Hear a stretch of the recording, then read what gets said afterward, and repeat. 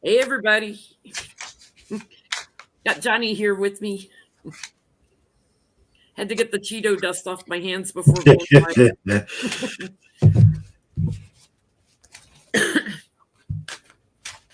Lucy broke into the bag, so I was helping her eat them.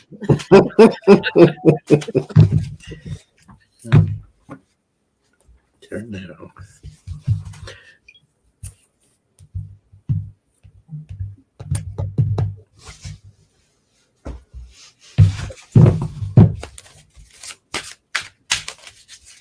Yeah, we're going to read on Alvin Bragg here. I'm just going to wait till people get in the room. I was sitting here in the dark.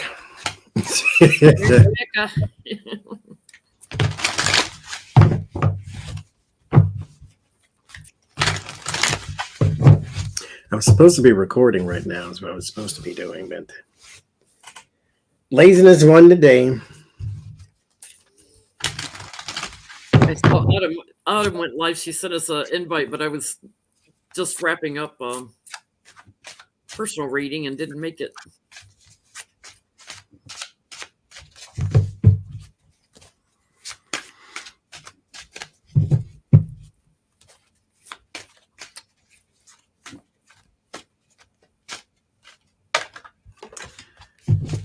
Oh, Trump.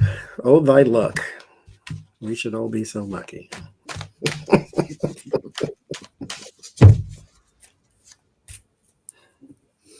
So while we're waiting, if you'd like a personal reading from me, you can go to jinlintarot.com. If you schedule a Skype reading a couple of days after you get the confirmation email, check your Skype account and see if you have an invitation to connect from me and accept the invitation for your Skype readings. For phone readings, you don't have to do anything. I'll call you when it's time for your reading. If for any reason you do a typo in your phone number, though, and I don't call you when it's time, check your email because you may have an email from me like your phone number's not working.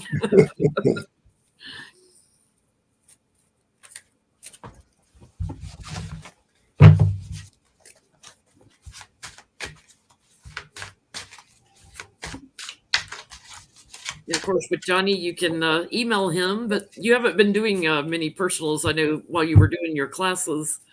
Yeah, not until April, and you can go to jinlintarot.com.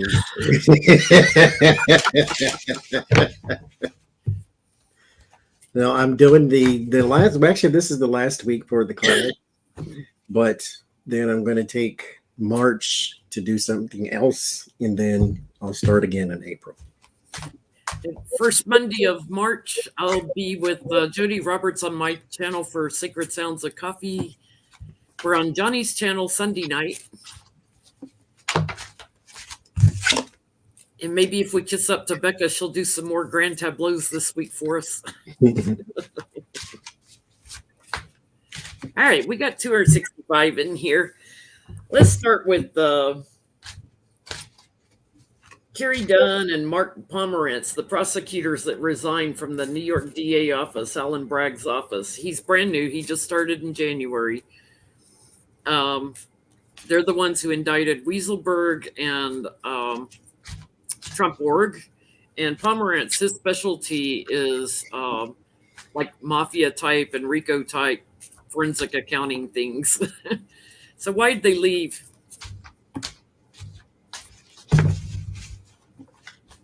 Because the DA, Alvin Bragg, just announced today he's not going to prosecute Trump. We'll look at that next.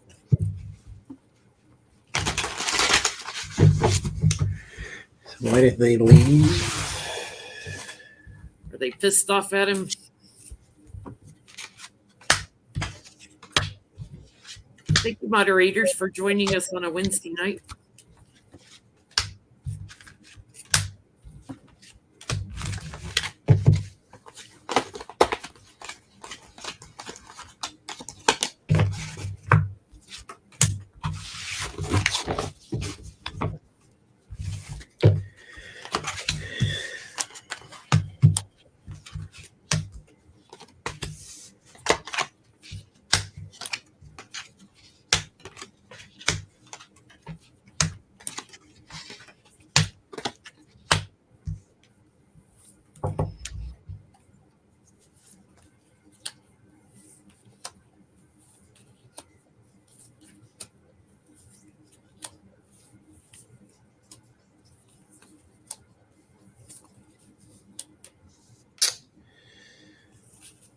So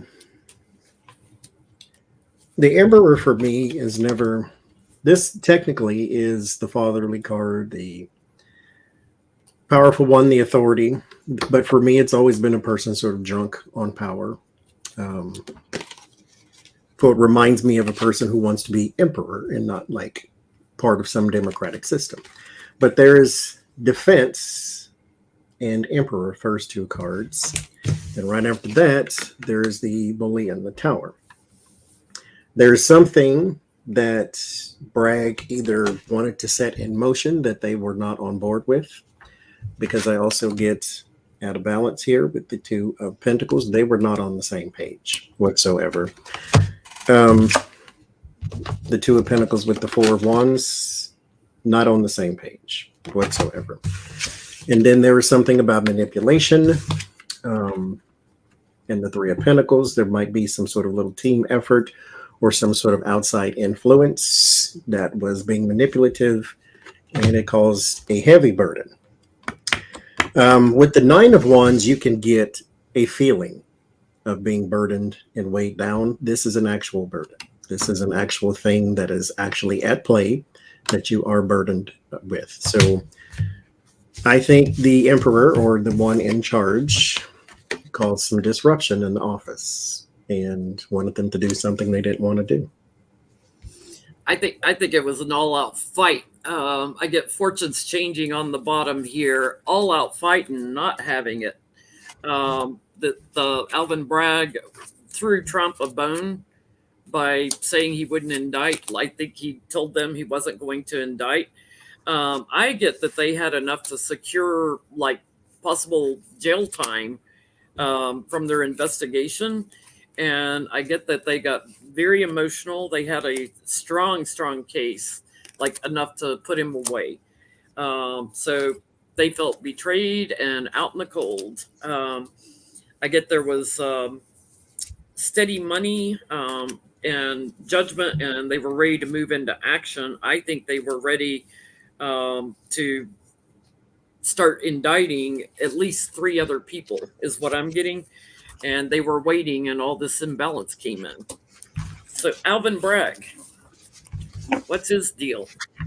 He's not going to indict now. He paused the grand jury.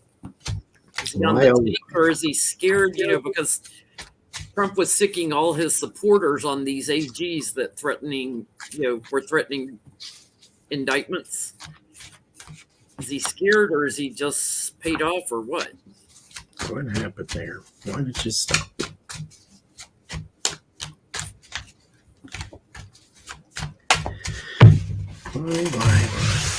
Why, Alvin Bragg?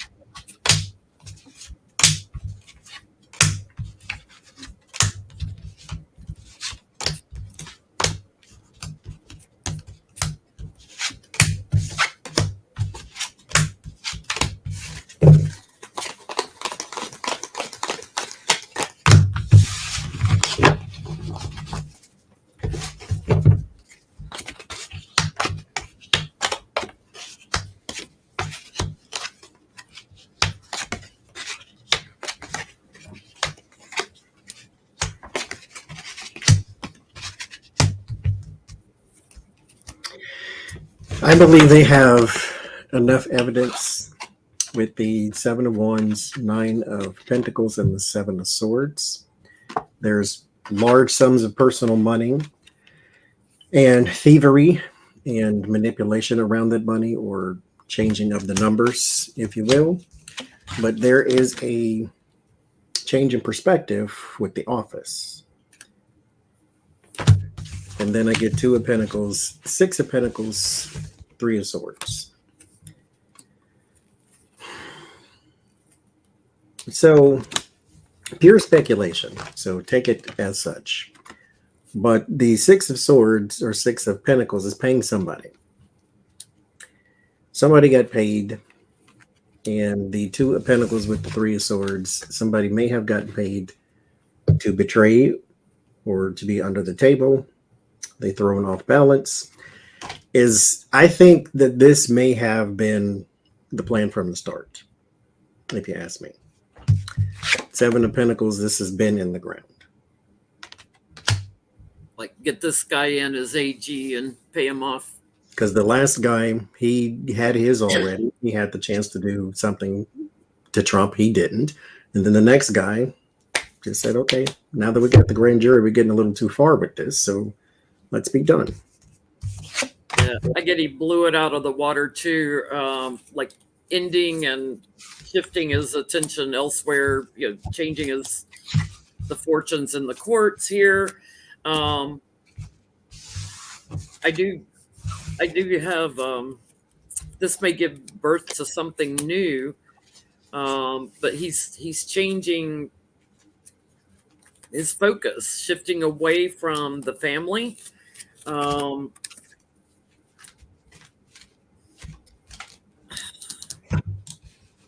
I get he was offered something a while back, so I think this has been in the works for a while too. There's some dark money stuff going on here, and he's trapped in it. He agreed to it, and I get payoff, big payoff. He held on for a little while, and then he's paid off. Well, is he going to proceed with this Trump org indictment that's already been put in place? Because he's lost his prosecutors that were going to prosecute it.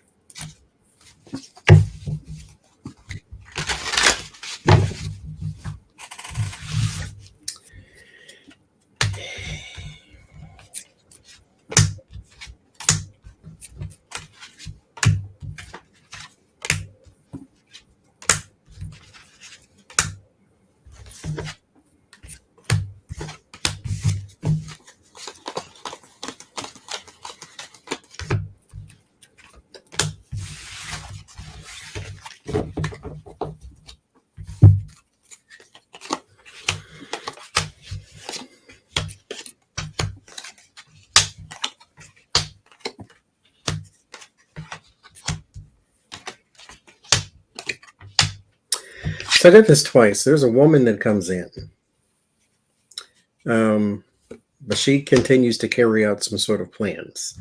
There is also an abuse of power, an extreme abuse of power. And something here that was once an agreement has now been hit with an upheaval here. Something goes forward that cannot be changed, but whatever that thing is moves extremely slow. So it's like one of those things to where it doesn't start till maybe the fall, or some sort of investigation or some sort of case might start in the fall and might start in the fall of even next year. So something is put off for a very long time. But as far as any other standing agreements, that's done. Abuse of power, indecision, stopping it on purpose. So yeah. I think he's going to stop it too, or reduce it down to like a petty fine or something, because like the family business moving real slow, trying to delay it, trying to block it from going through. There's a payout, trying to turn his back on it. And I get like, oh, well, what if, like some sort of gaslighting illusion and secret here. He might reduce it down, but I get like just complete failure with this. Complete failure. And then out in the cold. I don't think he's going to move forward on the Trump org. So let's ask this. Will Dunn and Pomerantz talk to the Federal Department of Justice about what's going on in this office? I mean, it's a state office, so they can't they could investigate, but I don't think they could do anything about him. He's an elected official. Well, we talk to somebody. The governor or somebody. They talk to somebody about what's going on in this office. Because mind you, we all been sort of focused on Letitia James. That he kind of flew under the radar. Letitia's is the civil cases. Like we know, it's probably just going to be fines from her. This was criminal, so it's prison terms. Well, they talked to somebody.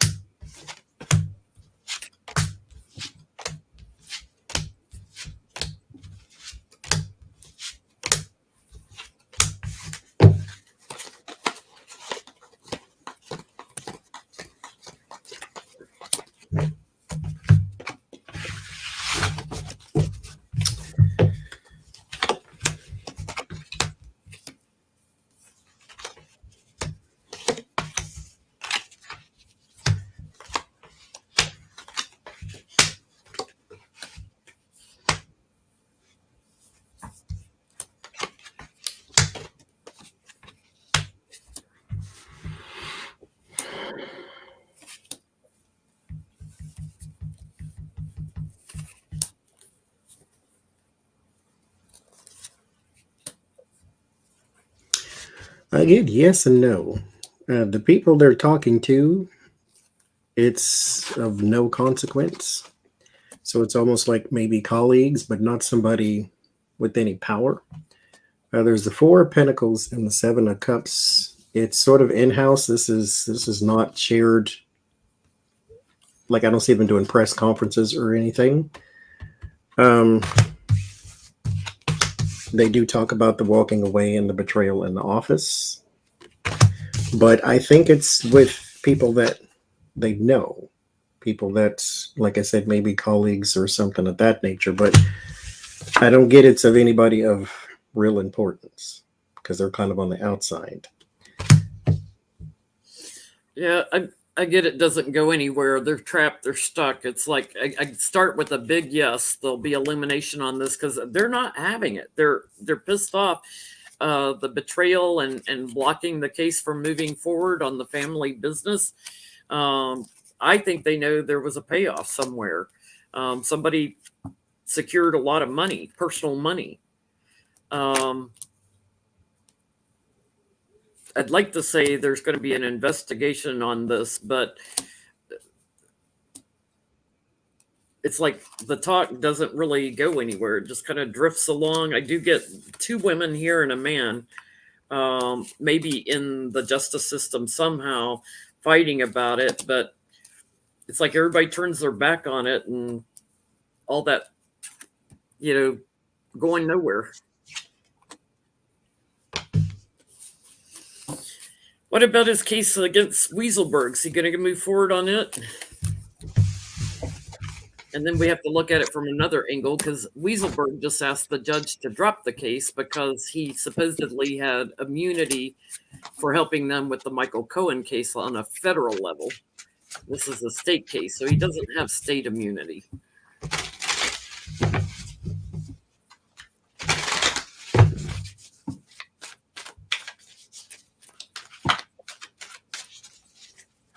It's so upsetting because state cases, nobody can pardon them later.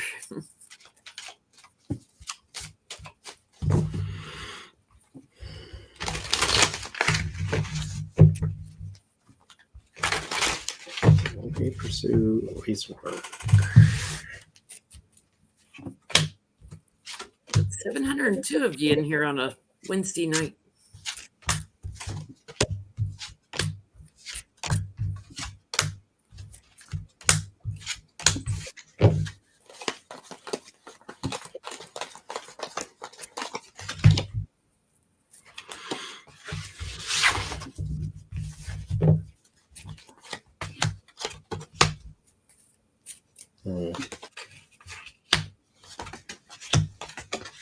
It's going to be the card of the night. Dark money in this. I still get this person. I think there's a woman coming in to replace one of the two that quit. Because she pops up again. There is something binding about this investigation or this look into.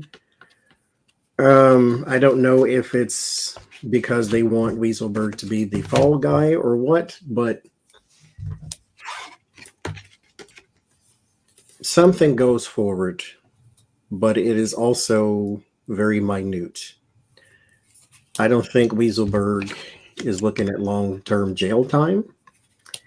At the very most, you can do house arrest with a fine, but I'm going to say more fine than anything else. But I think this one goes forward. It also takes a very long time, but I think he does go forward with this for whatever reason. I'm not sure he does. And I keep getting Trump's behind this on the bottom, the full.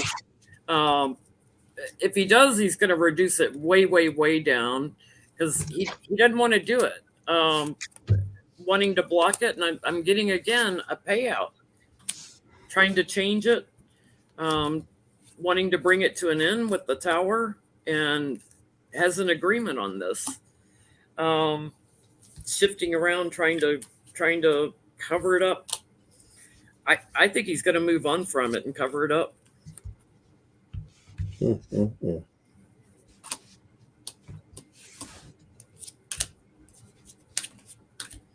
There's that dark money card. I think he's going to walk away. I'm not getting he's going to move forward with it even slowly. So let's ask: did Trump pay him off, or have someone pay him off? Because he never does anything directly himself. Has he been paid off? Has he been paid off?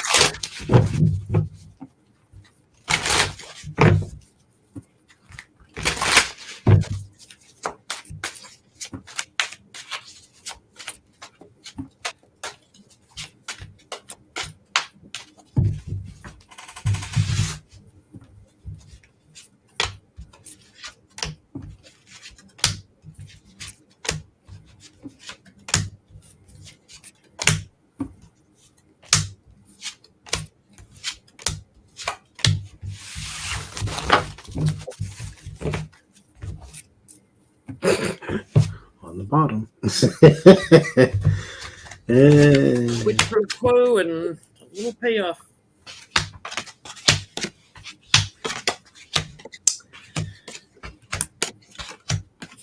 And again, there it is, 3 of Pentacles.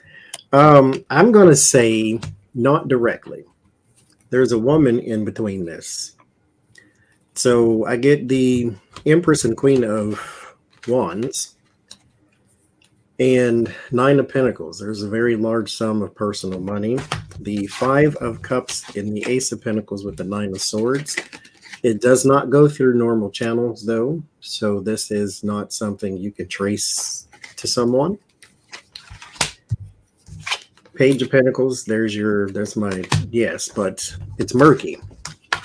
I think it went through some woman first, or it went to some woman, period. But there's a woman in the middle of this. Maybe a wife or something. I got Judgment on the bottom, and fortunes changed. He was bullied into betraying. There's sneakiness in the devil. Move on from this. Cover it up. This is what Magician, the liar Trump does every single time, over and over and over again. I get a big yes card on it. I get the dark money card, and I get the delay it and then wrap it up. It's done. But I will say it was under some duress, because I also had the 5 of Wands here somewhere. Where'd it go? I had the 5 of Wands in, so I feel like there was a little duress in this. Because remember what he did to Comey. Hey, we'll let this go. Yeah, he does that to everybody. So Weisselberg has asked the judge to drop his case because he had a immunity deal. Thank you, Maurice Evans Jones. He had an immunity deal for the prosecution of Michael Cohen. He's got 15 years of tax fraud. and he said something else too that it violated. Oh, he said they were attacking Trump for political reasons. So will he get his case dropped by the judge?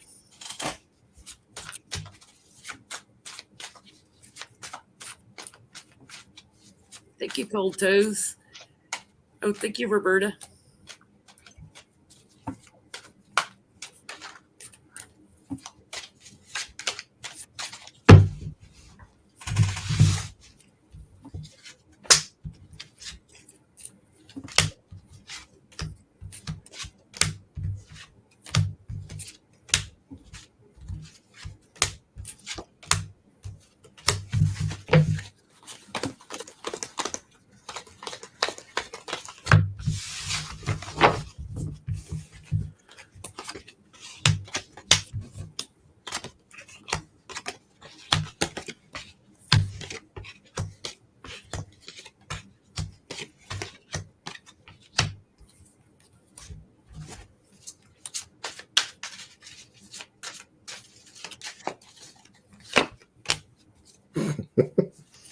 I'm getting that same. I keep getting the Queen of Wands. There's a woman messing in this too. I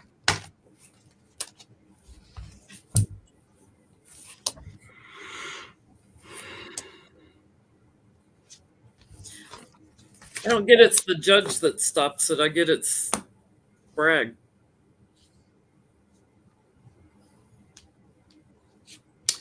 There's some man been sneaky here. I'm going to say that's Weisselberg, bird sign man, pentacles.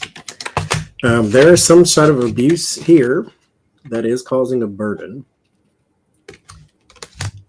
I get here in the courts, there's something that's rested or delayed. It doesn't go completely away. For the Four Swords does have to get back up for me, but it ends in the Empress. It starts something new, and then I clarify her with the Three of Pentacles. So it starts something new. Something new comes out of this. What? I don't know exactly, but something new does. So I'm going to say that there's a delay. I got the Surprise on the bottom. I get Fortunes changing here. I got the Magician manipulating something with a new action. The Trump family not having any of this. I don't know who this woman is. You keep getting the Queen of Cups. I keep getting the Queen of Wands. But I think it's not the judge. I think it's Bragg steps in, blocks this. Something sneaky going on. The devil's involved. Devil would be Trump somehow. And moving on from this. It's the case is looking too thin. Waiting and waiting, bullying, betrayal. I don't think it goes anywhere. So can we ask how secure is Letitia James' case?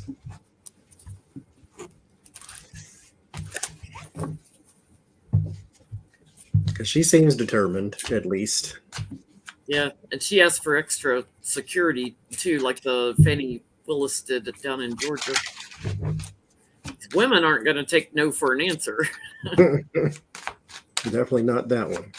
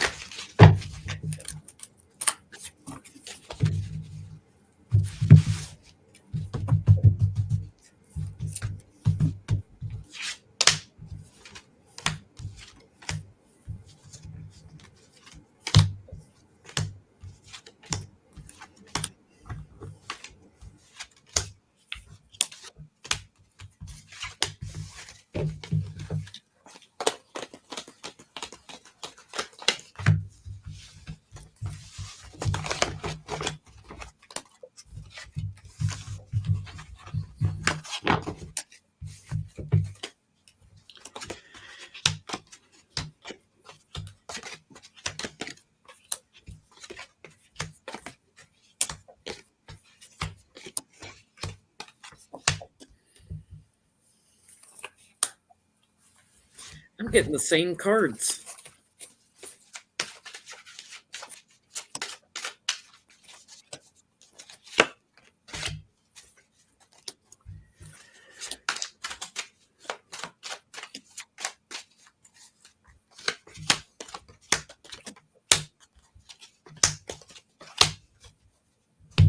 I'm getting the same cards. Dark money, fighting, waiting, betrayal, resting on their laurels, moving away, wrap it up, end this. And Trump.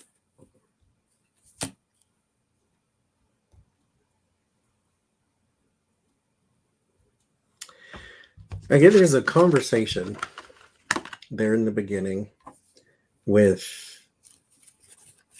a group. Just say a group. Him in his office, more than likely. Or maybe whoever he's in the in that group with. There's a man here, Bragg, causing disruption, causing a delay, some stagnation in her goings on about Trump org or his family dynasty, all that type of stuff. He is directly involved. You can't prove it, more than likely, but he is directly involved. So this does cause a bit of a wrench in it. I asked, does it continue though? And I do get that once she finds a higher ground, she can progress, but it is under strain. But it's not dead in the water. It's just going to take longer.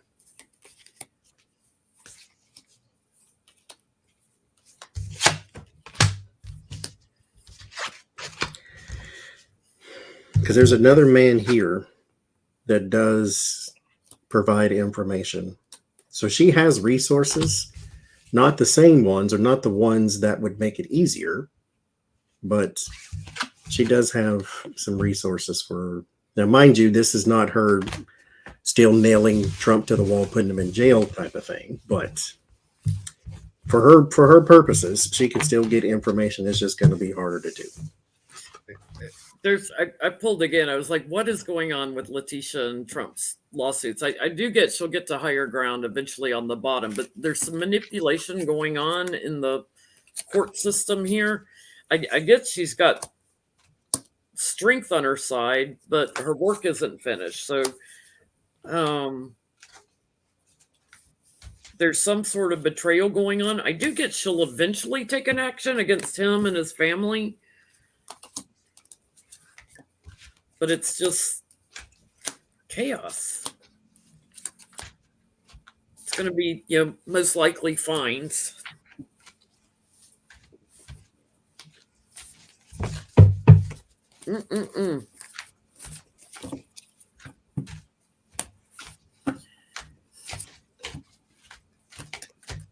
So is anybody going to get to the bottom of this and be able to point it at Trump? That he's manipulating something with the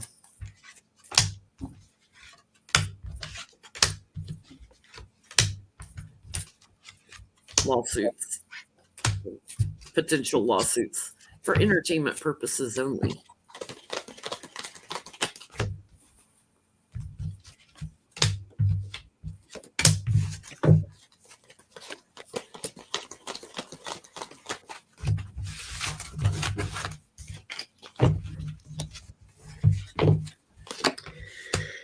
Well, there's the devil.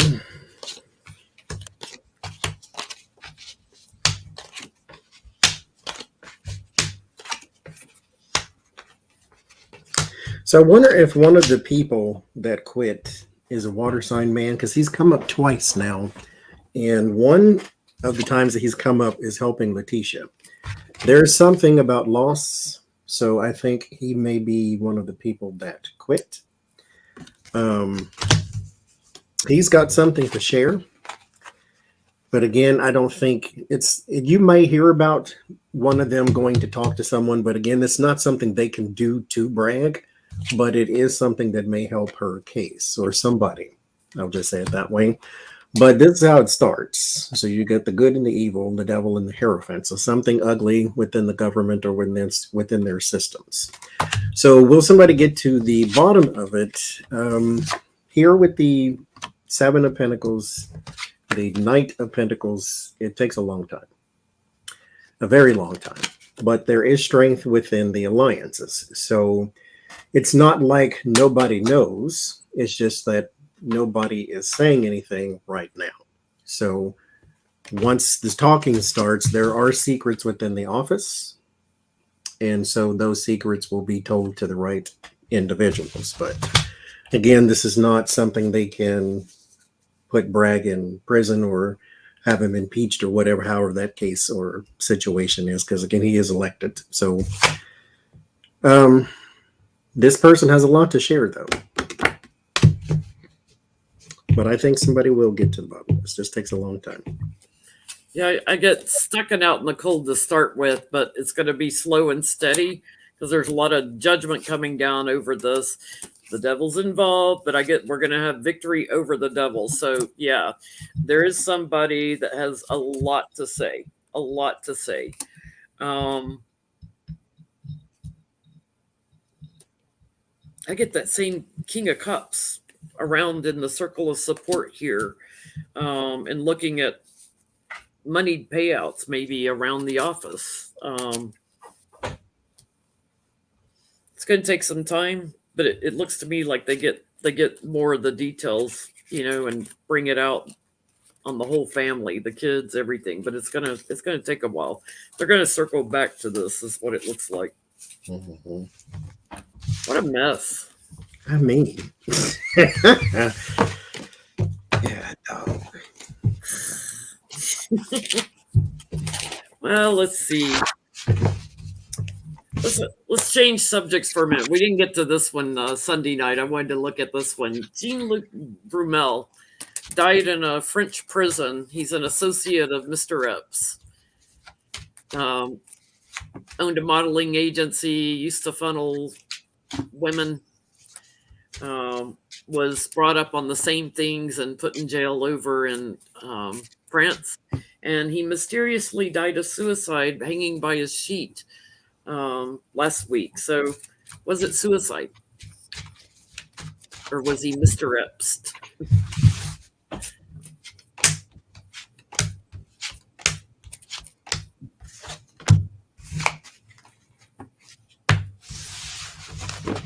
They said he was in good spirits and denying everything right to the end, and then he's found dead in a cell.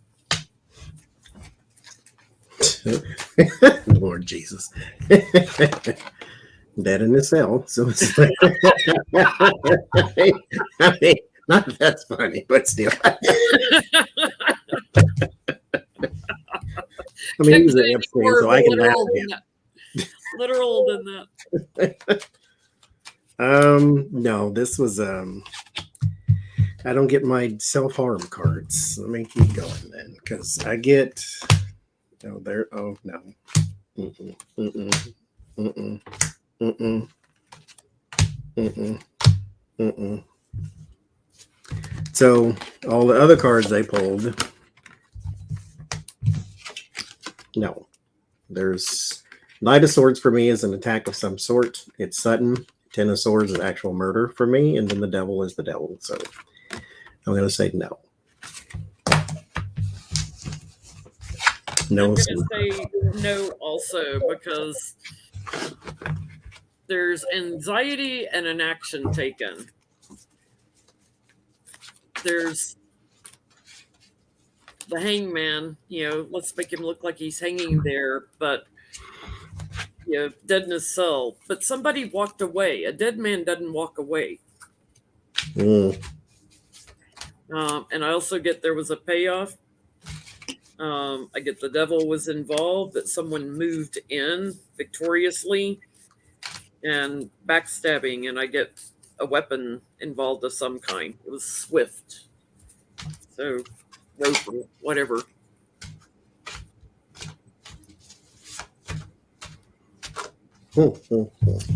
What's not what they're making it out to be. Um, the trucker COVID protests, they're headed to DC. Now, we got all these states that are lifting mask mandates. Even my Democratic state here, they're lifting mask mandates like crazy. So they obviously just want to stir up crap, and they've had Republican donors donating millions to them to fund this thing just to raise havoc. They've put up the fence around the Capitol again for Biden's State of the Union. But how is this trucker convoy going to go? Is it going to make it to DC?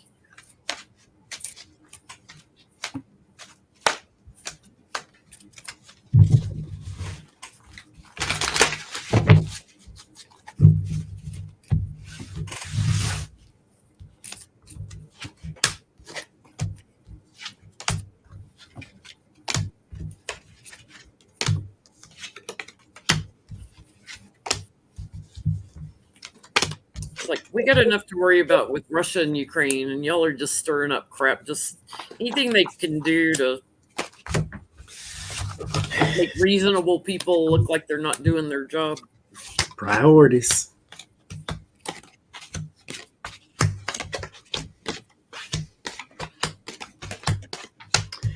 They'll make it. There's very strong delays or roadblocks or something like that. So they will be contained. So if any of them feel froggy, the National Guard ain't one to play with. So just so you know. But they are going to be abusive or trying to be. They're going to the place to be abusive. I'll say it that way. But there is some kind of delay or some sort of stagnation here. So they are being contained. They'll make it though, but they're not going to accomplish what they want. But they'll get there. But they're not there already. Yeah, I get they're just trying to create anxiety and everything. It's an image thing. Smug little guys. They've got an agreement with a smug little guy, delaying and not accepting anything. I do feel like they will block up traffic somewhat, but some of them might find themselves in court. I do get Biden goes on and speaks to both sides of the aisle, does his speech and everything. But I feel like these truckers on the move, they're paid off. They're going to be very emotional. There's definitely just payoff to manipulate and everything, but they're just going to sit out there in the cold and freeze their butts off. They're not going to get anything done. And might have a few arrests in it. Mm-hmm. They ain't got nothing else to do. They're truckers. Should they be delivering something? It's like, some of them are in company trucks. They don't even own them, so why aren't these companies asking for their trucks back? Why aren't they having them arrested for thievery? You stole my truck. Bring it back. To go do something stupid at that. Ivanka says she might volunteer. She's working with the January 6th committee to voluntarily come and testify. How's that going to go? Little Fifi in the committee. I think that's lip service. So she sounds like she has nothing to hide. Will she go and testify, or is she just going to claim the fifth all over the place? Now, if this is the January 6th commission, not Letitia James, right? What did she know about the riot, though? Well, she was there with Daddy.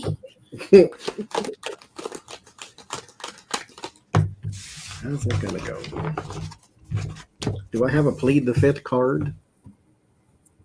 I guess we're going to find out.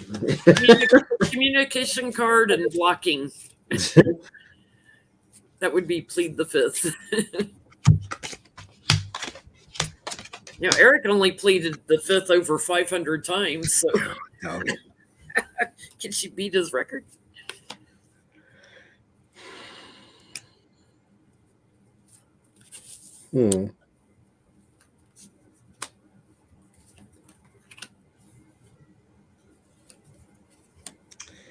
I don't know what this is saying. This is something else. January 6th.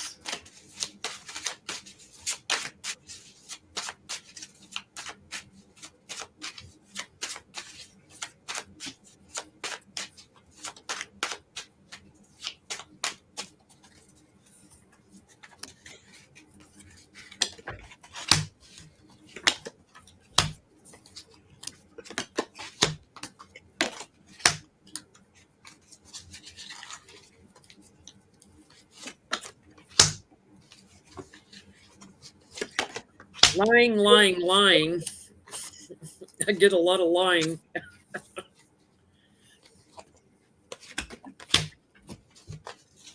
I get delaying too on the bottom, so it's a delay tactic. Like, oh, I'll act like I'm cooperating. It's a delay tactic. It's like her equivalent of taking it to court. I'll just act like I'm going to cooperate. I get she's trying to break up what's going on in the house. There's if she says anything like she won't finish when they ask her questions. She won't finish everything in her whatever she says. She may give a little bit, but I get lies about the insurrection and Trump. I get she's tries to act like we were working together to try to move things forward. We didn't know it was going to be that strong, that they were going to scale the walls of the Capitol. It's all unbalanced, manipulative, sneaky, and the Republicans, it's their agenda. The first spread said that her and her brother should be more worried about the NYAG, and they are, because there's a lot of anxiety around that. Her and Don Jr. So I pulled again, and for the January 6th, there is a lot of defensiveness. Is how it starts, because she feels attacked. And something comes out that may be inadvertent. This might have been an accident. So if she goes in and maybe acts dumb, then she might can get away with something. That's probably my plead the fifth card. Probably implicate Eric, the wall licker. Something is going to fly out that she did not mean to do, but I think there is some sort of going and talking to them, though. But I mean, if she could avoid it, I would have not done it, because they aren't the best under pressure, and they're not the best at hiding things either. They're not the best at anything except thieving and grifting and lying. That they get the Oscar for. Goodness. Just to change subjects for a minute, there's three main people supposedly Biden is interviewing for Supreme Court nominees. The first one is Ketanji, and I'm going to butcher these names, Ketanji Brown Jackson.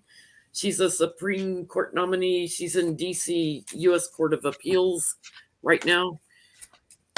What does her chances look like to be the nominee for the Supreme Court?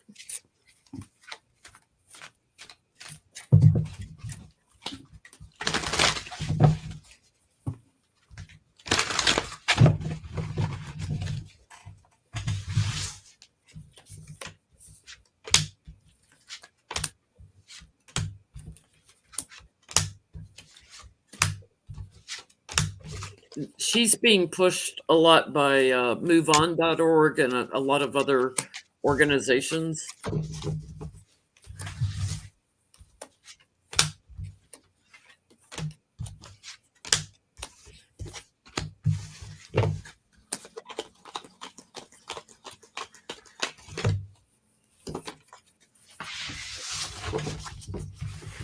She's being pushed by the liberals. I'll put it that way.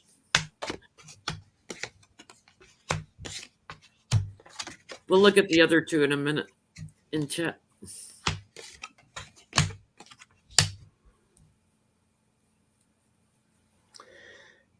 It ends in the Ten of Swords, but it doesn't look bad though. The five of, even though it ends in the 10 of swords, it starts with both of them. It starts and ends with loss, but she does not have a position in the Supreme Court to lose. But there's a loss of something here, and it's kind of inescapable.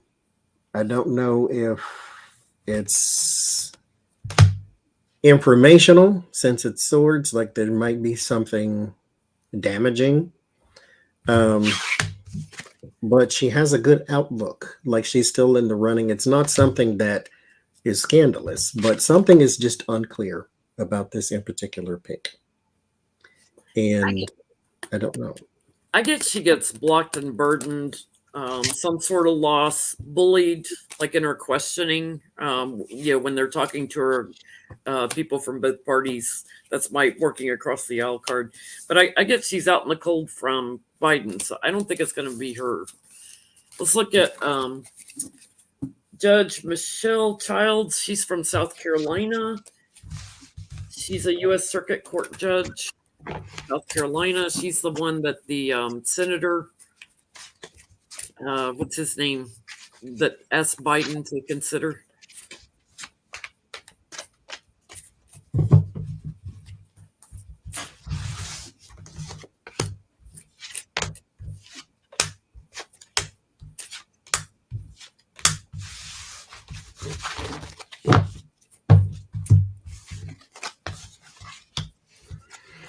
It's the moon too, Jesus.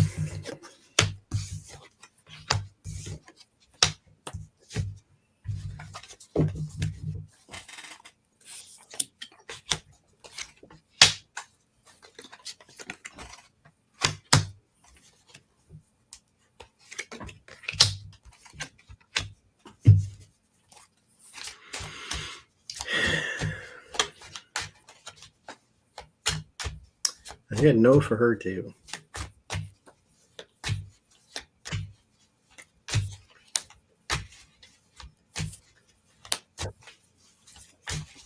It starts with the moon and ends with the four of swords. There's something unclear. Then there's a retreat.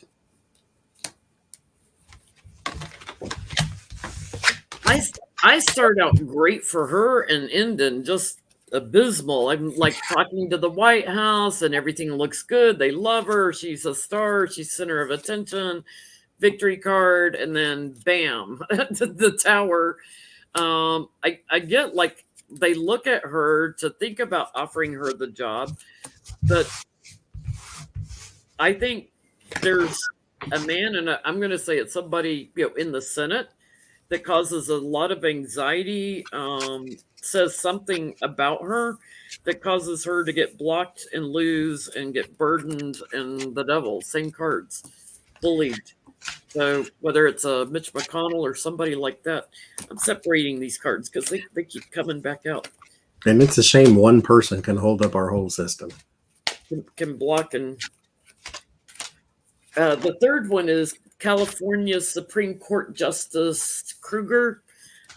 Will she get nominated to the federal Supreme Court?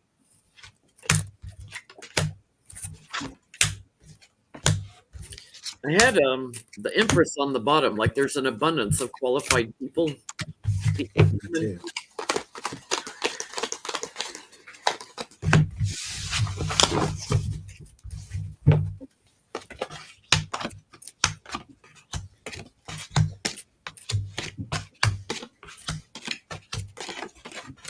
There is a little coalition of some people that are trying to block this. But a very surprising major change comes in, and it ends in the King of Cups. So there's your Biden. So I'm going to, let me clarify just before I open my mouth. Six of Swords. So eventually they go into the calmer water. So I think that Biden gets this one. But it all could change, but something looks positive with this one, though. Yeah, there is something surprising that comes up. Maybe just that she's in the final three.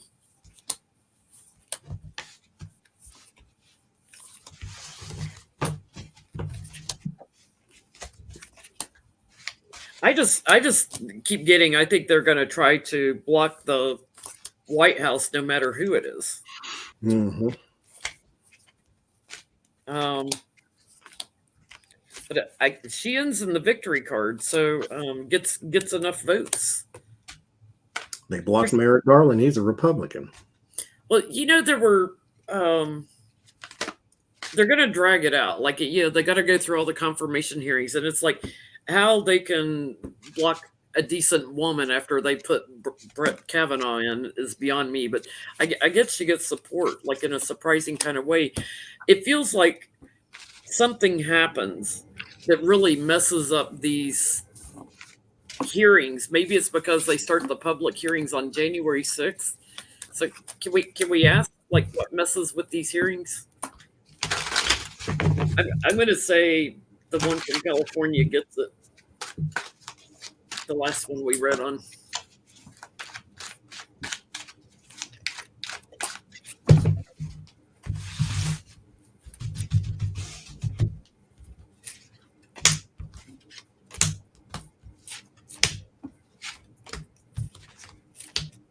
Johnny's got on my t-shirt tonight. I just realized.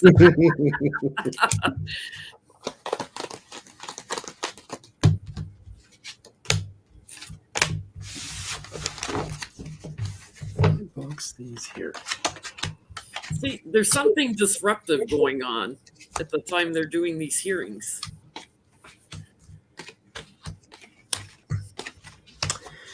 I knew it. There's a man there. And it is Mitch McConnell. I don't know if it's him personally, but you better believe he's behind it, because there's another man here who is manipulating something.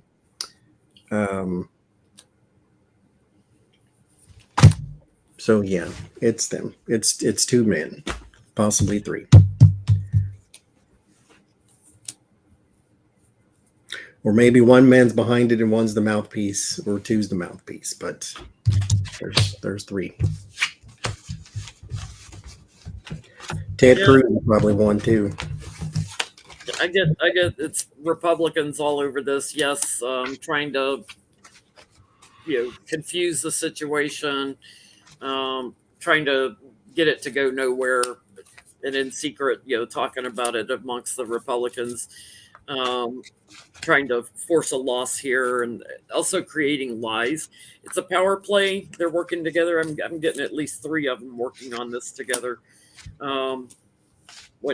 One man in particular that will be quite victorious at burdening the whole process of what they've done in the past, slowing the vote down, holding up the vote. I get, though, there'll be a surprise that they get it through eventually.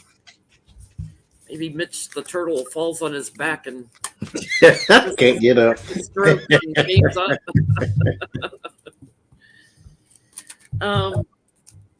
Governor Abbott told his power grid company authorities to make sure that they charge the maximum charges, when their grid failed during that ice storm last year. Is he going to get any backlash for this? Is it going to affect his governor's race?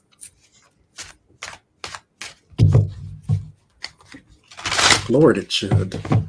Because he dropped the ball. Huge electric bills people had.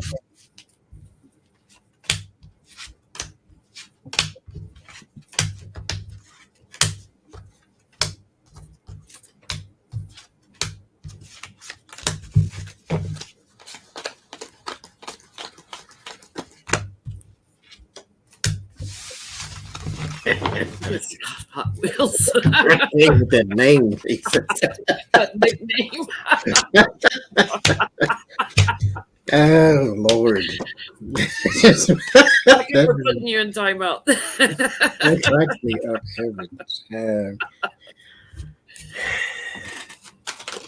Oh, well, good Lord.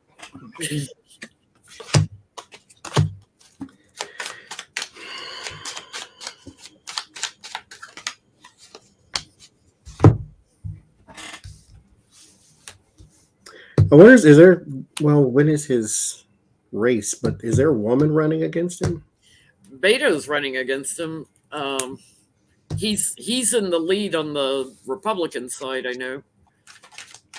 Because he's very defensive about someone from the past. I don't know if he's Beto ran against him before, did he not? No, Beto ran for the Senator. senator. Yeah. There's somebody from the past coming up that is going to be a thorn in his side. But yes, this does harm him because of the opportunities that he did not take and the disaster that did ensue. People have memories, so this will return. But there's a person causing some consternation for him in his race, and there's also a legal fight. So I don't know if he's going to be sued or his administration or somebody's going to sue the state of Texas or something like that, but there's a legal fight too. There is definitely there's definitely going to be some problems for him. I've got the tower on the bottom. It's like you blocked people from getting power, but I feel like he'll block an investigation into the power. And anything he can do legally to hold it up because he's smug and all that. But I do get he'll win the Republicans side of the race, but then he gets burdened. I get walls are a little too thin to be pulling that on all the Texans, and I get he's got to fight. Maybe having to move away from this. There's a lot of anxiety, and there's I picked up the chariot and I heard Hot Wheels. There's two wheels on the side of it. It's like there's something he's going to say about this that's going to get him in more trouble is what I'm getting. That's really going to blow up in his face. So he's a piece of crap. I can't. Well, while we're on him, he also directed the state's Department of Family and Protective Services to conduct investigations into gender-affirming cases for trans children as child abuse. So if you are going to family services to help with trying to affirm what sex your child is and seeking help there, he wants that deemed child abuse. How's this going to work on him?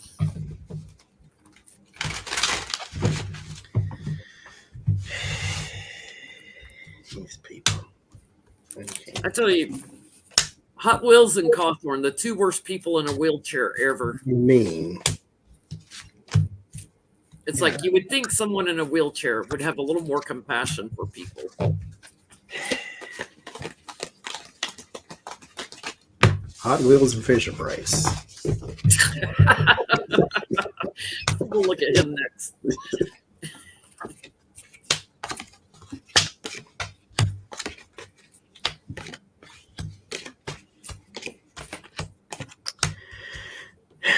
Somehow or another, this sticks, I think. There's children here, and then the chariot. This is going forward. It has a bit of a struggle at first, but it does go forward. Now, mind you, I'm pretty sure the ACLU or someone is going to sue the state of Texas and all that, because there is some abuse of power. There's also abuse of the temperance is moderation, but healing of more of a emotional thing or emotional trauma or addictions of some sort, which brings up the Three of Swords and the Devil. There is, again, some abuse of power, but this just may stick. It's going to be a hard fight, but this just may stick. It's not going to stay forever, mind you, for whatever reason. Something new starts, but yeah. It's pretty much if you're gay or transgender or anything other than white, he doesn't want you in Texas. Yeah. Pretty much. Yeah, I get it. Holds on for a while too. It's like he had unfinished work, like everything else he's done. With their other laws they've passed on abortion and stuff. He wasn't done yet, so he came up with this new idea to put other people into dark night of the soul. I do think that they'll pass this into law somehow, get it like on the books, so to speak. But it'll break apart later. It's like there's other stuff going on with this. But yeah, I think they'll pass this into law for a little while. He's just awful. My sympathies, Marie, and anybody else in Texas. Yes, indeed. Okay, Madison Cawthorn. You know, they're trying to block him from running for Congress again. Um, his old school has been releasing like articles and stuff that people wrote about sexual misconduct he did when he was in college and stuff. He had quite the reputation, and they've been releasing and publishing all these things. So, is he going to get blocked from running?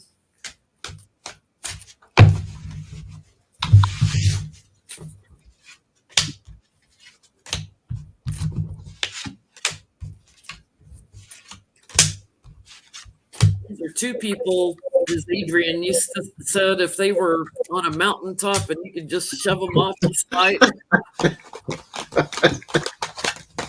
They're just awful people. Oh, mercy. Then you have a race to the bottom.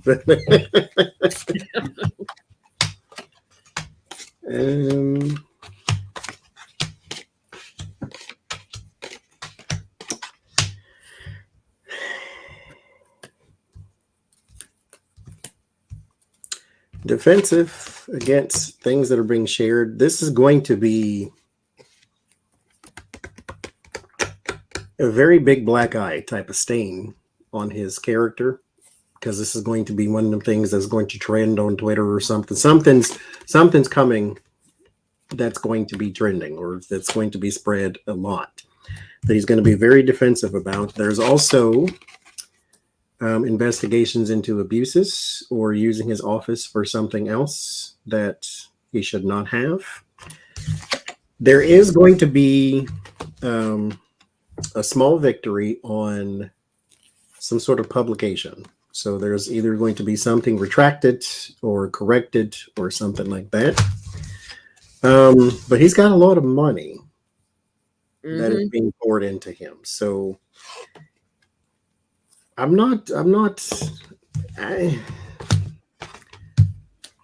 ends in the page of wands, which means there's still a journey for him to conquer.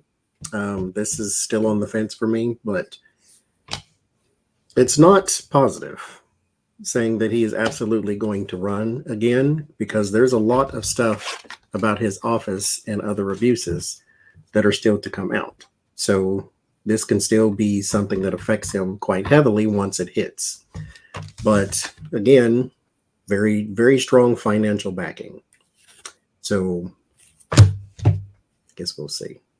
Yeah, I get they love him because he's a bully and a partier and he's got money, he's all secure and he's erratic. So the Republican constituents just love him. I get he hangs on for the Republican Party. I do get there's a female challenging him that has a good chance. He's going to fight it in the courts. He's going to take it up in the courts and try to fight it. But I think he does get really damaged by something more about women, something more sexual. Vote him out. Please. Maybe we'll hear from his soon-to-be ex-wife that he was married to for 8 months. He met in a Russian casino. Had a Kardashian wedding. So DeJoy is replacing all the mail trucks with large gas-powered trucks instead of electric vehicles. And he won't take calls from the Biden administration, which, part of the budget comes from the Biden administration. So is anybody going to stop this man? I mean, the Senate still hasn't voted through the two people that Biden nominated. So again, Mitch McConnell and his cronies. So he's going to do as much damage while he's there as he can.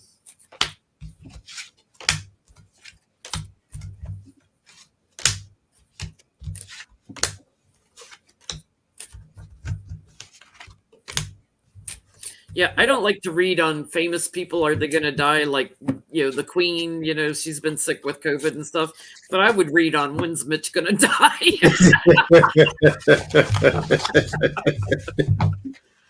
He's just a sour human. I can't. Joy. I gotta stop him.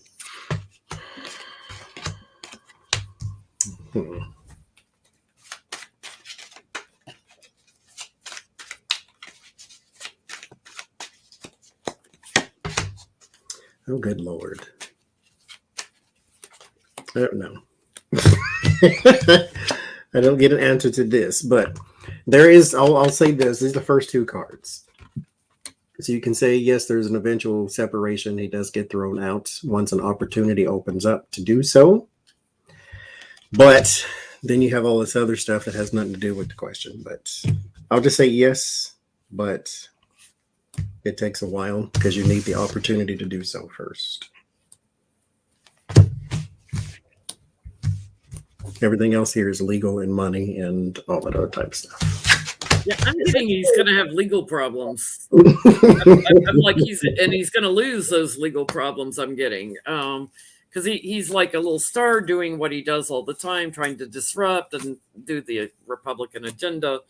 But I get it. He's about to get burdened with something, and it's legal, going through the courts. There's money he's taken, and shifted around. There's maybe messing with the budget or something. He did that.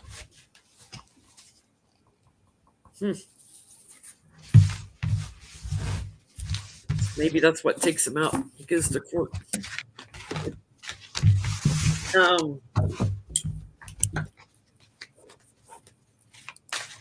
Ginny Thomas came out this week that she pushed for the fake electors, that she was a part of that.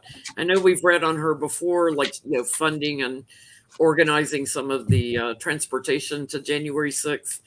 But now she also came out that she pushed for the fake electors and was behind part of that.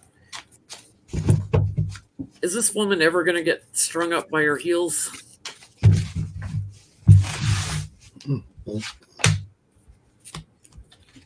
Thank you, lucky girl.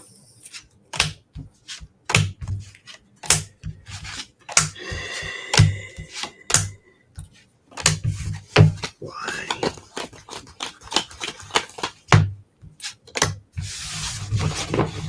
I don't understand what makes you want to even do that. That's just gross.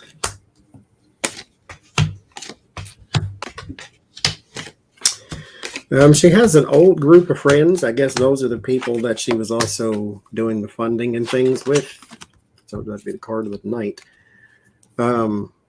Those people have money still within the Goofy Boys and the other people. There's money from those people within there, but it's hard to trace. And there's also something hard to pin down too when it comes to these people and this money. So it's going to be hard to then build a case. However, there is enough smoke to where you do know at least there's fire. So there is some sort of investigation. Something does move forward with the Sun and the Three of Wands. But again, thank you, Sue. This is also contingent upon the cooperation of other people. And you know how that goes. And so there is a surprise, however, with a King of Pentacles. So I don't know how her husband would be involved in here, but there is a man, possible dark skin, dark hair, dark eyes. So, yeah. As far as her, there's still investigation. Something moves forward, but again, it takes cooperation from other people. And it takes a long time. But there is some sort of thing here with the husband. I don't know what, but it's shocking even. Yeah, it's interesting because a judge shows up for me usually as King of Swords or Queen of Swords, and I get there's something surprising too that comes up with him because she's getting too much attention on this. It's like one more thing, one more thing, one more thing, and his image is getting tarnished. It's changing people's opinions on him. Um, I get like she helped secure the transportation for the insurrection. She had secret dealings going on with other people, and then she also cooperated with the big lie and trying to move the electoral votes. Messing with the votes. There's more illumination going to come out about the voting. There's going to be another big change coming for her about the voting. So something else sneaky she did. But maybe we should look at him. What's the surprise going on with him?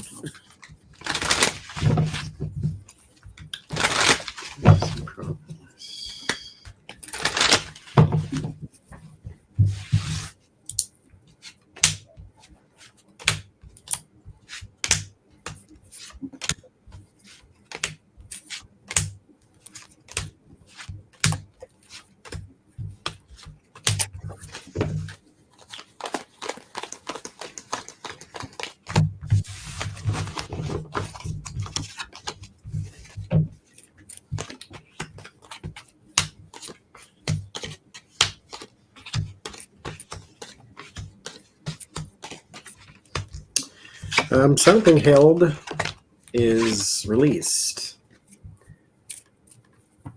So, but not released as in voluntarily either. The tower doesn't actually ask permission. It kind of just happens. So something is leaked, something is brought out because I get the Four of Pentacles well. So something they're trying to hold. Secrets here. There's a change in perspective. Something they're trying to hold and to keep. There is something about his position. And I don't know if he did something specific to help her or if he did something specific to help someone do something that was, I'll say, illegal, or at the very least, in the eyes of polite society, not the nicest thing in the world. But he was the inside man for somebody. And something is coming out about that. And then therefore it creates some sort of conflict of interest between him and his position. Now, don't take that as he is now then off the bench, but there is some sort of scrutiny that he is going to come under. And like I said, that information was not voluntarily given. It was sort of ripped from something or someone. I got the Hangman on the bottom, so I don't know if they're going to sacrifice him somehow. It's like secrets, that he's involved in on the court. Some people that he's partnering with, and I get his future like crashes and burns. There seems to be a power struggle going on with the courts, and I don't see him leaving, but I see like his reputation's like crashed and burned. I don't know what there's dark. I feel like there's like they've either collaborated on something or there's something we're going to hear about that has dark money involved. There's some manipulations on the Supreme Court going on. That's what I'm getting. But I get it. It's him and a surprise that burdens him big time and may burden his like reputation and career but I don't get him going.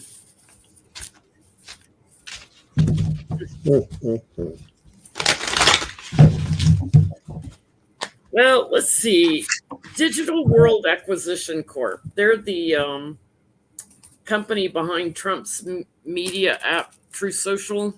They just launched this week. Their stocks were doing pretty good. Dropped a little bit today, but Digital World is backed by a Chinese firm that's been caught in all kinds of shady stuff in the past. Like they've been fined before and everything. Um, is Digital World going to get in any trouble? Because they're working with one of the shadiest people ever.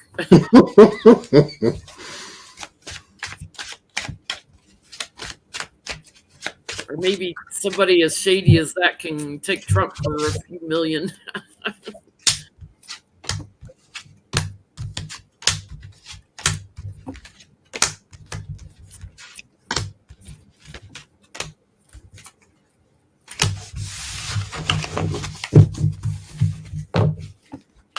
Almost 1100 in here on a Wednesday night. But y'all have anything better to do? We're glad you joined us. We obviously didn't either, right? I told you I was sitting here in the dark. Other than I had to go wash the Cheeto dust off my fingers, so I didn't get them on my cards. He's worried about an offer that was extended here because there is. Wait a minute, that can't be true. Because there is the 6 of Cups and the 5 of Pentacles. There's a loss of money. There's a great loss of money, actually, with the King of Pentacles, like a great loss of money. But somehow or another, that can't be. It feels like they were a little naive in this. And Donald Trump has a reputation around the world. Like Polar Bears knows he's not a good businessman. So there is no way whatsoever you thought this was going to be a good thing business-wise. Well, the reviews I was reading on Truth Social said it looked like a 12-year-old designed it. I said, well, if Trump designed it, it's probably more like a 5-year-old. I mean, but yeah, something gets caught up here. Something gets caught up here. There's a lot of trouble ahead. There's the 10 of Wands, the 4 of Swords, the 8 of Swords, the 5 of Swords. There's burden. Oh, wait, over this way. Burden, you have to retreat from something, but you're stuck in something else, contractually speaking. And then there's an abuse, and you have to shell out even more money. And so this is going to be an extreme loss. But how do you not know this? I mean, there is some little, okay, and the first 2 cards is somebody may have fell for the okie doke. But, okay. I get they're going to be fighting and probably like in court because there's something sneaky going on here with justice charging in, like investigating it. There was some offer that they didn't want to accept, but I get they get blocked and burdened and like there's something mysterious going on with it. It's like it's great when you get the Death card and the Wheel of Fortune, which are both cards for change for me, but Wheel of Fortune can also be like timing, like a big change on timing, or it's just major change, major change, and I get it's going to end. It's not going to last. I don't have any money cards. Like nobody's making money off this.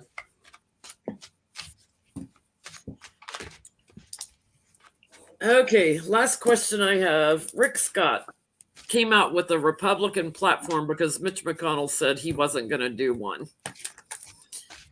And it's god awful. It's just, they're calling it the racist platform because it's just, it's horrible. If you can read it, that there's people have been publishing it. It's like 2 pages long. Basically wants to take us back to 1800s, before Lincoln was president, probably something like that. What does Mitch think of him putting this platform out? Thank you, Maya.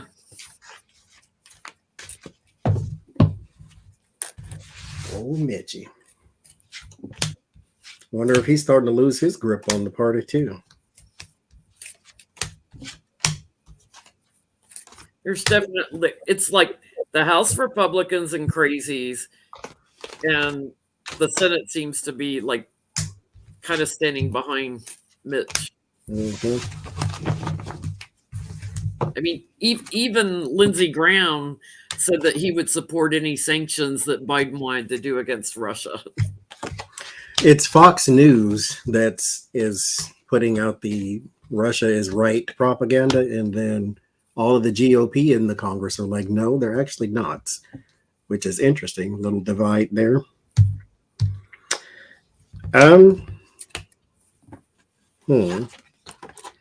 So he doesn't like it, which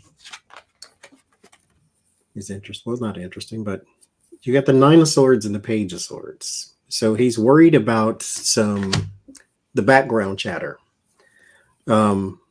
Because he likes to be on top of things. He likes to know where his party is, which is why the John McCains were so upsetting, because he didn't know which way that person was going to turn all the time. The Maverick, as they called him. He is having to sit back, though, and accept some abuses, because there are some things that he cannot do anything about, at least publicly. You can't go out and shut up a Rick Scott's mouth, because that's just not your thing. The Seven of Swords, Six of Pentacles. There will be some information that is behind the scenes. I think that he is working to try to shut something down or to tamper something down with the Four of Swords and the Hangman. So even though it seems as though he doesn't do anything publicly to the hayseeds, those who sort of break away from the party, do their own thing, somehow or another, he lassos and controls. So this will be something that is short-lived. Yeah, I get like the party is changing, you know, and he's like getting ready to move in and bully back, trying to transition to calmer waters here, and he's working with his network of people, passing judgment on Rick Scott. I get he wants to like break up that group and burden the crap out of them. Like he doesn't want them in the Republican Party anymore.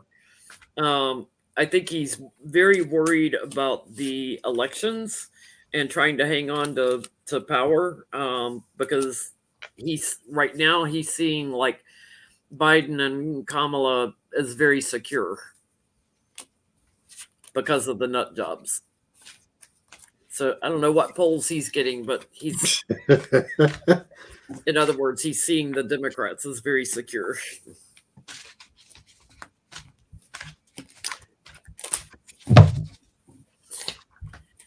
Well,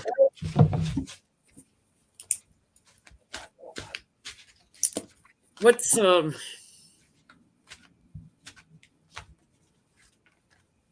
I mean, is there a division between the Senate and the House Republicans? Because from what they're saying about Russia and everything, it seems like there's a division.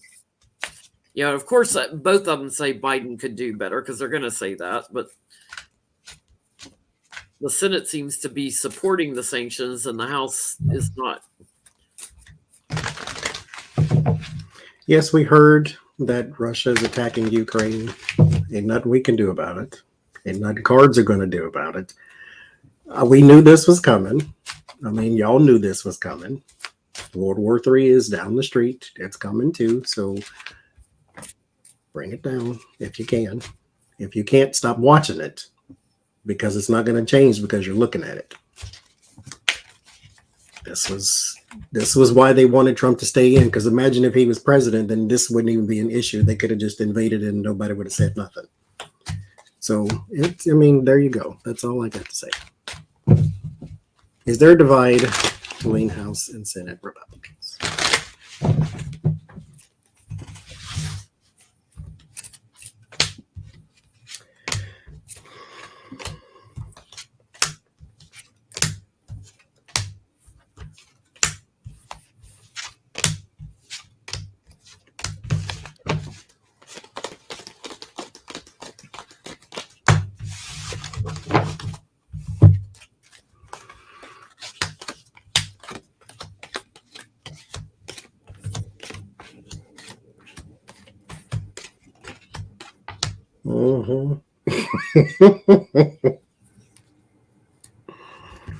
So there is some manipulation. It's here at the top too. The powers that be are not all on the same page. There is some trickery afoot. There's also some talks about trying to promote women to try to get a little more in the female leadership, especially here in the age of Aquarius. That just might work for you. But there's some talk about pushing that. There's also some split on agendas when it comes to party leaders or people who are allowed to go out and make speeches and messages and put out messages on behalf of the Republican Party, whether your house or whatever. But yes, extreme divide. Yeah, I get it. It's like blowing up. They're trying to move forward here and get on the same page, but there's manipulations going on in secret, conversations going on in secret. It's just blowing up. They're imploding. They're completely imploding. They're talking a lot about the image of Trump and what he's doing to them, how he's burdening them. They're seeing some withdrawals of donors, a little bit too, and they're waiting on all the legal stuff to come cracking down, moving into action. So I don't get one side is stronger than the other. I just get they're divided. Mm-hmm. They're both in the minority right now.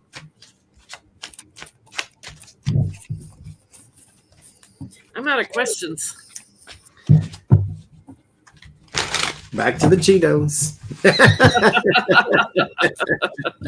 Food talk.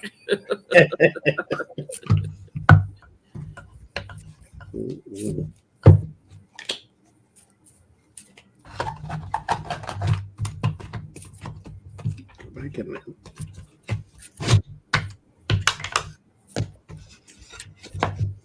Nobody stopped Putin from taking Crimea, so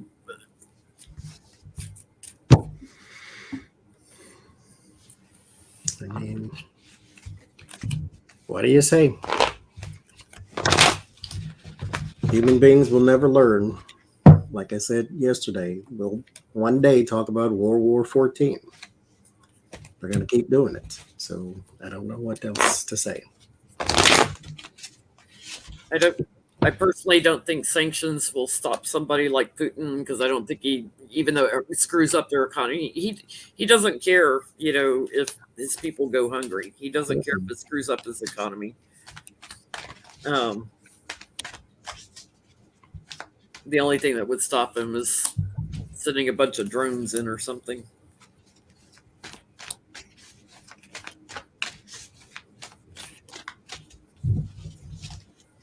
I think we're going to end up with a refugee crisis, having to work on healing for refugees from this.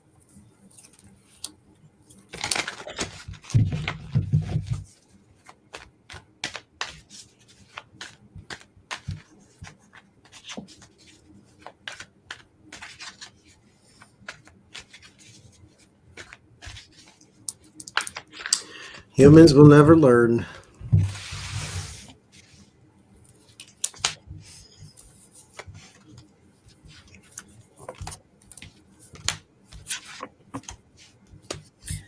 I was hearing that there were rumors going around that Putin had Parkinson's and stuff, and I was watching him at the Olympics. He didn't have any of the shaking or anything that goes along with Parkinson's or twitching or anything. I just had the oddest dream that I told Joe. I told them too about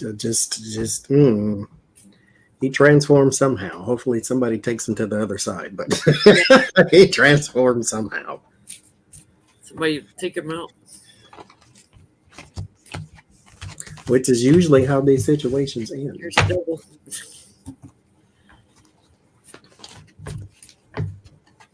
Yeah, they have quite the history in Russia of poisoning their leaders, so. And hopefully China doesn't get no big ideas with Taiwan. Lucky Girl's asking me if I can do a candle lighting for Ukraine. So let me go grab one. Entertain for a minute, Johnny.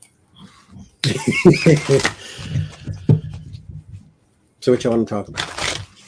It's not that like talked 6 hours yesterday straight. Yapping is my superpower, I do say. But, you know, he was going to provoke eventually. So that's, there you go. Yes, it is sad. It is horrible. At the same time, we've seen this coming.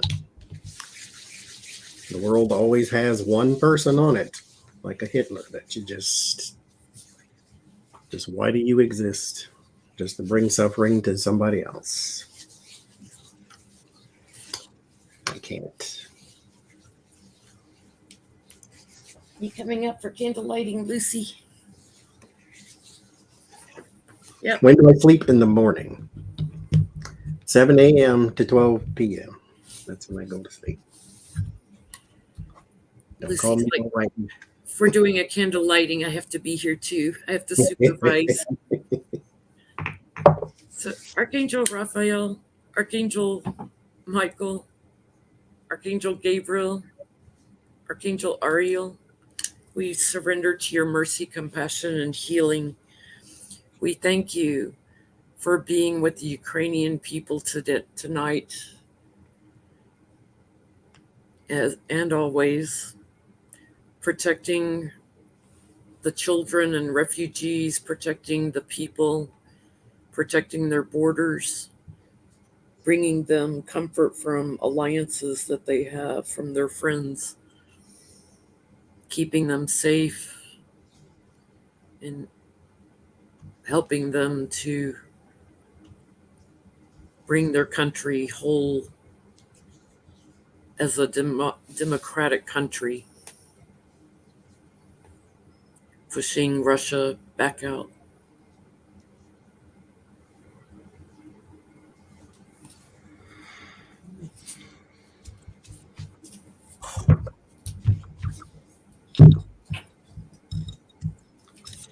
Lucy didn't like my lighter. When I clicked it, she was like, "Oh, out of here." That's fire. Fire.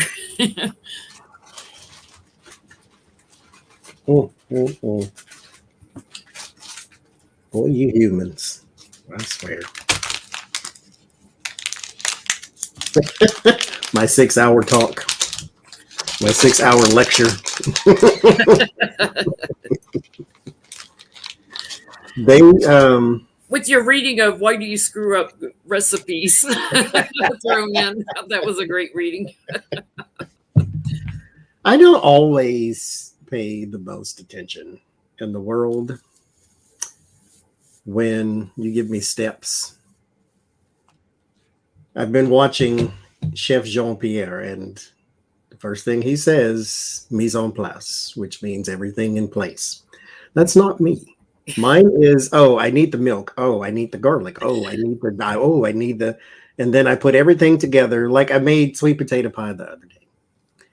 And I put everything in it except an egg. And so it did not rise. Not that it rises a lot anyway, but it also holds it together, which it also didn't do. Now, mind you, I had eggs, but, you know, mise en place.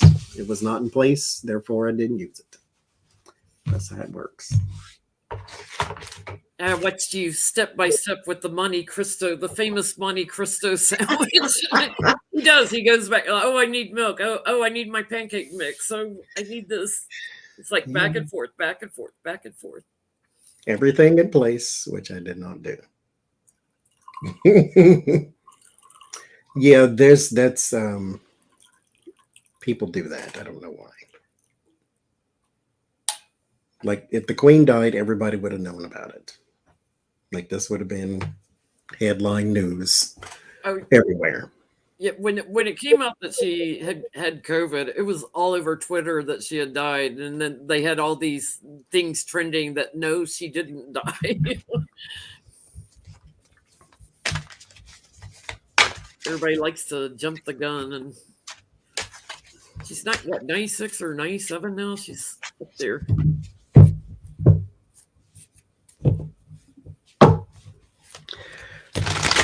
Yeah, I can't listen to the Russian spokesmen because they're just lie after lie after lie about saying Ukraine's doing genocide. It's just garbage. Don't listen to it. Oh. I mean, Yes. if you want to hear a great speech that was said at the UN, listen to the ambassador from Kenya, the UN ambassador. His speech went viral, and it was fabulous. Yes, my sweet potato pie was runny. I mean, it wasn't runny because it was still thick enough from all the other stuff, but it wasn't like it was supposed to be. It had a little too much liquid in it, maybe. I just didn't have an egg. Egg is, supposed to keep it from being all wiggly, but help it set. Well, I can make pot roast, Karen. Well, excuse me, the foodie can make pot roast. Just put everything in there, and 40 minutes later, everything's cooked, which is a wonder. I made some Friday night when you were live. I made some great shrimp tossed with angel hair pasta and broccoli, but I made the shrimp spicy and got a little too much cayenne pepper on it. Oh my God, did my butt work buttonholes the next morning? It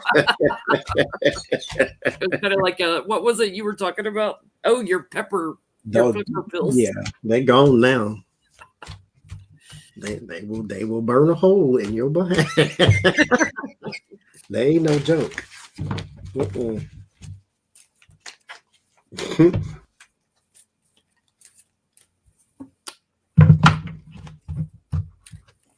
Smoke alarm was the dinner bell. That's me in this house. Don't let me cook bacon because I like my bacon burnt. My shrimp was delicious, niece. Was quite delicious. But the next time it wasn't. At the other end. I like some cayenne though. I put it on everything. I got milk today. And so I'm going to make the the cocoa, and put some cayenne pepper in and see how that works. That was suggested to me yesterday. I make a dish. I haven't made it in a while. I need to do it, but it's kind of like a spaghetti sauce, a meatless spaghetti sauce with shrimp and feta cheese on top that melts into it. You broil it for about 4 minutes. And I put a lot of cocoa and cayenne pepper in the sauce when I do that. Cocoa goes actually really good. A little bit of cocoa in with the tomato sauce. That I still haven't tried. That sounds bizarre to me. I don't know about that. So rich, like if I make a big pot of spaghetti sauce or a big pot of chili, I put it in chili. I'll put like a scant tablespoon of dry cocoa powder. But it's good. It makes it real rich and dark and goes good with that pepper. And does it taste anything like chocolate? Like you do? Do you taste the chocolate at all? Not really. It just makes the sauce richer somehow. Mm-hmm. Like you don't really taste the sauce, and it blends right in with the peppers and tomatoes and everything. Just enhances it. Yeah.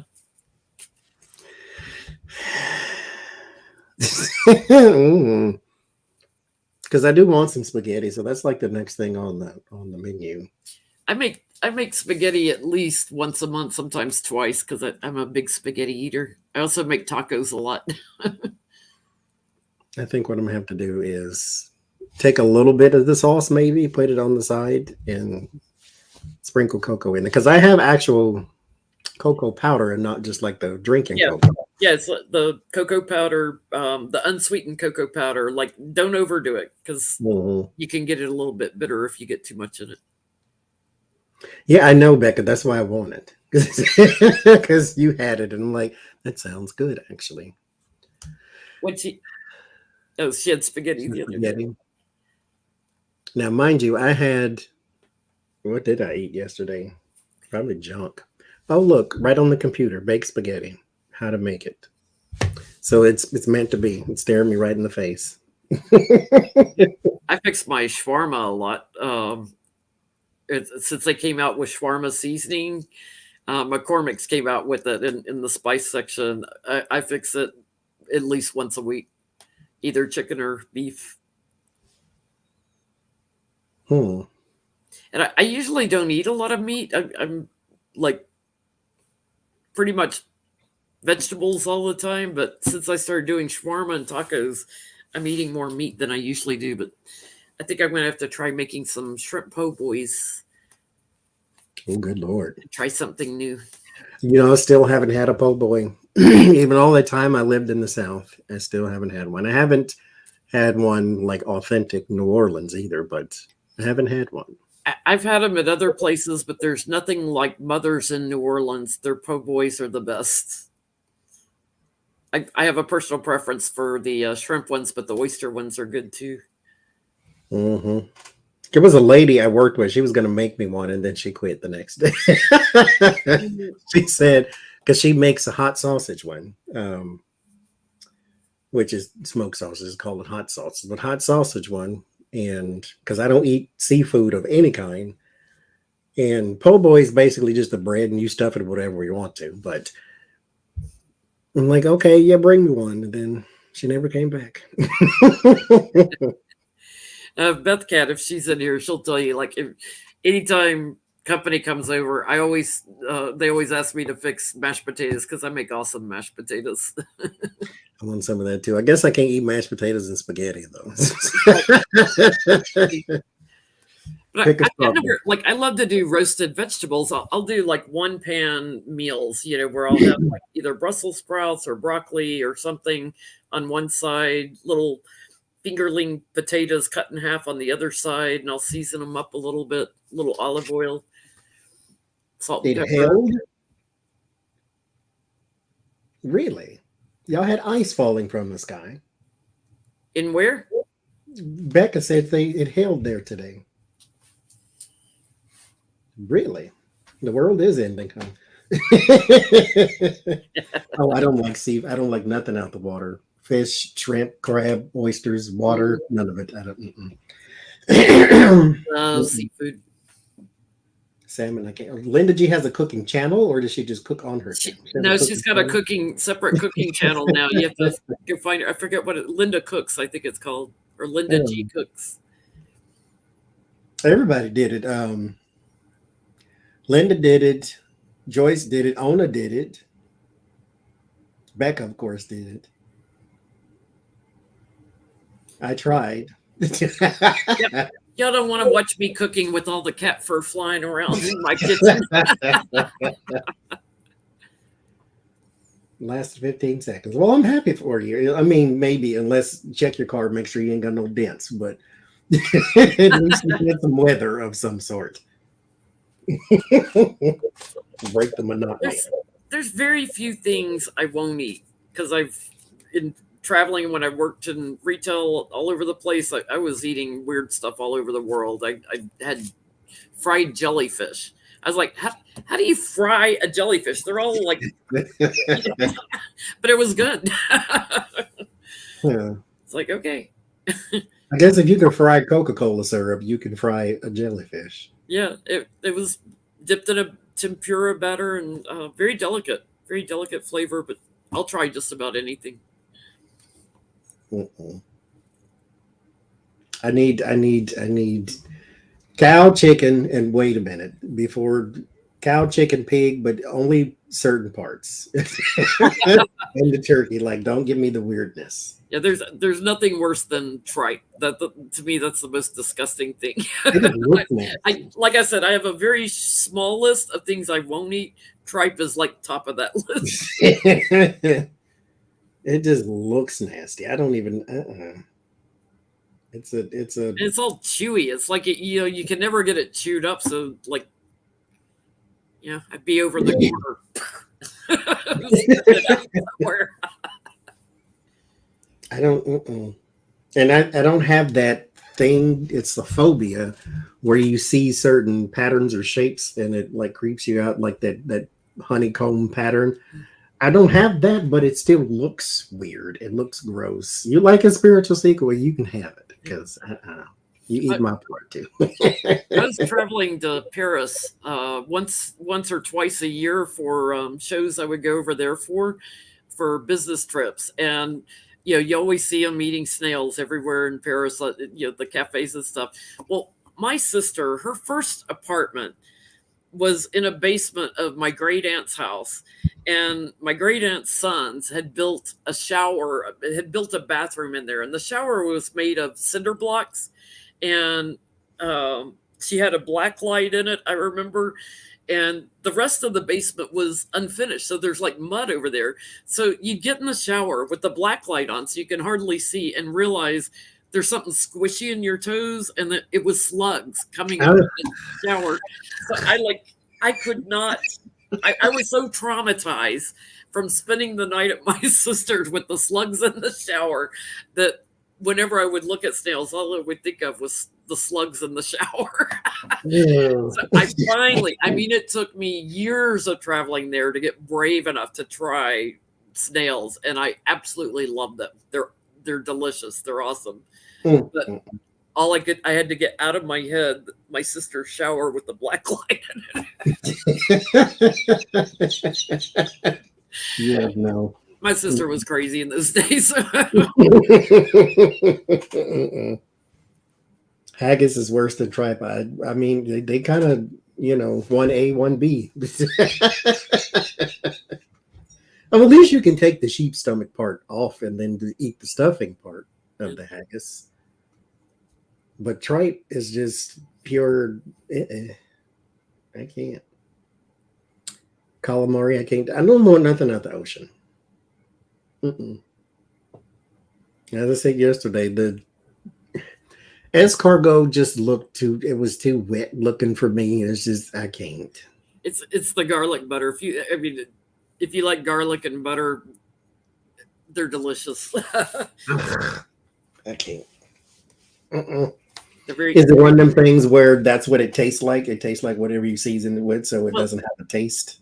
No, it's got a little bit of a taste. The texture is kind of like mushrooms. If you like mushrooms, like a broiled mushroom. If you don't like mushrooms, you wouldn't like the texture of snails. I don't like mushrooms. Now, mind you, as I said, I was watching Chef Jean-Pierre. He said if you don't like mushrooms, it's because they probably weren't cooked properly. He said you have to take all the water out of them first and then saute them and then this and then this. I'm like, I don't want them, period. They just look ugly and I don't like the texture, the spongy texture too. I can't. Kidneys, no kidney. You ain't supposed to eat organs at all. None of them. I can't. Octopus is only rubbery if you overcook it. That's what I heard. Same thing with the calamari or squid.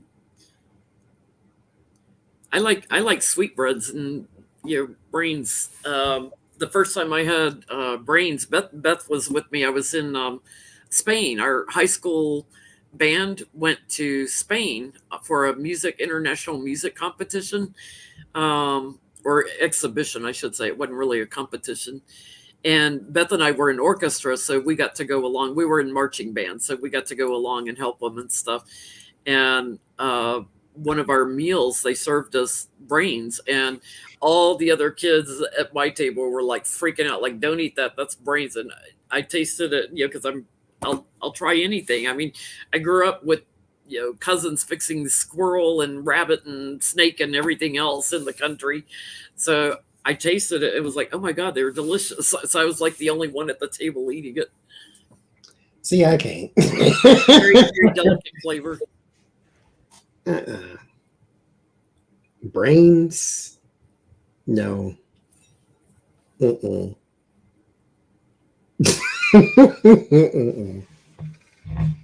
My texture of my Monte Cristo sandwich was like eating tarot cards, like I said. Yeah.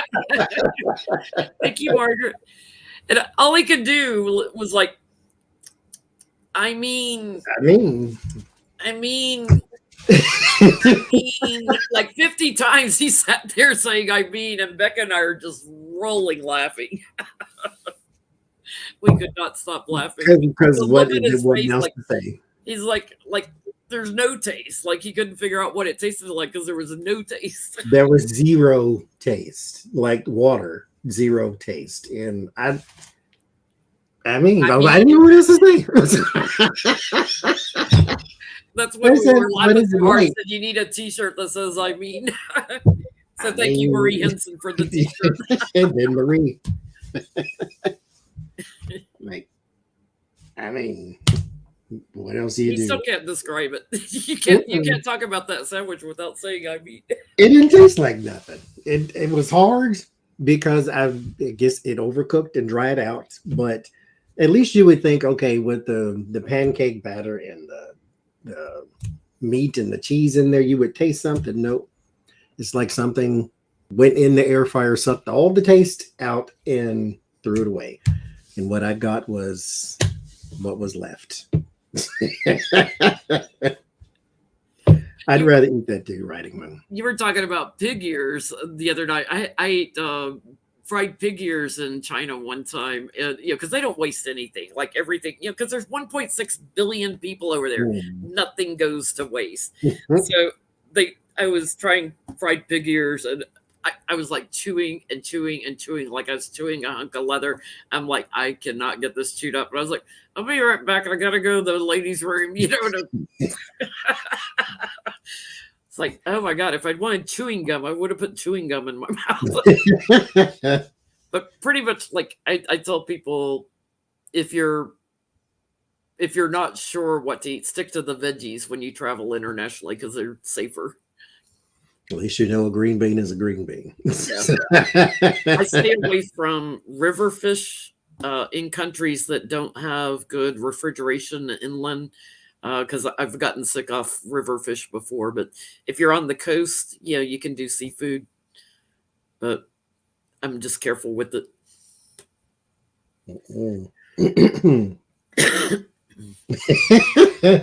My deep fried pancake batter recipe. It's fantastic. It really is. I made little pancake bites in there. Make a Monte Cristo sandwich, let the little crumbs fall off, and eat those, and those are really good. It was fantastic. They were sweet. They were crunchy. Yes, I made Yeah. a Snickers. Sunflower in China, when you get into mainland China, I'm talking get inland, you don't get served rice much. You rarely see rice. It's all fresh veggies because like there's little plots of farms everywhere, so everything's all fresh. So like all different kinds. They have like 20 zillion different kinds of cabbage, bok choy, those kind of things. They're all delicious because they know how to cook them. Yeah, over here we cook them to death, or we make Stick them to the tough. veggies.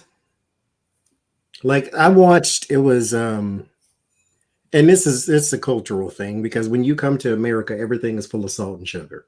Mhm. And so when you go, I was watching these people cook in England, and they were talking about a traditional English breakfast and then a traditional American breakfast, and they looked vastly different, of course. But I'm like, I can't eat beans and bland sausage with everything. Like this is no, I mean, you ain't got no sauce. if you go to the big cities in China, like Shanghai, Beijing, and stuff, yes, you'll get rice with the meals. Usually a very sticky rice. But like Shanghai noodles, you'll get a lot of noodle dishes and stuff, and you get into inland, away from the coast and inland, and it's whatever they're growing there. And if they're not growing rice, you're just getting the veggies or whatever they grow right there. Mhm. Fried banana rolled in sugar and cinnamon with ice cream. That sounds fantastic. I don't like fruit in things, but I'd eat that. I like bananas cut up in pancakes, banana fritters, so to speak. I haven't had that. I might not hate that because But both the textures are kind of soft, so they wouldn't be yeah, too shocking. I ever since I got the mini waffle maker, I don't make pancakes anymore, and I used to make pancakes a lot. I love a pancake. So that's now mind you, I got 800 different times of pancake mix because my niece sent me all those cereal ones. And so I still have a bunch of them down there, but I can't eat it by itself. I have to have a meat, a bacon, a sausage, or something to put with it. Yeah. Lucy will eat pancakes and waffles, but only after you've put the syrup on. Right. She's so greedy. She's got a sweet tooth. She's a junk food junkie. She loves waffles once you put the syrup on. See, I'd like blueberry in my waffle. Not waffle, but pancake. Pancakes, yeah. I don't know about the banana, but I can try. Yeah, I'm not big on like the chocolate chips and pancakes. It's like if I want dessert, I'm going to have dessert, but I like blueberries and pancakes, stuff like that. Like I don't like the waffles where they put the whipped cream all over them and stuff. Yeah, no. If I want dessert, I'll have dessert. I want my waffle with my maple syrup. Pineapple dunked in melted chocolate. That sounds horrible. I don't like pineapples. Lucy fur and syrup is hysterical. Like if she's like licking it and she drips it down on her chest and she's got all that long fur, she's like licking and licking, trying to get that syrup out of her fur.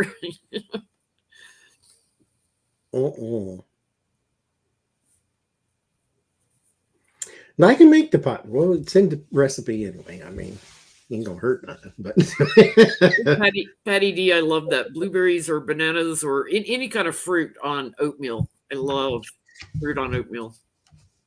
That's what I need to do because I don't like oatmeal unless you make it unhealthy. Mm-hmm. Like if you put a bunch of sugar and butter in it, then I'll eat it. But I think I could do it if you had some sort of blueberry in it because I like a blueberry. Mm-hmm.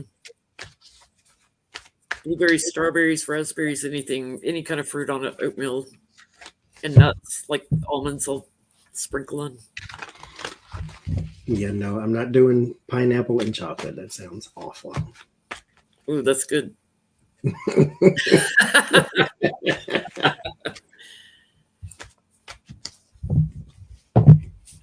Crab legs, I can't. They just look bad. I can't. Canned peaches and oatmeal. You know, that might not be bad because they're already kind of soft. They're not too crunchy. Good night, Roland. Good night, Roland. Waffles and sausage gravy. Now, I cannot make biscuits to save my life. And my step grandmother tried to teach me because she made awesome high rise, mile high biscuits. And she tried to teach me. And she stood there watching me making them with her recipe. And mine came out hard as a little hockey puck. She's like, but I stood there and watched you. I said, I don't know. I just cannot make biscuits. Some people can cook. But I love like sausage and gravy on biscuits. I love that. So, especially when I go down south, I make Beth take me to Loveless Cafe and get biscuits and gravy. That's the best. Country gravy, because I don't really care for brown gravy. Country gravy with anything: chicken fried steak, chicken fried chicken, biscuits. That white gravy with them lumps all in it. Yes, God. Cracker Barrel. I can do that all day long. See, my brother, he's a really good cook. He can cook anything. I remember once going to a function at the church.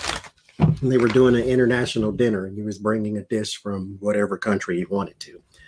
And I asked him if he could make chicken lo mein and chicken fried rice, and boom, there it was. And I'm like, okay, this is what I'm taking. But he cannot make coffee. Just every time he makes coffee, it's bitter. It's either too weak or it's too strong. He cannot. I can make coffee and don't have to measure. Just pour. I know what the water is supposed to do, and perfect every time. The fattest I've ever been in my life was when I went from living in, working in Manhattan, and walking everywhere, very mobile, like walking to the train or walking here, walking, and went from there to a job down in Alabama where they fixed breakfast every morning, and I'd go in there and I'd get sausage, biscuits, and gravy and every morning, and I blew up. More than enough walking in the world to get out every morning. I was biscuits and gravy, biscuits and gravy. The South will do it to you. Had to move back up north to get away from those biscuits and gravy. I was like, God, my skirts are getting tight. Oh, what's that? That damn dryer. That dry cleaner. That dry cleaner did something to my skirt. Yeah. That was at Pillsbury. That's what that did. We had good Southern cooks in that kitchen. Like they would cook lunch for us and they would cook breakfast. And they had a lady in there that made the best biscuits. They were awesome. They say it's 29 degrees and flooding. I gained at least 20 pounds. I think the first year I was down. Like, bam. I used to be beanpole skinny when I was a kid, and then hormones kicked in, and I ate every single thing except the trees and the grass. And I've been pretty thin most of my life till I moved to Alabama. That time, and ever since it's been like, oh God, harder to control my weight. I stayed about the same weight most of my life into my 40s, and then menopause. That's what we talk about in the after show. Y'all are in it right now. I sit there and tell Johnny about menopause.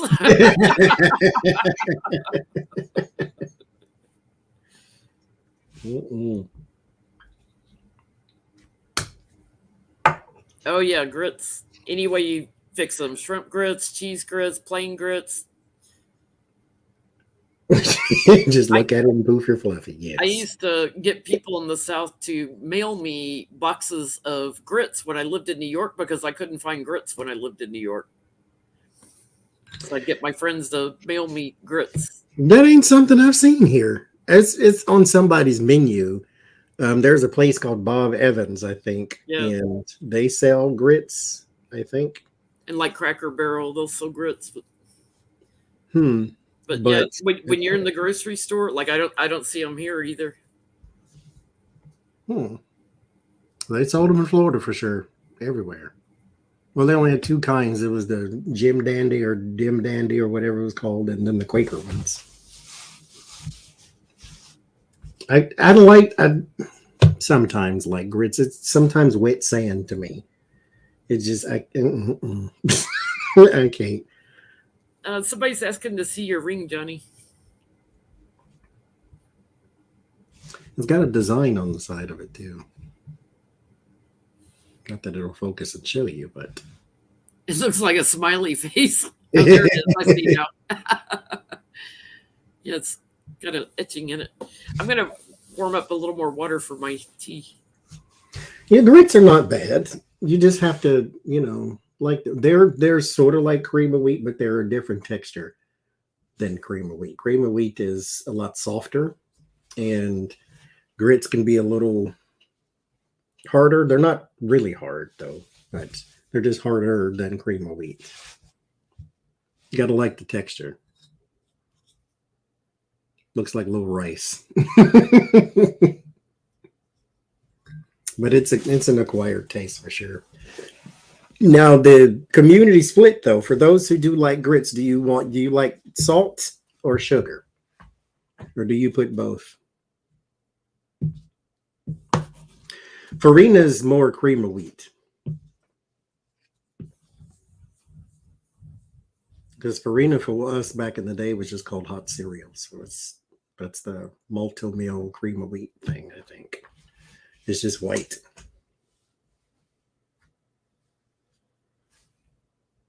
Hominy, I've never had that. Salt, sugar. Of course I like sugar. I don't like salt. So I'm a sugar person. Salty grits. Salt and pepper. Bit of butter. Maple syrup. Okay. I need to do that the next time. I have because I have cream of wheat. No matter what you put on them, cheesy grits, butter, salt grits, more savory, butter, salt, and pepper only. Yeah, there's a little video I was watching These ladies were doing a competition where they were trying each other's grits, and one did salt, the other one did garlic, and like she cooked it like she cooks meat. So she put like garlic and salt and all that type of stuff. And then the other one put salt and sugar. She calls them kettle grits, and so it's salty sweet. Yeah. Cabbage rolls. I love a cabbage roll. Cheddars. You know what? Cheddars is called rallies here, I believe.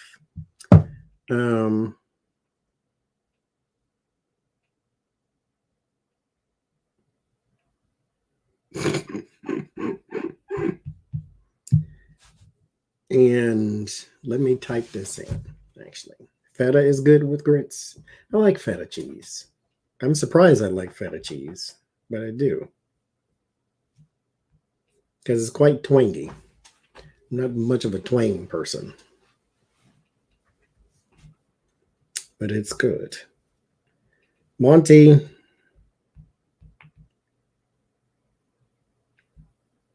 Cristo.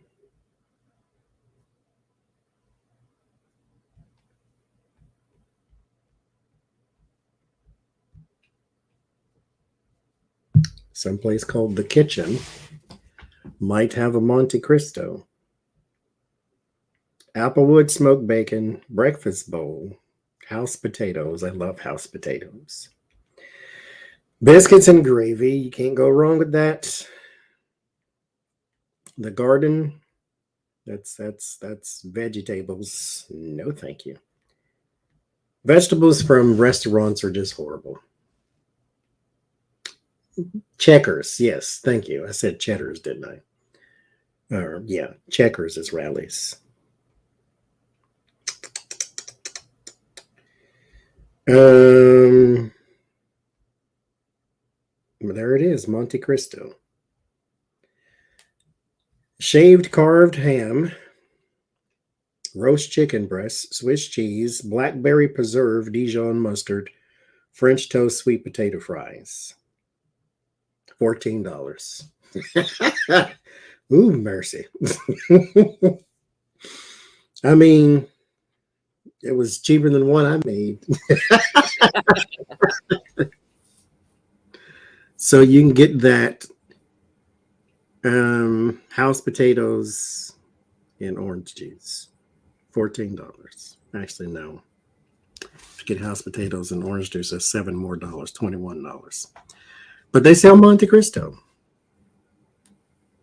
So I might have to try them one day. I love I got hooked on this when I was in London one time. I love warm camembert cheese, like brie, like you heat it to melt it with raspberry jam on top. Oh, it's so good. I love cheese and sweet. Like I like cheese and honey or cheese and jam and cheese and anything sweet. Now, I've never had brie because when I was in French Club, he brought some and it stank. And I'm like, that smells horrible and I don't want it. I don't know what it tastes like though. Who sells the Monte Cristo? It's some restaurant called The Kitchen on Penn here in Pennsylvania. Binnigan's used to make a real good one, but I haven't seen a Binnigan's in years. I think they went out of business. And they use chicken and ham for their Monte Cristo. See, we're in the after show, so Lucy comes up to get her snacks. As soon as we end the lives, Lucy comes up. No, this isn't a local. Well, look, type in Monte Cristo on your DoorDash thing and see if a place pops up. Because that's what I did on the app. They open 9 to 3 though, which means I got to wake up in time to actually order something. It's a breakfast lunch place. Lucy will eat anything she sees me except for pasta. She doesn't like pasta, which was really funny because Artie loved pasta. Like if I made a plate of spaghetti, his little creepy paws would be up there pulling the spaghetti off the plate, running with it. I'm like, I'm not going to take it back from you after you've had your lunch. Good night, Karen. He just wanted to make sure. Monte Cristo. See, I like Monte Cristos, and I know my brother does too. So I might have to try that tomorrow. I think you had the wrong cheese too when you made it, because I had the wrong everything. Because mind you, I didn't start properly in the first place. Because you do the bread, cheese, meat, cheese, another bread, cheese, meat, cheese. Because you have the cheese is supposed to hold those pieces of bread on it too, and then you dip it on all sides. And I didn't do none of that. I winged it. But in Oregon, my nephew lives in Portland, and he loves the food trucks there. He's like, oh my God, there's so much variety. Oh, I love Alfredo and the pasta. That's what I should make next. The garlic cream sauce. Lucy, yeah, I have cat towers in the middle of my kitchen instead of a kitchen island. I have two big, tall, 6 foot tall cat tower. Well, 1 6 foot, 1 7 foot. And Lucy gets up there on the cat towers when I'm cooking, and I'm back and forth, and she's like patting me on the shoulder, like, yoo-hoo. Where's my? And she has this little red saucer that she likes for me to put on her tower, and she has to eat her treats off of the. She knows when that little red saucer comes out, like, oh, I'm gonna get something. Cats are so rude. That's fair. She'll grab the top of my hair sometimes, like, Mom, pet me. See, Joanne, that's me. I'm not necessarily hungry, but I could eat a snack. My local grocery store, it doesn't have a huge variety in it, but oh my God, they've started carrying handmade raviolis, and they've got one that's got spinach and feta cheese in it. They've got one that's butternut squash in it, which I love. And it's like, I have been eating so much pasta lately. I love ravioli. That is one thing you might sneak an escargot in on me on that one. I love a ravioli. It's so good. They've got a third one I haven't tried yet. I can't remember what it was, but I love feta cheese. Primanti Brothers, yes, if that's how you say it, or Primanti. I did try them. I actually tried, because everybody told me when you get there, try Primanti Brothers. They're fantastic. So I ordered like 4 different sandwiches, so me and my brother can try and see which one we might have liked. I didn't like none of them. So it's a Monte Cristo sandwich is bread, cheese, meat, another piece of bread, cheese, meat, and a third piece of bread. And then you roll it into some sort of batter, and then you fry it. They usually sprinkle like confectioner sugar on top, lightly. And then powdered sugar. I love butternut squash. Anything like I make a wicked butternut squash soup in the fall, and I make enough that I can freeze part of it. It's so good. Never had butternut squash. It's a pain in the butt to make, because like I have to cook it down, then I have to put it through the blender to puree it. And oh, you made it from scratch. Scratch. Oh, good Lord. All the way scratch. Awesome.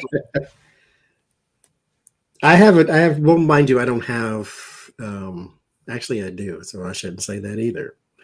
Trying to puree something, I usually did not have the right equipment to do so. Like, I got an immersion blender now. Thank you, Sylvia. And so it's a lot easier to do purees. And so I think I'm going to try one. I just watched a video tonight. He pureed roasted bell pepper and garlic and some other things to make a sauce. It looked fantastic. The straining part is a bit challenging, though. I can take my like 8-quart soup pot and make a big pot of soup when I make it, because it cooks down anyway. But I make enough that I can freeze part of it, because I love butternut squash soup. Well, you lost 22 pounds. That's good. Carrot soup. Carrot is strong. If you put carrot and celery, pineapple, those type of things inside of anything else, it's strong, those flavors. I've been making a lot of single serve pizzas lately out of garlic naan bread, Mhm. using that for the crust and putting feta cheese on it and a little arugula on top. It's delicious. I've never had naan bread. It looks good though. Mhm. I go to the store and nothing in me says get something you've never had. I always go to the things that I know I like and then I get out of there. But I might try something new one day, but not today and not tomorrow either. Naan. See, I like naan because when we lived in Florida, my brother had it all the time, but I never ate any. And that's one of the few things I can also get at my local store in the bakery section. They always have fresh naan bread, and which is really weird because we don't have a lot of Indian people in the area. There's another area about 30 minutes away from me where there's a whole bunch of Indian restaurants and stuff like that. But in this area, not so much. So it surprised me that they were selling it. I don't even know where they got that. Oh, they say, did you put tomato sauce on your naan pizza? Yes, I take a jar tomato sauce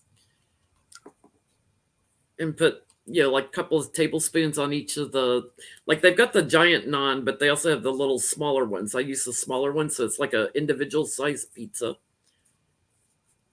Really good. I think grits is corn, is it not? Something that's all ground up.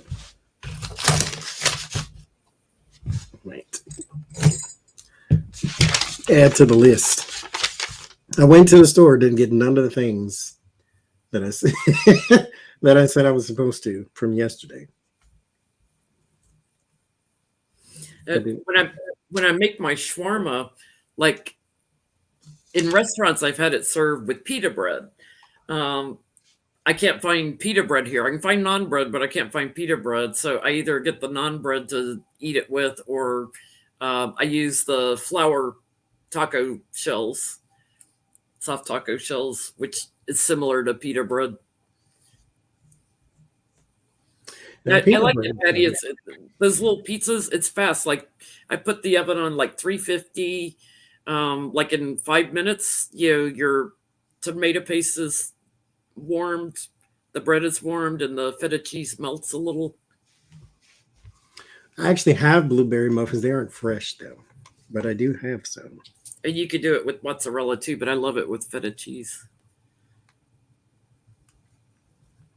I should make glazed donuts because that's what I want.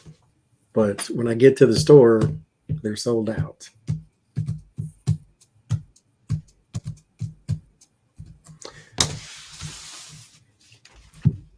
Wonder if DoorDash delivers donuts too.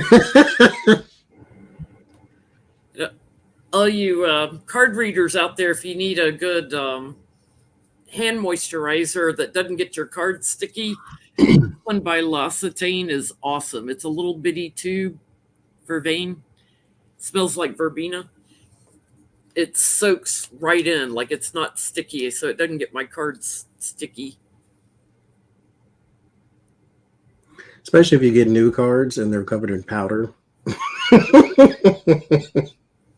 I used a different hand cream yesterday, and I had to go wash my hands before I started readings for the day because I was all sticky from it, greasy. They do have donuts. Donuts. Yeah, don't get me started on Krispy Kreme glazed donuts. Beth Cat will tell you because I have no Krispy Kreme donut place near me. So whenever I go visit Beth in Nashville, I have to get her to take me to Krispy Kreme first thing. Like first night I'm there, we're going when the hot sign is on. And we're sitting in the car, and I'm like shoveling them in as fast as I can.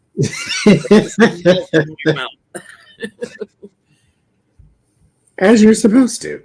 Like go hit a Starbucks, get a coffee, and then go to Krispy Kreme when the hot sign's on and sit in the car and just wolf them down. This has donuts, but it don't say how many. I know you're not selling me one donut for $2.23. Yeah. If Beth's lucky, I'll share a dozen with her. I said it yesterday. Sharing is for children. It teaches them how to share. Grown people can buy your own.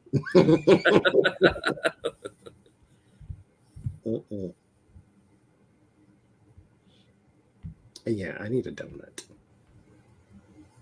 Need, no. Want, yes. See, Beth Cat says she has a dozen donuts. Rub it in, Beth. She's saying when we got a dozen donuts, she got one. You got one?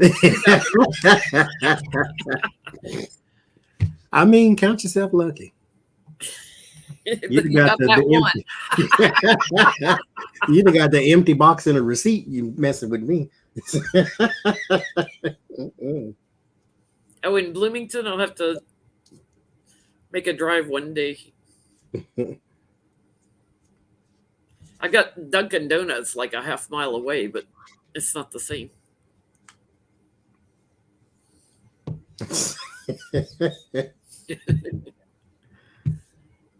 I mean, Beth and I were going to a concert. I'd driven down, and we were going to see Sawyer Fredericks. He was on The Voice, if y'all remember him. He was performing there in Nashville. And there's right across from where we're going to see him is a Krispy Kreme. And I'm like, go. So I'm sitting there wolfing down Krispy Kremes, I don't know, 10, 11 donuts or whatever I ate. And then we go in, and it was, they had a bar and everything. It was a little club there. And I'm drinking beer on top of yeast donuts. And I was like, just bloating up and just like, oh my God, yeast and beer, yeast and donuts. Oh, the decisions we make. Oh my God.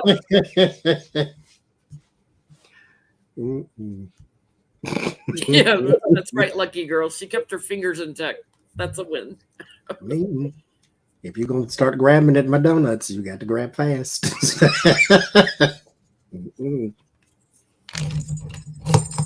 I don't share. I just don't. You're grown, you buy your own.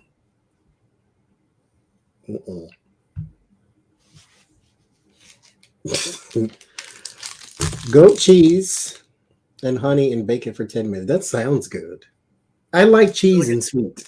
I do. That's one thing when you're walking around Paris, there's all these little bakery things, like they slide open their doors and you just walk up to the counter and they've got all these baguette sandwiches, all different kinds. And you walk around, you find another place and pick up another sandwiches when you get hungry. And oh, the crepe shops. Oh my God, they have such wonderful crepe shops. I had a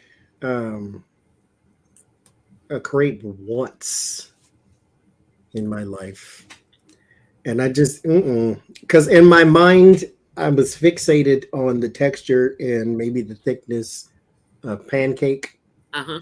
And then when it's all thin, like trace paper thin, and you put all your stuff on it, and I'm like, I don't like this. The crepe shops, like you go in and you can pick out all different kinds. So you can get one with veggies in it or cheese or whatever, or if you want meat in it. And then they have the dessert crepe. So it's like every course is a crepe, but with something different in it. They're awesome. I mean, it wasn't bad. It just, me and fruit. Because it was strawberries and powdered sugar or something like that. And I don't know. It was all right. Just ain't something I want to make again. I'm not a big fan of French food. I mean, it's okay, but there's certain things that I like. Marie, if you send me donuts, ain't nobody getting none but me. I just want you to know. Right? That's just the way it is. I have to make sure to keep an eye out for it, though, because it'll sit at the UPS store for 20 years. Somebody sent me water today because we were talking about the pH water the other day. Alexis. Thank you, Alexis. Is that your Italian water? No, this is the pH water we were talking, just regular life water. And so I didn't know what was down there because the UPS finally told me I had a package. And I go down there, walk down there, and then I had to walk back up the hill with all my groceries and then 6 giant bottles of water. Like, oh, I broke my fingers. But we made it. I'm gonna try that cheese and jam. I need some specific jam though. Yeah, I like camembert warmed. It's good with like fig on it, fig jam or raspberry jam or cranberries. It's good with cranberries on it.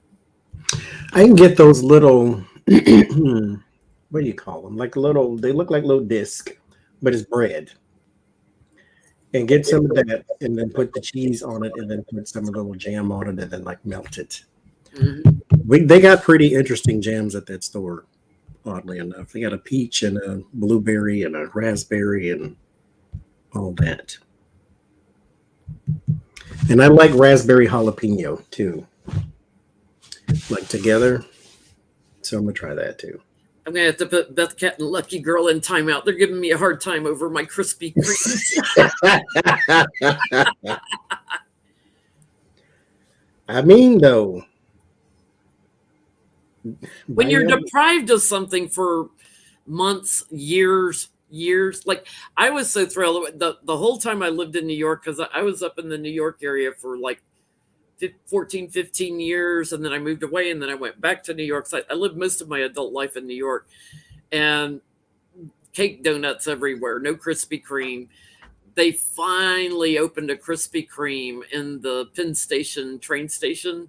And oh my God, I'd get off the train and go to Krispy Kreme every morning. Surprisingly, I don't gain weight off Krispy Kreme like I did biscuits with sausage gravy. See, I've never had brie because it never smelled very good. So I'm gonna have to put that on the list and see if they have it. They got a small cheese bar. Because you're smelling the casing around it. The brine. Yeah. A lot of cheeses don't smell good, but oh my God, I love cheese. That's true too, though. Cheese distinct, period. Yeah. So I guess that's maybe a good thing. Sometimes the worse it smells, the better it tastes. Okay. What's a stale Krispy Kreme, Taro newbie? I've never had one around that long. She made that up. It doesn't exist in my world. It don't exist nowhere. Stale Krispy Kreme. Like you just happen to find a box behind the stove or something. Somebody was hiding it and then forgot. So I'm gonna try the cheese, the brie tomorrow. I think they might have it. They probably don't have any fresh brie. It's probably that one that comes in that little circle thing. Yeah. With the little wood box around it. That's how the camembert comes too. They're very similar, very mild cheese. And then a jam, like some little toast points too. Okay.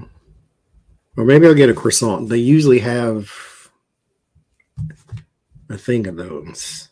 I love doing baked apples in the microwave. I'll core the apple, stuff a little butter, brown sugar, and just a tad of cinnamon. Throw it in the microwave. Yum. It's fast baked apple. I'm always having to do stuff fast between readings. I have to cook quick and eat quick.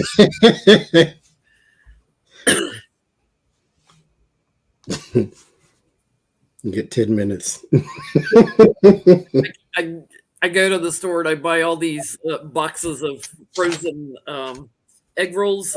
I found a brand that I like that's really good. And I get their vegetarian egg rolls and I'll pop 2 in the microwave quick and eat them. Yeah, I think croissant is going to be I don't know. We'll see. Maria, it depends on how strong your microwave is. Like my microwave in this house, when I bought this house and moved in, it cooks much faster than any microwave I've ever had. But on an average microwave, maybe 2 minutes. I mean, till the apple gets soft.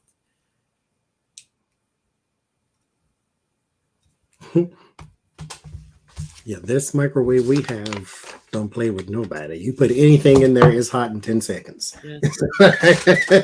I get tamales, wrapped in the corn husk, but I'll wrap them in a damp paper towel and throw them in the microwave for like a minute and a half, 2 minutes. Okay. I got a list. What you giving up in solidarity with my Christmas tree?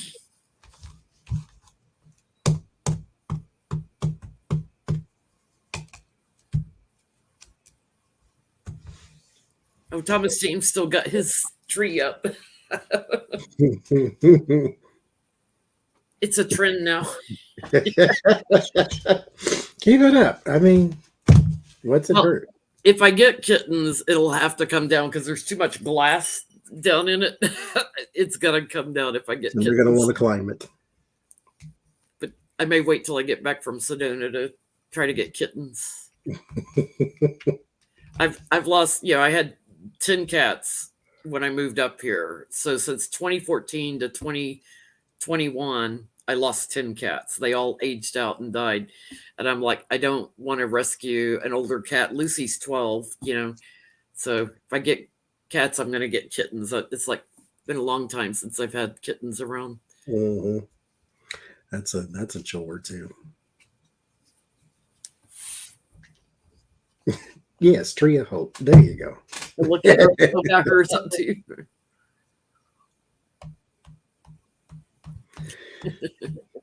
Mine's over there. It's glass, but there. I got the box to put it away, but who wants to do all that? Mm-mm. And it ain't hurt nothing sitting there, so let it sit there. Lucy doesn't bother it. She'll lay under it sometimes, but she doesn't bother it.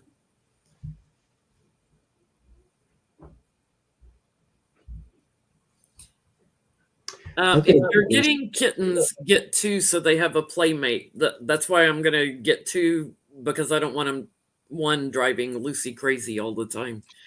So kittens are always better in a pair.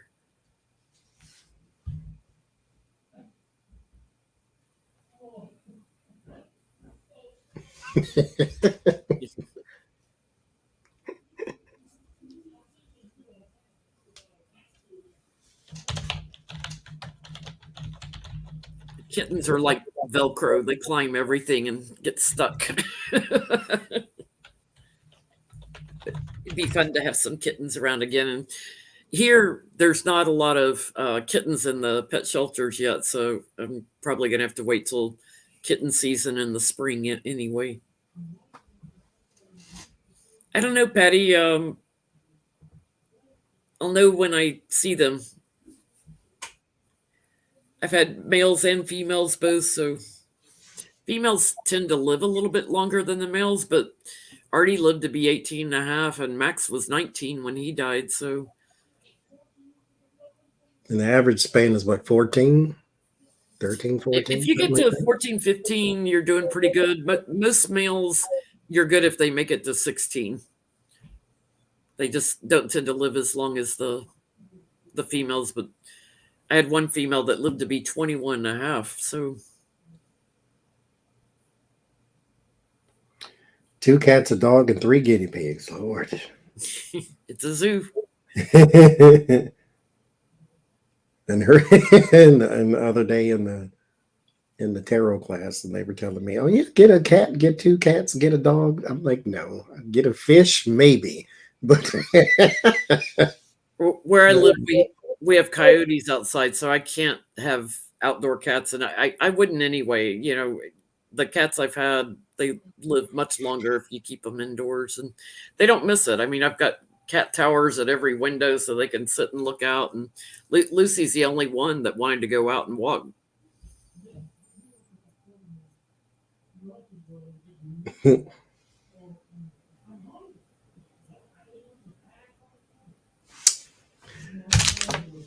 I would say my neighbor's probably noticing the pile of mice from Lucy, Johnny. The snow's been melting. They're his anyway. So just returning them, that's all. Melting down. I need a jalapeno too.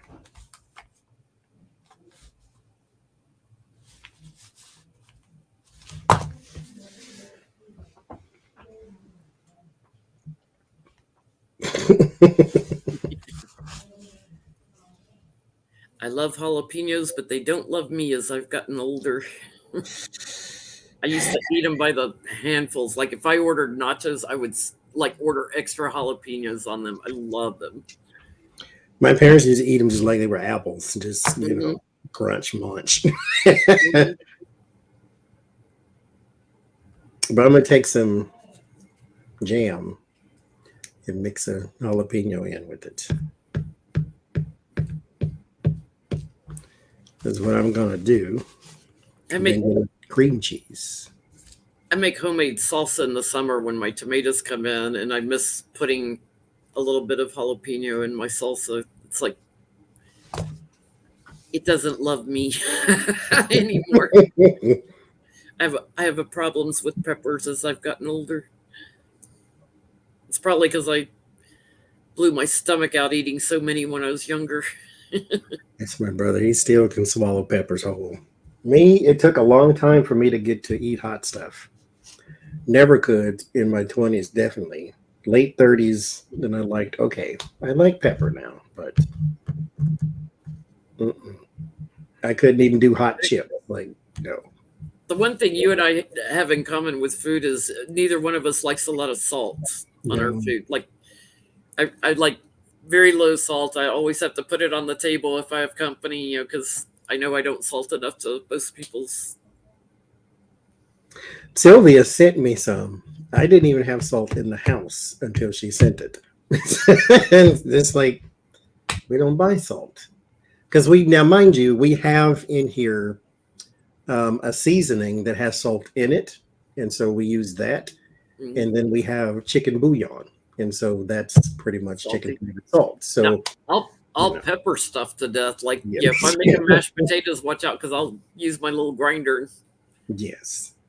Get a lot of pepper and black pepper in it. Salad.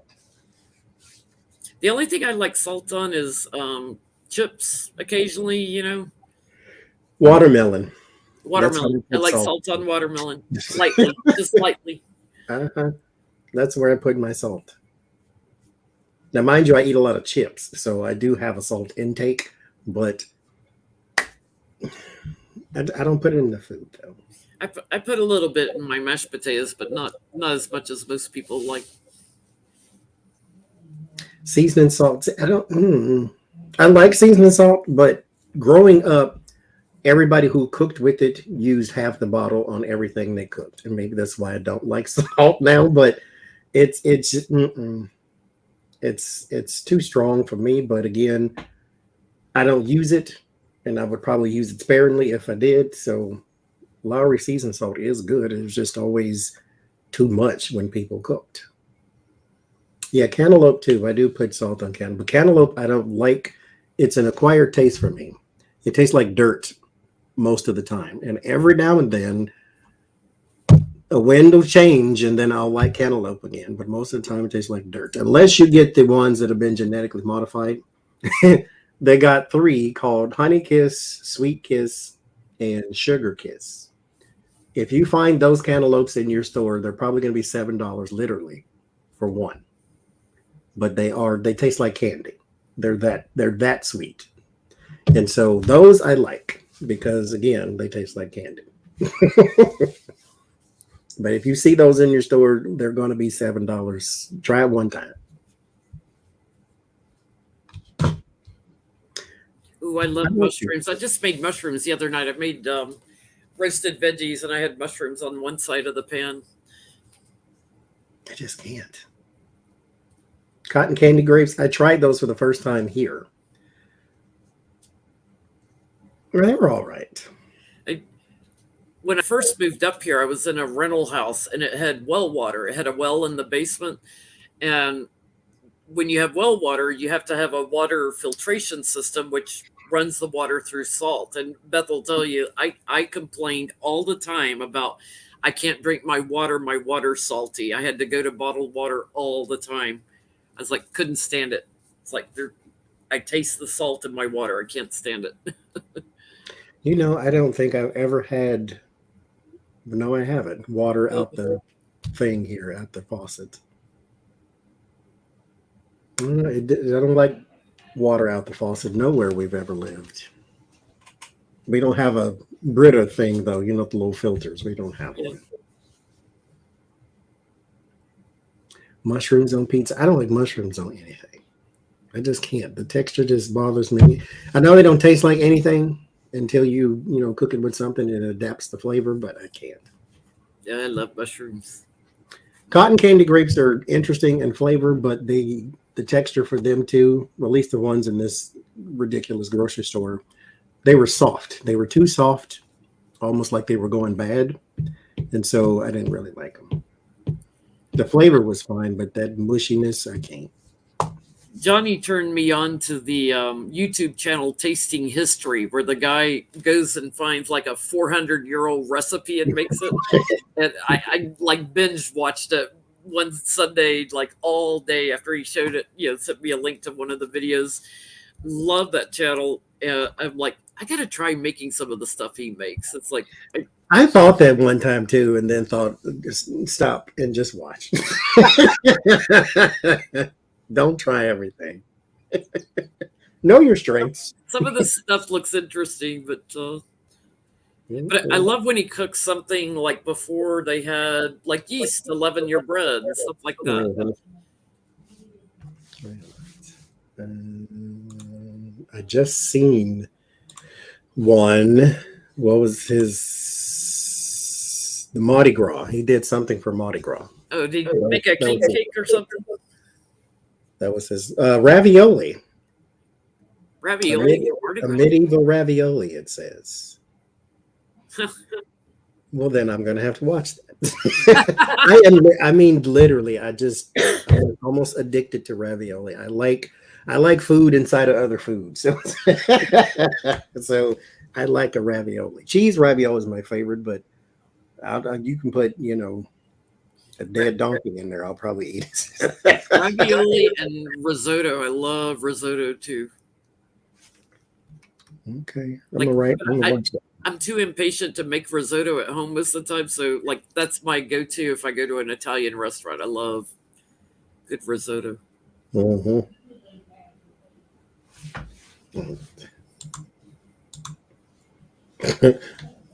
Okay. Make sure I watch that one.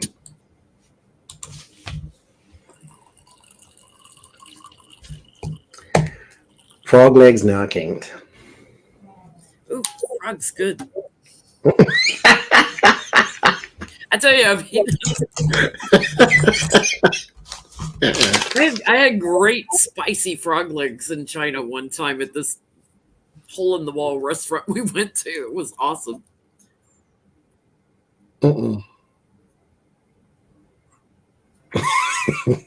I can't. I had beer bread once, and it was different. I didn't hate it, though. I'd eat it again, but it was different.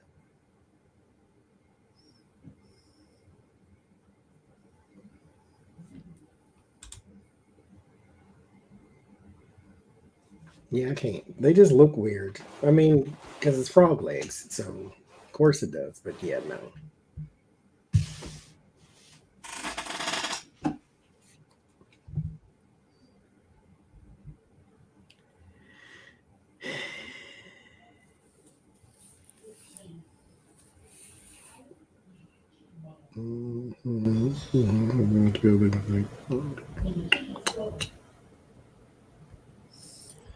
Keeping an eye on the news. Yeah, we're in Fed chat, Desi. Yeah, we've been here for what? 2-3 hours, so you'll be done the reading part.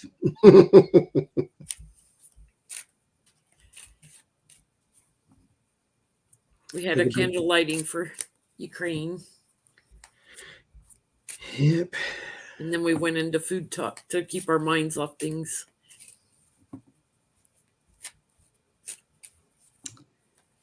Oh, you humans. I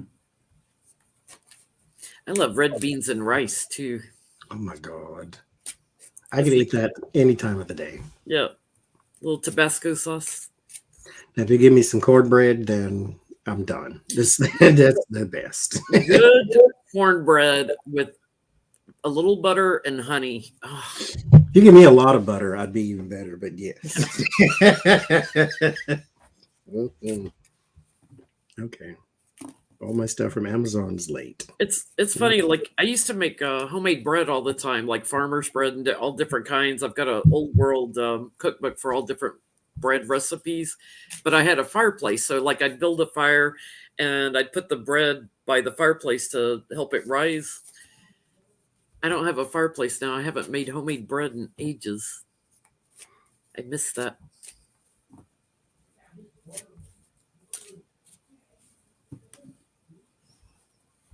Good God.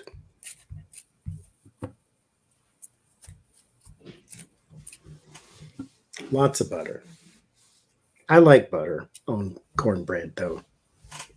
I like butter. I don't like mayonnaise. I'll use mayonnaise if I have to because it's like tuna salad or chicken salad or deviled eggs, but I'll put more mustard in my deviled eggs than I will mayonnaise. I love mustard.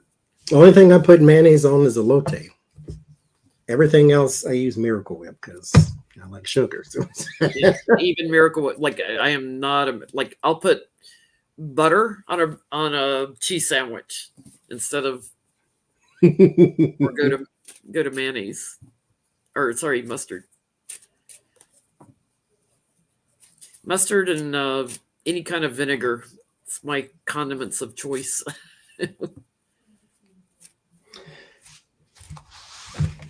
Now I do like a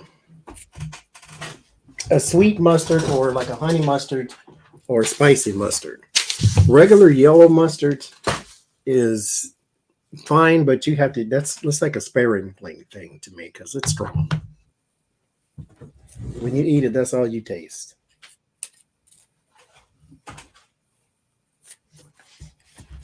Oh yeah, my broccoli cauliflower salad. Well, I don't use much mayonnaise in it because I switched and I started using yogurt in it because I like it better than mayonnaise. The dressing for my broccoli cauliflower salad is a little bit of sugar, mayonnaise, and yogurt or sour cream or whatever you want to make it out of. I'll put a little bit of mayonnaise in it, but it's mostly yogurt. And a little lemon juice. That sounds fantastic, Margaret. To teach them about yeast.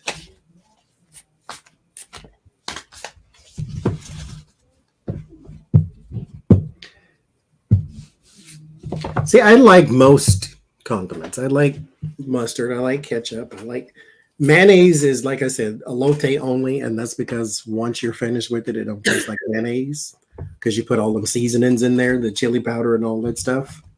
But now I do like mayonnaise with horseradish in it for French fries. I love that. Horseradish sauce. Open up your sinuses. Yes. I also like Chipotle ranch dressing with French fries. That's really good. That is good. Whataburger makes a nice one. That's actually the only one I've ever had. So good with French fries.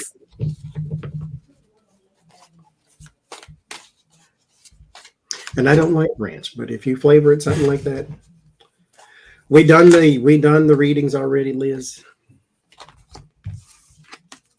We're just chit chatting now. We ran out of questions.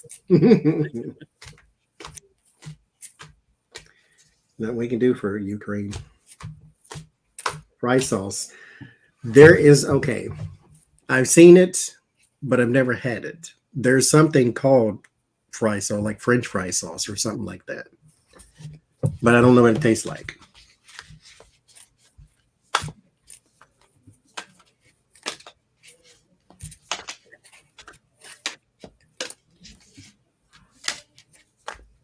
I love honey mustard sauces and dressings and anything honey mustard.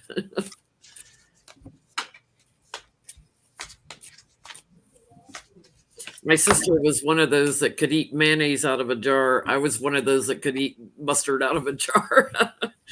My sister was with onions. Can just eat it. I'm like,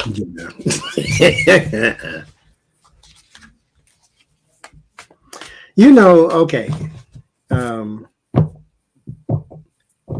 This business about dipping the French fries in the Wendy's Frosty. I've never seen a person do that, let alone do it myself. But I've heard that been done. Do what with the Wendy's Frosty? You get the Wendy's Frosty and you dip your French fries in it. Ew. Ew. That's a thing. I've heard it. I've never seen a person do such a thing, but yeah.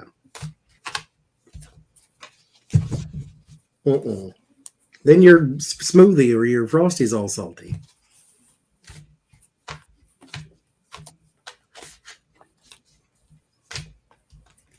Try it once, no ma'am.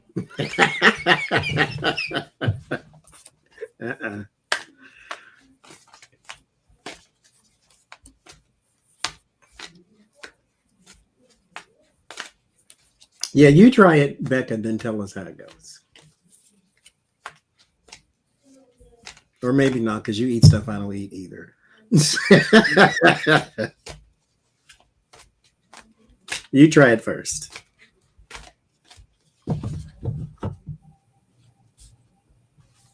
Malt vinegar on fries is good. I like malt vinegar on fish and chips. Now that I can't do. I can't do it here really, because unless I go to like a British pub where they know how to do it. If I can find somebody that's, but oh my god, they're so good at all the fish and chip places in England.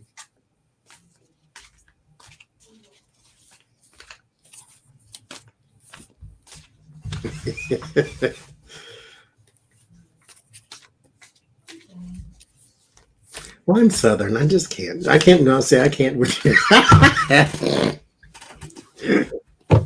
Vinegar is icky. It smells like summer's eve. Not fooling with you. I can't do vinegar anything. Dressings, salts, I can't. Ooh, truffle fries. That sounds good. So I had some from where? Because they were expensive too. It was like $6.99 for the little thing of truffle fries. Horrible. They were the worst. The fries were soggy, limp fries, so they had no crunch, no nothing. And then it just tastes like you sprinkled Parmesan cheese or something on it. They were just, I don't know. Whatever they were trying to do, it didn't work. I like making curries and stuff like that too. I love Indian food. I like Thai food. My favorite is Vietnamese, and I don't have a restaurant near me now that does Vietnamese. So I had a lady that when I used to get my nails done before I started playing guitar, she was from Laos and Vietnam, and she would cook for me all the time. So I'd go in for an appointment to get my nails done, and she'd send me home with all these like things that she had cooked for me because she knew I loved her food. It's like, this isn't the way it's supposed to work. I'm supposed to pay you for the manicure.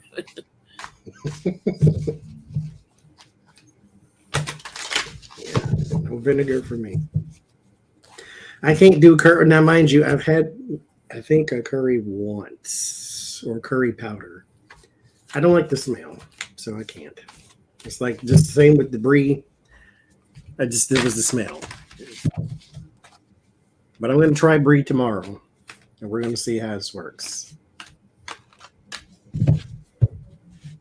And watch I go down there. They have none. I hate that store.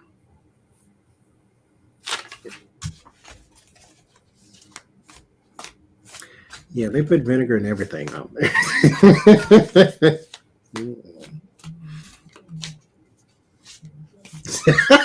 I remember Becca and Matt were walking on somewhere. Where were y'all?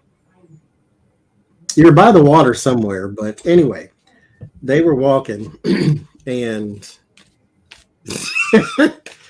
and you were saying something about, oh, we should get food from such and such. And Matt said, oh, that's too spicy. And you said, well, I like it because I'm Cuban, so or something like that. It was hilarious. Like, I like it. It's spicy, but I like it. You know. We got to get Becca to do some cooking videos, cooking some Cuban food. It's delicious. Me too, Texas girl. Now I do want something to eat.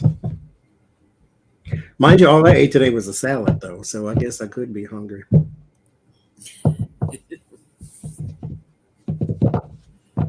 Complain about not wanting to eat meat. I usually eat a lot of salads, but from the root canals, I was on my third round of antibiotics. It was playing havoc on me. I was eating cheese or anything, trying to constipate myself because the antibiotics had everything. I was like, no salads, no roughage.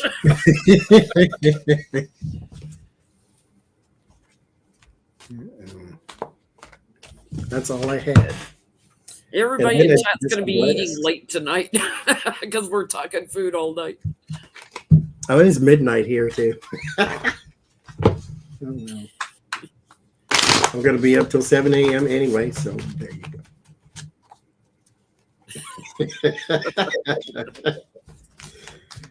Oh, you and your sass. Becca's kitchen disasters. And you know how to cook. Mine should be kitchen disasters.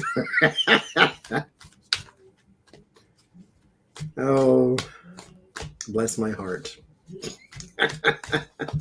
Something goes wrong. It's 11:07. It's 12:08. I'll be up till 7 a.m. That's when I go to sleep. You stayed up all night tonight? Mm-hmm. I woke up at my regular time, noon, and then go to sleep at 7 and wake up at noon again. Oh, that's right. Becca drops things. But you know, even though you dropped it, it still turned out exactly the way it was supposed to. All of my stuff stayed on the counter and still didn't. I'll take the drop dish anyway. I mean, shoot. And yours is called earthquake cake. It was supposed to be dropped. It's shaken. Oh well. Have to find something to cook for the next time. Let's see, she made earthquake cake. Now she needs tornado something or other. So when she drops it, it's okay.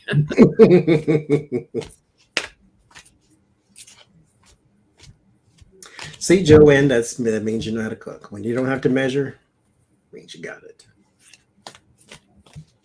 All of my measuring equipment is under the sink, actually. I got a few things, but Puerto asado. It sounds like beef. Is that what that means?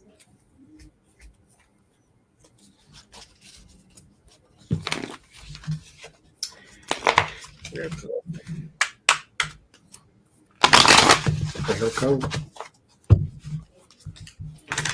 I mean, pork. Okay.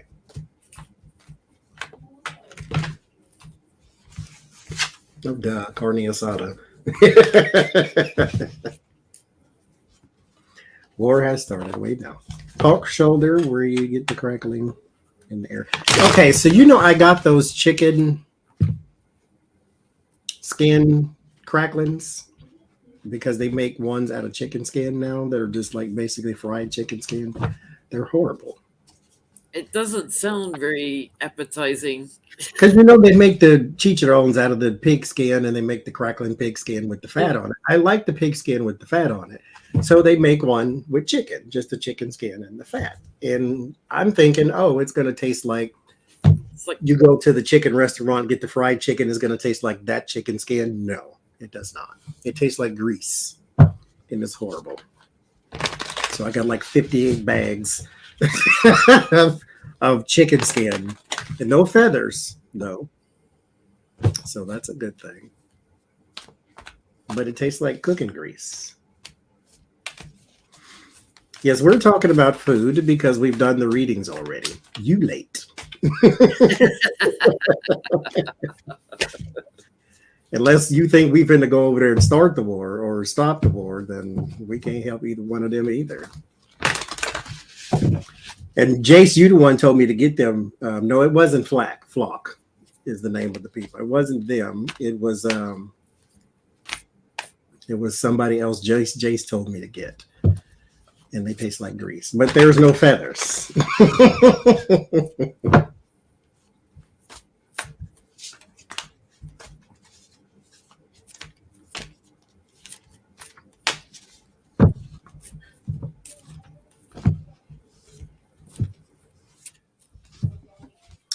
Flock is the one that had the feathers. I can't.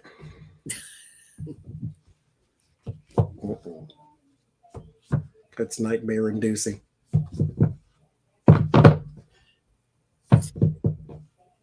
When you're in China and you order Kentucky Fried Chicken, I love it when you take somebody over for the first time that's never been, and the vendor sometimes they'll order Kentucky Fried Chicken trying to appease Westerners. I would rather have the Chinese food, like it's safer. of Kentucky Fried Chicken, and it'll have heads and feet in it too. Like, no, thank you. Where's the Chinese food, please? Like I'll serve if somebody's traveling with me for the first time or something, I would pull like a head out or a foot out and put on their plate, and they'd be like, "What the hell is that?" Oh. And we eat stuff they would like turn their noses up at too. So, but it was always fun to pull on people. Americans eat anything. If you'll eat a possum, you'll eat anything.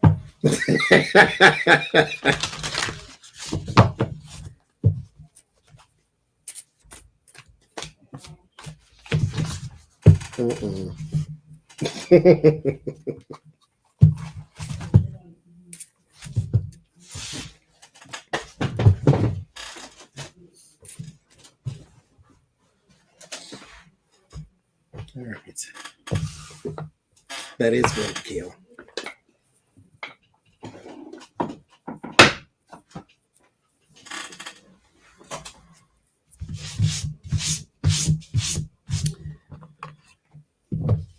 Yeah, they should all be inside anyway.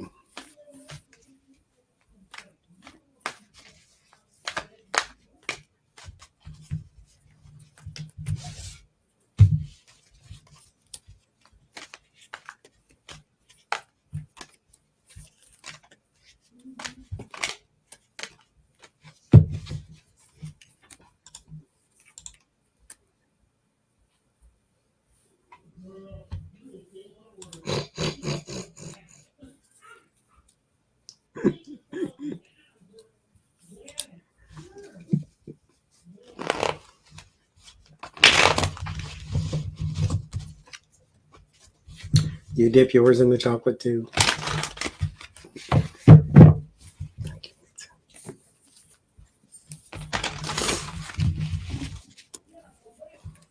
Jen can. Becca said send her an invite. Oh, to come in and chit chat. Bye, Beth. Hi, Beth.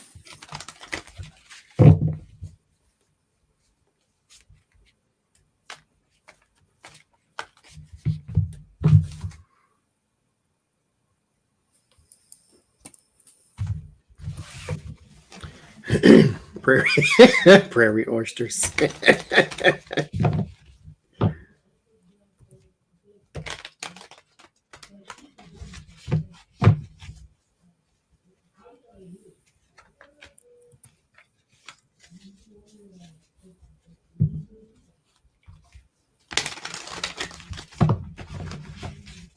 Invites coming.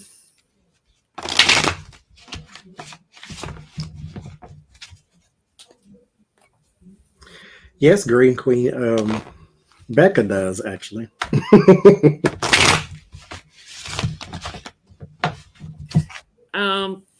My nephews call me Aunt Jenny. So yes, I get called, and Becca calls me Jenny all the time.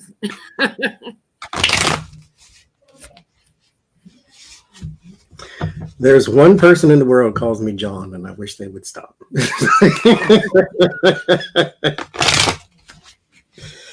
I don't like that name. I had a boss that used to call me Jenny all the time, but I'll answer to Jen, Jenny, Jennifer. I'll answer to all of the above.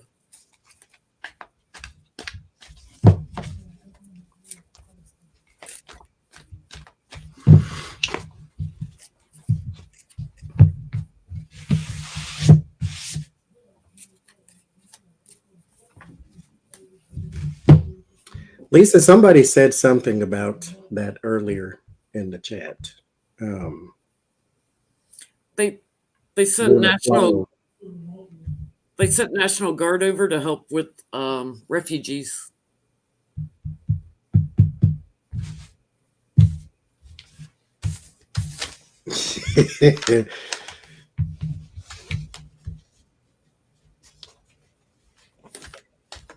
You ate half a sandwich? Lightweight. I love making cheese toast, like open faced cheese sandwiches. Bake them in the oven. Wait, think of that.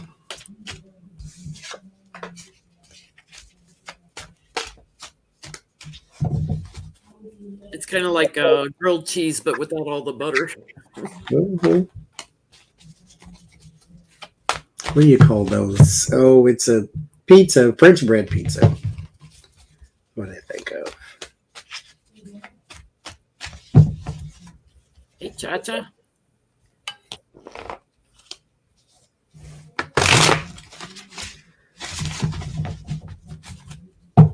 To Where move am I the going to cat have? so you can get up. That's the problem. Park on your lap, and then they get insulted when you have to like stand up to go to the bathroom or something. Told you cats are rude.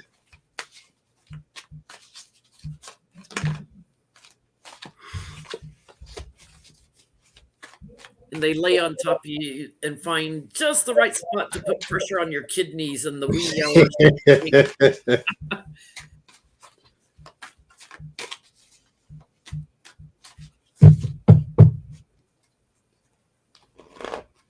You ordered 10 pizzas and 2 pounds of chocolate. It will do it to you. You can talk about music. We talked about music yesterday, so y'all can switch to music if you. That way you don't eat nothing.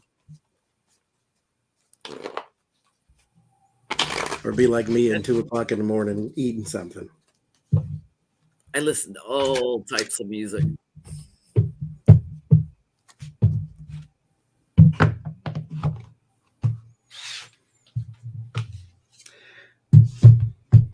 I discovered a song today. Or was it yesterday? Because we were talking about it in the chat. I saw you writing down like some artists. Mm-hmm. Yeah. I still didn't go back to the Pink Floyd songs. Because, Pink Floyd's a big deal. But I've never heard it either. Well, I heard the one song, and then that was it. And I've heard it before.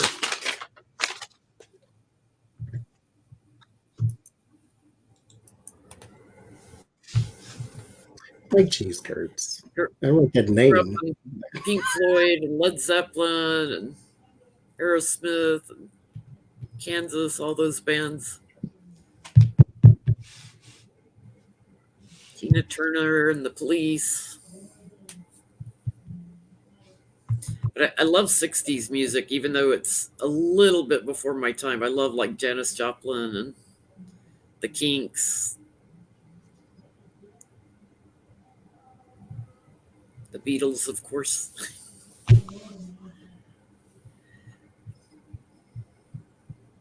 No, Donald. I do like. I've never been a fan of the Beatles, though. I don't know why. I don't dislike them, though. It's not like they have horrible music. It's just I don't gravitate to it. Doesn't speak to you. Mm-mm. But I love jazz and blues also. Like I go, when I was 16 years old, I bought my first Billie Holiday album. I don't know why nobody in my family was into jazz. I do like Billie Holiday. Well, I like a couple of her songs. I always swore when you were talking about Amy Winehouse, I always swore Amy was Billie reincarnated because her style of phrasing, when she especially sings a slower ballad, reminds me of Billie. That's singing it different every time, and look at some more of her songs because she kind of got pigeonholed to people like me who didn't know who she was with the Rehab song. Yeah, so that's all I ever heard.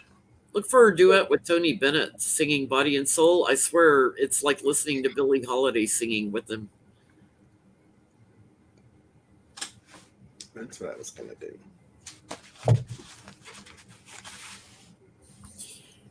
And if I'm road tripping, I have to have Aretha on blast. That's what I was listening to today. Gets me a speeding ticket every time.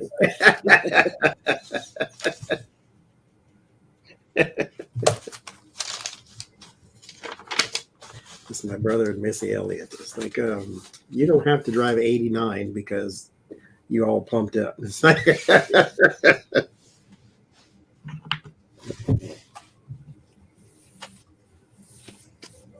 and I love like Lou Rawls and Marvin Gaye and Barry White. Those the voices, the deep voices. That's who my father, let's just say, that's who he listened to until he had his midlife crisis, and then he went to gangster rap. But he was Smokey Robinson, Lou Rawls, Bill Withers. That's what he loved. Bill Withers, Al Green. Mm-hmm. And then went to Juvenile and Busta Rhymes. Hi guys. Okay, you're here. I get to do a pee break. Be right back. I look a hot mess. I don't care. Hold on, let me put this mop of hair up. I look like death warmed over, Johnny. It's all right. We're not at work. I don't care. So I was sitting over there. As you can see the mess I made. And I was reading. In the book nook. In the book nook. All bundled up in my blanket. It actually got cold here today. We were in the 50s. It hailed today for like 15 seconds and then it went away. But still. And I was like, whoa. But it wasn't like, I guess that's what you call sleet, because they were like little tiny sheets of ice. Yeah, little tiny white balls. So of water, frozen water. That's still neat, though. Y'all had some weather. And it's back to sunshine again. I'm like, dang it. Because it was rain Monday, Tuesday, Wednesday, but it was all east. So we didn't get any over here by the coast. We got like 2 or 3 drops, and that was it. I should have just gotten in my car and drove down the freeway a little bit just to go see the water falling from the sky. But You got a little piece of weather at the end of winter. I know it finally showed up. Finally showed up. It was cold here today, but it's been 60 the past 2 days, and then it got cold. And then you could see through the air the slightest little flake, but it didn't rain, so it didn't snow. But the slightest little flakes would fly by. Mm-hmm. Okay. But you guys are getting wild temperature swings over there too. Winter's breaking. Yeah, it's like a 30-degree difference from one end to the other. Where's the thing at now? It says it's 28 here, but that ain't changed in 5 hours, so that's probably wrong. I think we're at 54 here. But it's super windy too, so it feels colder. Like last night I was trying to sleep and the wind woke me up because it was just howling. Howling. I was like, damn, the coyotes are going crazy. And then I was like, no, that's the wind. So. Ghost chickens in the sky? I've never heard that. Tomorrow is, well, it's technically tomorrow, so I guess it'll be 39 today, and then 38, 37, and then 45, 41, 53, 50. So it's and then 65 on next Friday. You guys are all over the place. But no rain, no sleet, no snow. So winter's breaking. It'll snow again in March and April, probably. It snowed up in the mountains because, like, all around here, I'm surrounded by mountains. And I told you, like, last week, it snowed up in Big Bear. So my brother-in-law called in sick to work and drove out to Big Bear to go catch some powder to go snowboarding. But so it's been snowing on the mountains, but down here, just all the wind. We had wind. Yesterday was ridiculous. Like, Tara Newby, where are you exactly? Because you're saying you're northeast of San Diego. Where are you at? No, I haven't moved, Mitzi. I'm still here. Don't move to Texas, Johnny. You're going to die. I won't let you. I'll kidnap you and move you over here, even though you hate California. But I promise my house, it's not like Sacramento. It just doesn't snow. Oh, you're in the Inland Empire. Okay. Okay.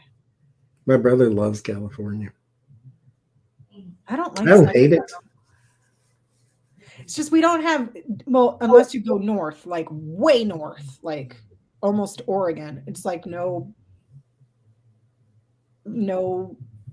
seasons at all. It's sunshine, sunshine, sunshine, sunshine, sunshine, sunshine, sunshine, and then like maybe a week or two of cold, and then it's back to sunshine. It's like when I lived there, it was perfect though, because we lived on the base. You could walk around the water all the time, and you didn't have to worry about the weather because it didn't rain, didn't do anything. Every now and then it was a little too hot because we didn't have air conditioning, but other than that, yeah, it's like, and then when it does rain, stay off the freeways or the roads because 3 drops of water and there's like an 800 car pileup. Stop.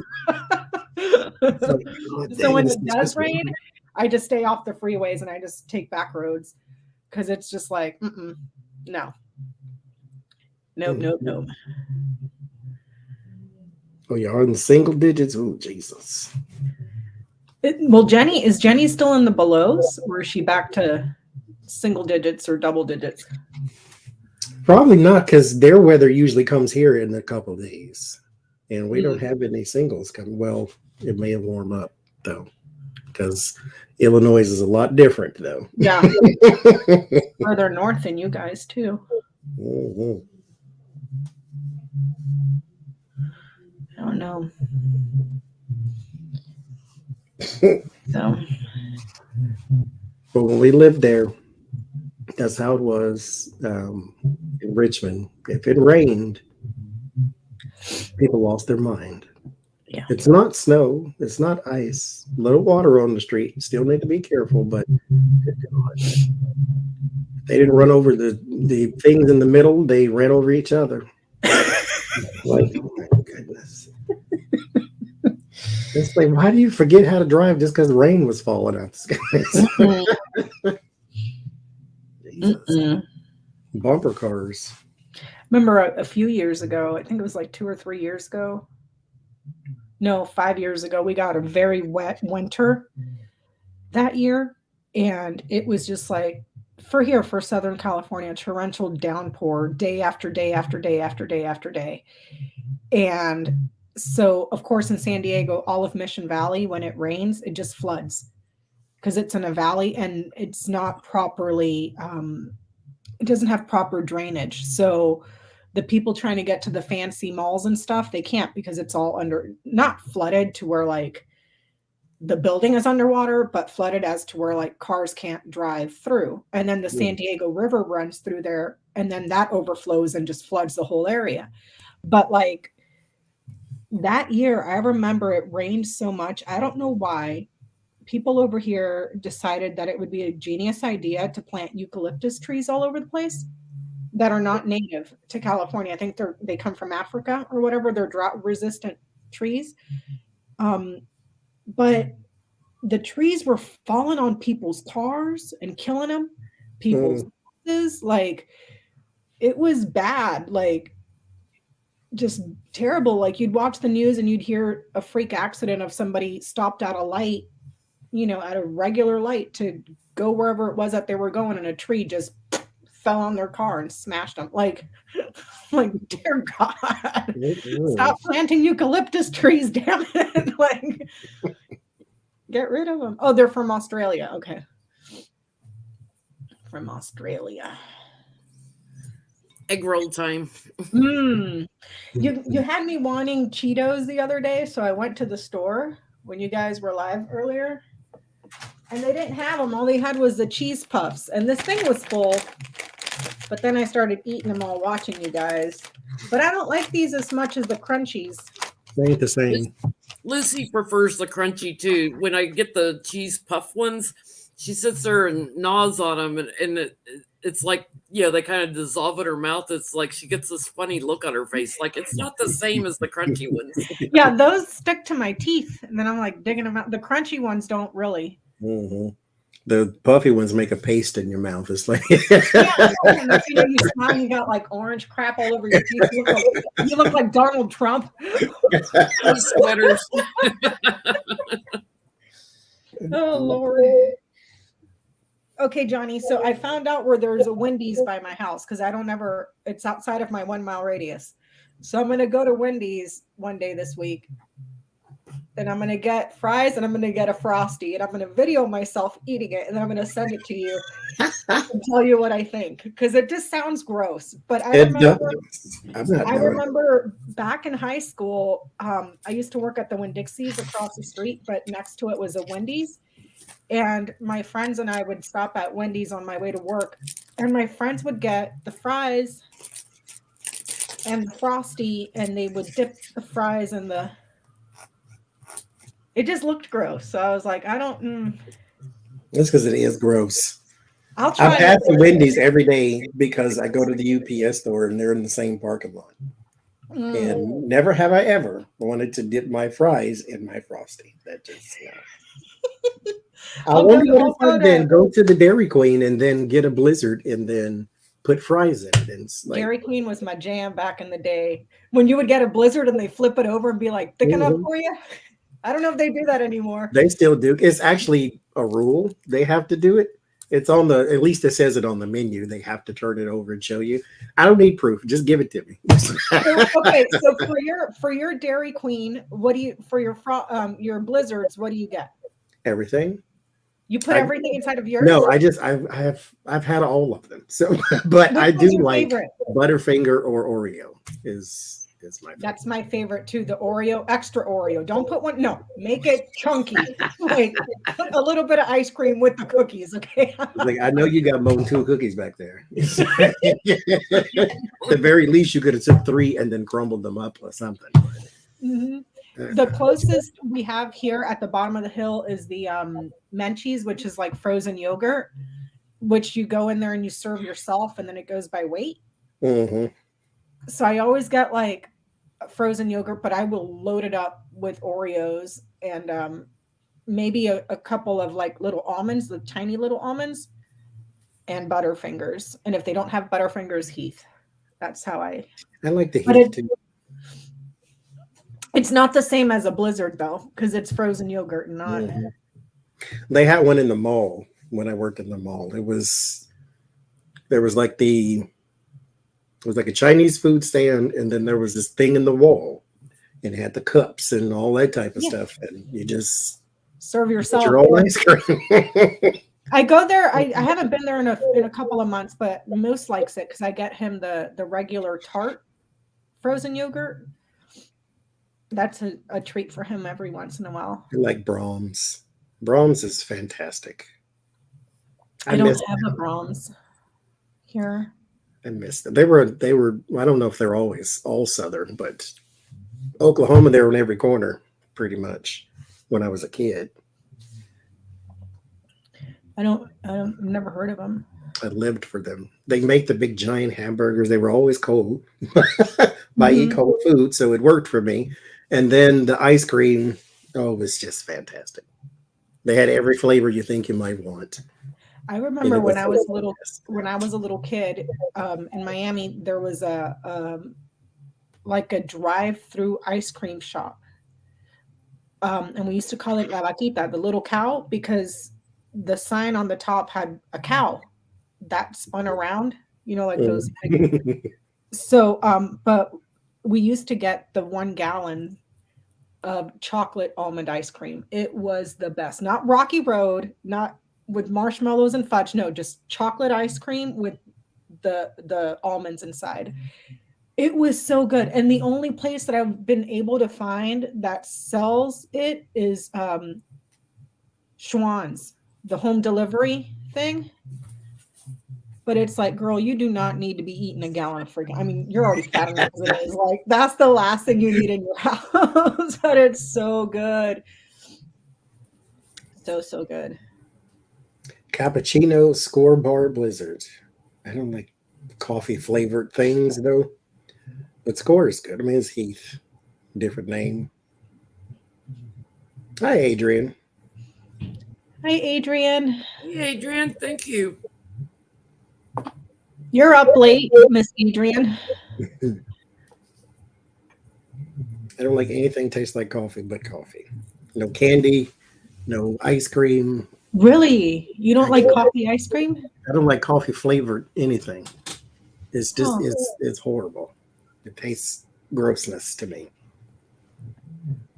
I love coffee. Heath is better than Score. I'm gonna need you to get that correct, please. Heath is buttery. That's why I like Heath, because it has a buttery taste to it. And I'm fat and Southern, so I like butter. So okay, so here's a question: Heath bars or Butterfingers? Oh, Butterfinger. Because it's kind of like the same. It's got like that sort of same inside. I like Butterfinger because if it's nice and fresh and it's all crispy and crunchy and all that stuff, then it's better. But Heath is toffee. Toffee is hard, sticks in your teeth, and you know it is, like milk dud type thing. But I'm gonna go Butterfinger. Butterfinger gets stuck in my teeth too. Yeah, well. But is it still a toffee filling inside of a Butterfinger, Jenny? They say that's peanut butter. That there's no way that's peanut butter, because that shit, like, I'm over there taking tools out of the garage, digging shit out of my teeth. Like, Peanut, get the jackhammer, because it's like all stuck in my teeth and I can't get it out. I love Heath bars, but the last time I ate one, I pulled the crown out. So it's the inside of it, the whatever it is, that hard stuff inside of it. But I'll eat it when it's smashed up, like they do at Menchie's when you go to put it as a topping to your ice cream. It's because it's smashed. It doesn't stick to my teeth. Butterfinger tastes like sad toes. You ain't got no damn sense. Oh Lord. See, I can't know. I don't like iced coffee either. Mm-mm. I like hot coffee, and then that's it. Do you drink Oh, a regular caramel or macchiato on ice. Love that. That's my go-to in the summer. upside down? That's what I get. Caramel macchiato upside down. What does that mean? That means that they just because usually a caramel macchiato has the milk on the bottom and then the coffee stuff on the top. Oh, So when you get it upside down, they put the coffee stuff on the top and then the milk. No, the coffee stuff on the bottom and then the milk on the top. And then for some reason, I don't have to stir it as much and it's more coffee tasty to me when I do it like that. But it's good. Mary Jane's. Oh, I loved Mary Jane's. Yeah, but it will take your teeth out, like milk duds. Hey, Linda. I love it. I like old candy though. Well, old school candy. The Mary Jane's and the peanut butter bars and the You don't Laffy Taffy is an old school candy too. You don't like the chunkies though. No, because it has raisins in it, and raisins and cherries and almond pits, and I can't. I told you I found them at the mall over at in Orange County at some mall over there in what is it, Anaheim or something? I don't even know where I was. Orange County somewhere. I paid $4.25 for a damn chunky bar, Johnny. I mean, it's because it's got 2 meals in it, so it's $4.25, and I only bought 2. I should have bought like the whole damn box. I can't. I love because it's like they went in the kitchen and they just said, "Put everything in there, stir it up, bake it. Here you go." Like I can't do it. That's why I love it because it's got all the stuff inside. No, thank you. Chunky, and it's another one too.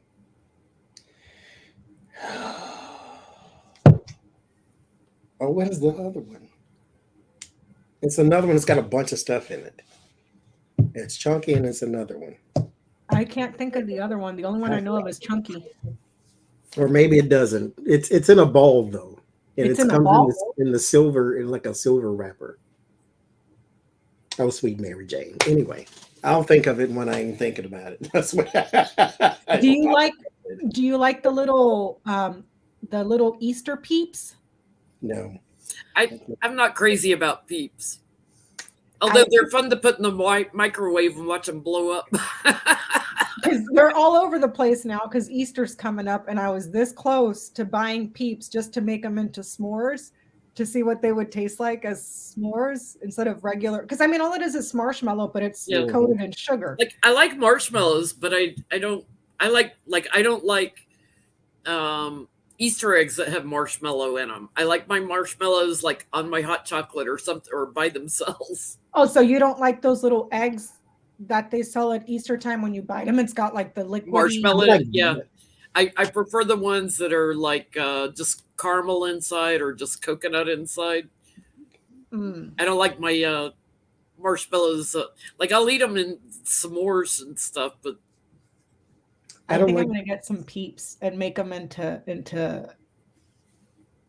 My mom used to make out of the mini marshmallows that Jello salad thing with mini marshmallows. Oh my god, it was so nasty. I was like, my mother-in-law makes that too. It's disgusting. It's like that's some ambrosia or whatever she wanted to call it. I was like, yeah, no. I think that's what it's called, ambrosia. I think ambrosia salad. Moon pies. I can't do moon pies either. Oh, I love moon pies. Moon pies and Little Debbie cakes. I love Little Debbie oatmeal cakes. Now, Little Debbie, yes, I'll eat the hell out of some Little Debbie. I got a Little Debbie in here somewhere right now. Lucy can do some chowing down on Little Debbie's. I like the Nutter Butters. Is that what they're called? The sticks? Nutty Buddy. Nutty Buddy. Mm-hmm. That I like. I haven't had Little Debbie. No, it's not the Zero. I know it's the Zero. I like Zeros. Kit Kat is my favorite, but no, it's different. I don't know what it's called. It might be the Chunky, because didn't Chunky used to come in a silver thing? Chunky does come in a silver thing. Okay, maybe that's just what I'm But thinking. it's not a ball, it's a square. Okay, that's not what I'm thinking. It's not a rectangle, it's a perfect square. When you open it, it's cut into fours. This one is like somebody did this with a bunch of ingredients in those Hershey's. Well, this is Easter candy. The little doves. Oh yeah. I almost bought some of those today. That was But me it at was an Target. impulse before I walked on. That was me at Target because I was like, oh, you need to go down there to get such and such and such and such. Of course, I go down there, make a beeline, get what I got to get. And then I start walking around and they have the whole Easter section. I'm like loading my cart up and I hid this from Peanut so he don't eat it all. And this thing where you can't see them. My mom used to make Jell-O all the time. I think I just had it so much as a kid, I can't even look at any type of Jell-O anything anymore. Like she made one salad that had cottage cheese in the Jell-O, and then she made one where it had like fruit cocktail in it. I'm like, just stop with the Jell-O already. I can't do cottage cheese. Mm-mm. I don't know if it's Like a touch or what. I can't do it. No. I love cottage cheese, but with pepper on it.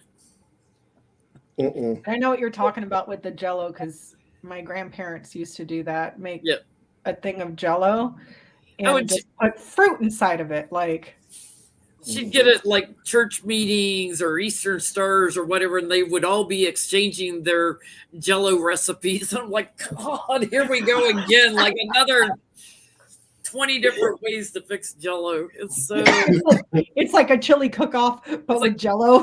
Yeah, it's like just give me the fruit cocktail by itself. I'll eat the fruit cocktail. Don't put it in the Jell-O. Yeah, it's trying to stretch food to go further across, the whole family. We eat Jell-O here sometimes, but it's the sugar-free for Peanut, So, but I do that, Donald. I freeze my candy bars. They last longer than, because I'm fat and greedy. So it's like you give me a candy bar, I'm gonna eat it. It's kind of like a stale Krispy Kreme. I don't understand. Like, how does it make it to the freezer? Like, in the house is in the mouth before ever it's time to freeze. Frozen Snickers are really fantastic because as you eat it and it melts, you get all those different ingredients and things. It's fantastic.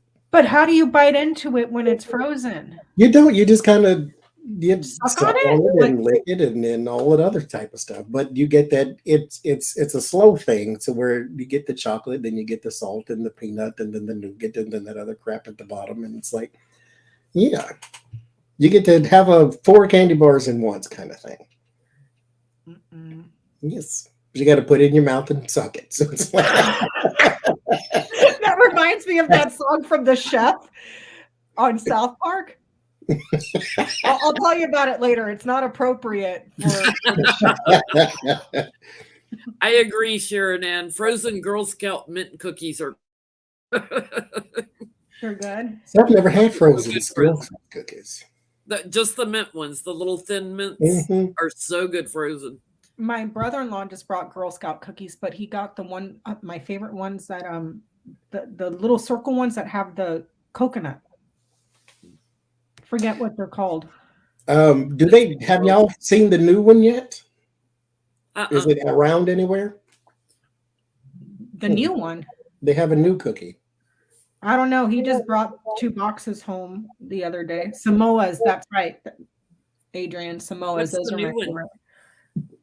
I forget. They got a new cookie. He didn't bring mint. I like the trefoils. They're like shortbread. New Girl Scout. Yes, Thomas knows what I'm talking about from the South Park song. You already got it. What is it? New Girl Scout cookie. It is brownie inspired. Ventrifuls. Where is it at? So it's kind of like a turtle brownie. So it's got the brownie here, and then it's got a little caramel circle, and then it's got caramel drizzle or chocolate drizzle or caramel drizzle. I don't know what that is. Ooh, I might like that because I like caramel. It's interesting. I haven't seen the Girl Scouts out here. It's so cold still. I haven't seen them out in my area too, but well, the Northeast has a shortage because one of their suppliers screwed up and didn't get their orders filled. Ooh. So if you're up in the New England area, you're probably having a hard time finding Girl Scout cookies. That sucks. I remember the year that one little girl went and set up shop for her Girl Scouts cookies right in front of a marijuana dispensary, and she like won because she sold like so many freaking cookies, and then everybody else was pissed off. I'm like, why are you pissed? Clearly that girl is smart. Very smart. This is what you do. They want something to eat. You're selling something to eat. The end. Mm-hmm. That's it. The Adventureful. Oh, I haven't seen those. It looks like an egg. And it's got little caramel drip in the inside. It's a brownie cookie, I guess. But I don't know when it comes out. Because it's the new one for this year. Why is there a Girl Scout flyer for sale on Etsy? What's really going on? For $4.75. They still don't tell you when it comes out, though. But keep a lookout, I suppose. I think one of Peanut's friends, their daughters in the Girl Scout. So I'll ask him when. I call it crack when she starts selling the crack. You can order them online. See, because there were some, I don't know if they were Boy Scouts or not, but they were selling popcorn outside the grocery store. Huh.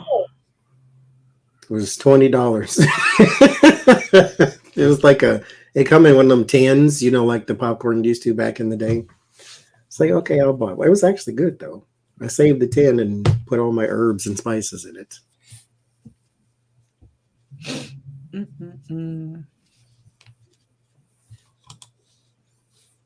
And that's where I usually see them out in front of the grocery stores, but only grocery store I go to is Trader Joe's. Here they can only sell them at the stores if the stores let them inside because it's too cold to be outside. You'll see them occasionally like inside Walgreens or inside the grocery stores. I never see them at Trader Joe's, but I see them at Target right across the street. But I haven't seen them so far yet. All I saw today at Target was people trying to get petition or signatures for a petition to stop the gas tax. I'm like, dude, that happened a while ago and you guys are still trying to get rid of it. Like, whatever. I didn't know that the Boy Scouts sold popcorn.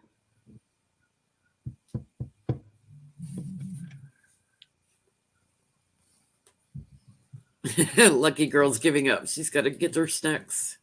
She's getting some chips.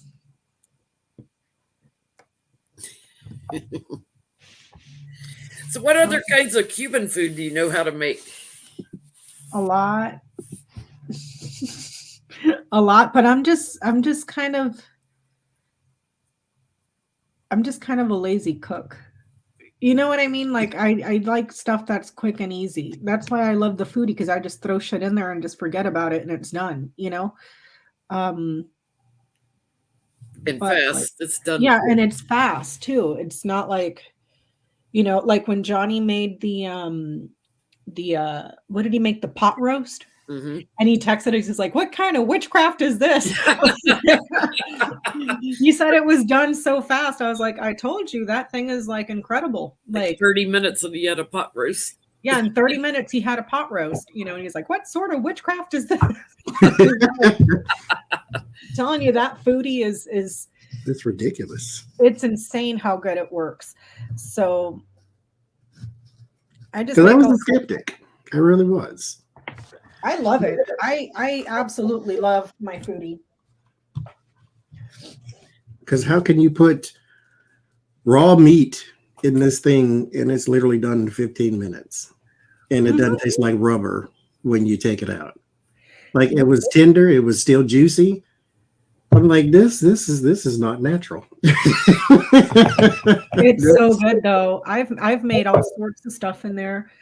I think what I want to do next is do the pollo asado, but That would require me to go down the hill to the proper grocery store to go to where they have the butcher shop. You know what I mean? So, because you want the pork shoulder with the skin on it, because that's where you get the cracklings from. But Sounds good. because then the top is all crackly crackle with the cracklings, and then the inside is just like melt off the bone, super delicious. And then con gripa, that's a pain in the ass to make because it's rice with black beans mixed together, so the rice looks dirty. Comes out like I wouldn't say black. It just looks really like dark gray rice, but it's so freaking good. That just takes forever to make. Right. You have to cook it slow. Well, you got to make. Well, I was gonna do the beans in the slow cooker or in the pressure cooker of the foodie for like 10 minutes, but then it takes a lot of chopping stuff up. You know what I mean? Yeah. So you got to make like bacon, fry up bacon, set it aside. That's the one thing the foodie doesn't do is chop stuff up. So you got to make bacon and then put that aside and then chop up your onion, your garlic, your green pepper and red pepper, and then saute it in the bacon grease. And then you add in the uncooked, washed white rice in with all that stuff. And then little by little, you add the water from the black beans. And that's how you get the rice dirty. And then at the end, you put the beans in. But it takes like 20, 30, 40 minutes, depending on your stove. Because you want the rice to be all not soggy. You know what I mean? So I remember having in Florida one time in Miami a Cuban sandwich. I can't remember what was on it, but I remember it was delicious. It's good. So it's puerco o lechon. So pork meat. And then you put more pork on it, like deli pork. And then mustard on both sides and a pickle. And then you put it in the smasher and it smashes it. And then so it's so good though. So good. I've never heard of such a thing. A Cuban sandwich. The thing is, you can't find Cuban bread here anywhere. We were at Porto's and where were we? Orange County. They don't even have Cuban bread. And I'm like, and you guys are a Cuban bakery and you have every Cuban pastry on the planet here, but the Cuban bread, you don't sell Cuban bread. And I should have gone to La Tropicana because La Tropicana is right down the street and that's a proper Cuban restaurant bakery. So it's not just a bakery like Porto's. Like Porto's does have, well, the one that we went to in Orange County has a menu, but it's so tiny. It's like nothing. You go to La Tropicana and they got everything. Plus, I think I showed you guys a video of it one time on the phone when Peanut and I went one time before a Dodger game. We stopped and I sent you a video on text of all the stuff at the bakery. But you can get proper Cuban bread there. But I'm like, dude, I'm not driving like an hour to go get Cuban bread. But it's like long like a French baguette, but wider. And it's different because you know how like the French baguettes are like really crunchy on the top, but like a thick crunch. Well, the Cuban breads are different because it's still crunchy, but it's much, much thinner. So it's crunchy, but it's not hard like a baguette can get, and super soft and doughy on the inside. Thank you, It's Carolyn. like a baseball bat, huh? Thank you, Carolyn. There's a company started by, it was like, I think it's 3 black men. Yep, ham, pork, Swiss cheese, pickles, and mustard. That's what it is on a Cuban. Sorry, Johnny. And it was people going around of whatever it was. What was it? It was on YouTube. That's where I seen it. It was a post, support black business and all this type of stuff. And I'm like, okay, let me go see, because they make bread, and I said, I think they just make bread. And I'm like, okay, and they'll ship it to you, but it's $6. And I'm like, yeah, no. No. I just watched a few videos the other day on how to make baguettes, French baguettes, and it didn't look hard at all. Because I'll tell you, like Trader Joe's and Sprouts, they sell baguettes, but they're, even if you put them in the oven, because they have little directions, put it in the oven like 3 minutes at this degree or whatever, it's still not like the ones that we got when we were in France. I mean, fresh out of the oven that day, like, so I'm like, it can't be that hard. So I watched a few videos, and it looked pretty easy, though very time consuming, the way that this one guy made it. But I'm just like, do I want to make a mess in my kitchen like that? Like, with all the flour and this and that. And I'm like, okay, I'll have bread, but then I got to clean up too, so. That is a lot of work. But Facts and fictions. What's tomorrow? Tomorrow is Friday. So, yeah. Marie, yes, yuca con mojo. But I don't make it because Peanut is diabetic, and if I made yuca, his blood sugar would go through the roof and he would die. So it's not like the texture of a potato at all. It's not. At least in my opinion, I don't think it is. Because the yuca, if you look at it just right after you boil it, it's got like striations. So like a potato will just crumble. A yuca, if you look at it, it's got like lines where you can just layers where you can poke it off, and it just strips. So I don't think it's like potatoes at all. Sounds more like an onion, like that you can peel layers off. No, it's more like okay, bad example, but okay, here. This is a tourmaline. Okay. You see these lines like this? It's like a sweet potato. It's got lines like that. So when it's boiled, you can just kind of like, but it's not the same. I wouldn't say it's the same as a potato. Hold on.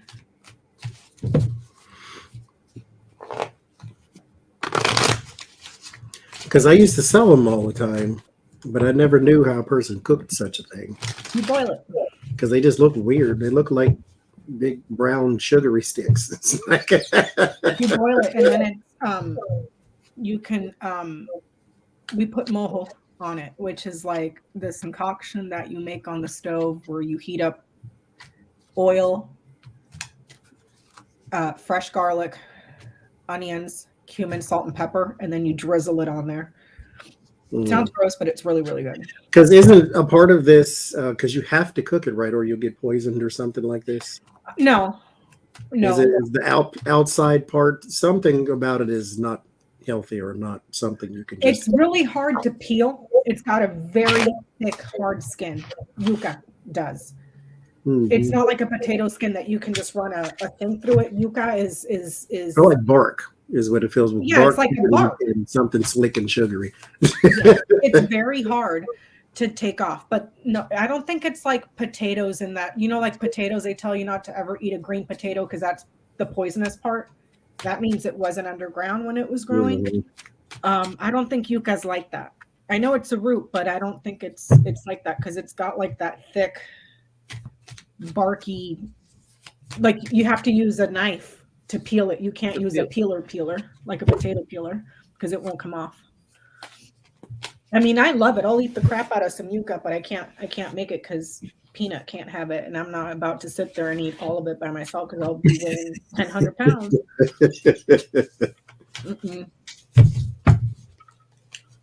There we go. Fibrous. So it's got like those. I'm telling you, it's got like lines on it. Like ginger. Mm-hmm. It kind of looks like a ginger. Well, that's what reminds me of sweet potato. It's got string. It's stringy. It's when you boil it and then you peel it, the potato doesn't mash like a regular russet potato or a Yukon Gold potato. It's stringy. Yeah, But I like mean, it kind of looks like sort of like ginger, but instead of, you know how like ginger can look like it has little legs, or Uh-huh. yucca is just straight. It's just like a really long, it looks like a really, really long stick. But you sweet like if you potato, go but to it's great ginger, you can see like it's stringy, fibrous. I was never tempted. It's like I don't want it. Never. No. Good night, Donald. We sold everything, and that's the only reason I would ever want to go back to Texas is HEB. I swear. we don't They have had any. everything. That store was made by Jesus. I think it might be hot chocolate time. Ooh, That's what I need to do, and put some pepper in it, so I can I see if need to that's refill my water. a mistake. Go for it. The boys are downstairs watching South Park again. I can't with those two. I went down there. Did I tell you the ones that we watched? Mm-hmm. Where they wanted to get the medicinal marijuana? Did I tell you about that one? No, not that one. You told me about the one where they were in hell. Oh, with the devil, and he was like boyfriends with Saddam Hussein, and the Dalai Lama was down there. Princess Diana was down there. Not Jimmy Carter, JF Kennedy. I was like, what the hell? No, there was this one episode where they were doing medical marijuana, but you had to have a problem to get marijuana. This, before, I guess, I don't know. I think Canada has legalized marijuana. So the dads were trying to get medicinal marijuana. So one of the dads started microwaving his man parts to give himself cancer. So that he could get marijuana. So his man parts, got so huge that he couldn't walk. So instead of walking, he was like bouncing on them down the street. Like, what the hell are you watching? I just walked down there. The mind of a person to animate such a thing. Nenny knows, but Nenny says, Becca, the episode where they put their beeps in the microwave. Yeah, that one. I was like, I walked down there. I was like, what the hell are you guys watching?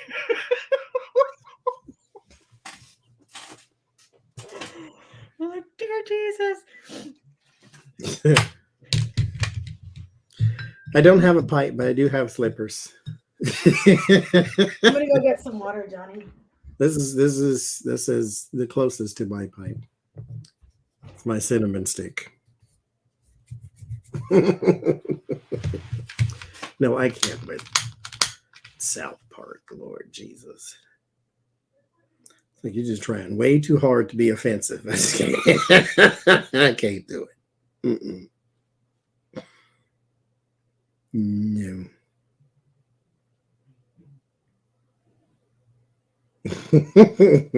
Well, it's like 10 degrees in the house.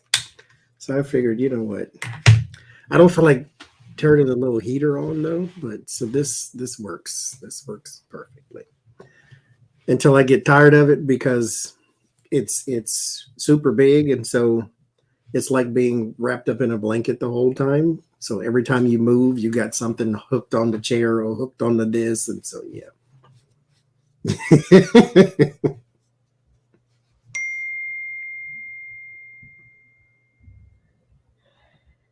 It's down there watching South Park again, again, Donnie. Okay. I was like,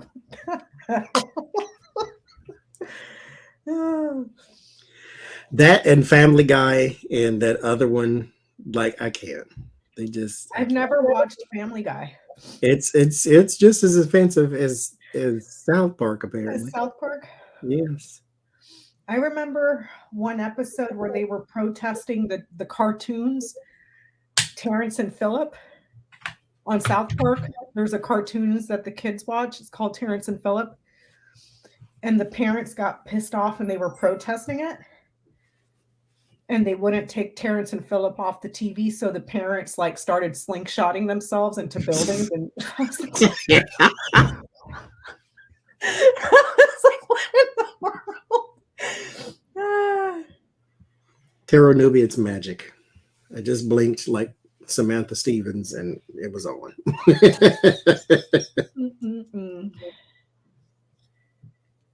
Yes, it's warm. Now, mind you, it's not cold, but, well, it is cold for normal people. I don't ever admit to being cold because I hate heat. But this is making it tolerable without turning heat on. F in the family. Oh, F in family. Oh, see, I can't. I can't. And what was that other one? The Jack something. He was a horse. Mr. Ed? The main character was a horse named Jack something. The only horse I know is Mr. Ed. It wasn't Jackass because it wasn't that sort of play on words, but his name was Jack something, I think. I forget what it was, but he was a horse, and he worked in an office building type of thing. So he had like, I think the rest of the people in the show were people and Bo Horseman. So his name was not Jack. Thank you for. See, it's nice when people know things. Yes, Bo Horseman. That's what his name was. And I never seen it, but I saw a clip of it, and it was one of those things where you put something in your to watch list, and you never watch it. And you never watch it. I got 438 million shows in there, and don't watch none of them. I got Netflix, and I'm over here like binge reading a bunch of books because everything's being adapted. So I'm like, hurry up and finish, you know. So I haven't even watched. I can't tell you when the last time I watched Netflix was. But I got my bookshelf, Johnny. I see that. It's little, but it fits over there just fine. BoJack Horseman. Okay, I know there's a Jack somewhere in there. The last thing I saw was when The Witcher first season came out. And that's the last thing I watched on Netflix. I haven't even watched season 2 because it just ain't feel like it. I have to be in a binging mood though, because I can't watch one episode of something. Peanut watched all of season 2, and I'm like, no, because he got into it, and he was like 4 or 5 episodes in, and I was like, no, I'll just have to rewatch it from season 1 because I'm like you, I need to binge the whole thing. Yes. You know, it's like, I'll just spend the next 24 hours without sleep just watching. Netflix has created that behavior because never before have I done such a thing. But I haven't either. You know, I binged watched all of Sabrina, the Teenage Witch, in a weekend. I was like, sleep. Just make a pot of coffee. You can go to sleep when you're done. I binged watched all of Sabrina. I had binged watched that one show, Dead to Me. I haven't even watched season 2. I haven't seen that. Yeah, The Witcher 2 is out already. Because I have a binge watch mood and mode. It's like I have to get in the bed. I have to make sure everything's flat because I got snacks and drinks in there. So I don't need something to be wasting. And then I got this little it's like a little serving tray is what it looks like. And I put drinks on it, and I got popcorn and turkey legs and everything else all in it. And I just hit play, and it just goes. And the only time I get up is because I don't want to pee in the bed, and that's all. That's all. Like what I do too. But see, like we're like geriatric people over here because we got a bed that it's not a hospital bed, but it goes up and down. Yeah. Because we used to like lean up on the headboard. That's annoying. That part I wish I could change because you're either leaning this way or then you get tired on this shoulder, so you got to, So we got those beds that go up and down. So like both of us are sitting up, our legs are up, we got snacks. We're like, okay, let's TV. I should get one of those trays for the bed, Johnny. That's what I got. Well, it's not technically what it is, but it's a little wooden circle, and it's it's got a raised edge so nothing goes over. And I put all my garbage in there. You got a bag of Cheetos and Funyuns and turkey legs and 2-3 Sprites because I don't want to get up to have to go get another one. You only get enough for a bathroom break, and that's it. That's it. Because you can't have no pissy bed. So is this that's the only reason I get up. I'm going to have to get one of those from like Amazon or something. Mm-hmm. Just because mostly where I hang out now is right here. And then I just read. Just read and read and read. Might be in something You tomorrow. must or have a today. peppermint stick to stir your hot chocolate with. Oh. Which I have. A bedside table. We have nightstands. Is that what you mean, Taro, newbie?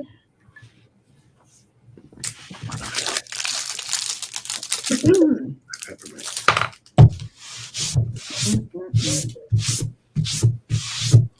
So I need to watch season 2. So I cleaned out my. Well, I didn't clean it out, but to put the bookshelf over there, I had to move a bunch of stuff. Look. Oh wow. Pretty. You know where I found this? At Home Goods a few years ago. Really? Yeah. This one I found at Home Goods because I had to move stuff out of the little stand I had over there to fit my books. This one I found at Home Goods. What is that? This one is Angelite. Not Angelite, Celestite. It's my favorite. Found that one at Home Goods. Hold on. Let me see. Becca, she says, no, the ones like in the hospital Oh, no, I don't have one of those yet, but I should. with the wheels. I found this one at Home Goods, Johnny. What is that? It's like a little geode. I think it's quartz. Looks like I like that one. quartz. Yeah. Then I got a whole bunch of them over there. I had to move like a bunch of stuff. You rediscovered them? Well, because they were in a little tiny little. It was like this thing that's supposed to go in the bathrooms. This is why it says don't buy another rock. I have too many. And then, look, let me show you. I'm going to take Then you go to over the beach and you get even more. At least those are free, though. Oh, well, the closet, that's all full of rocks in there. You see? You see? It's like rocks. It's just, it's all full of rocks. But, see? Can you see that one? No, you can't see it. It's too dark. But this one, hold on. See, there's another amethyst in there. But look, I have to show you because Home Goods used to sell a bunch of, well, they might because all the stores are different and it depends on what day you go.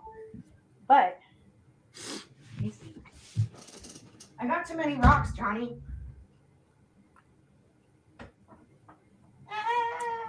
Marie, this is Fiesta Wear. I was a buyer at Macy's for tabletop at one time, and I got them to make cappuccino mugs back in the late 80s, early 90s.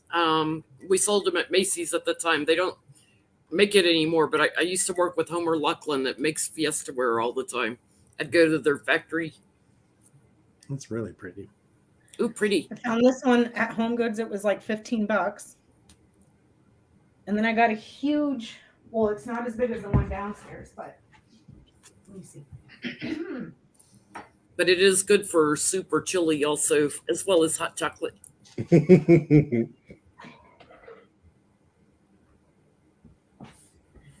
Oh, This mercy. one's heavy. It's like a little toddler head. That's This huge. is more Like Angelite or Celestite. It looks like E.T. Like E.T. said. Yep, but it's like super heavy.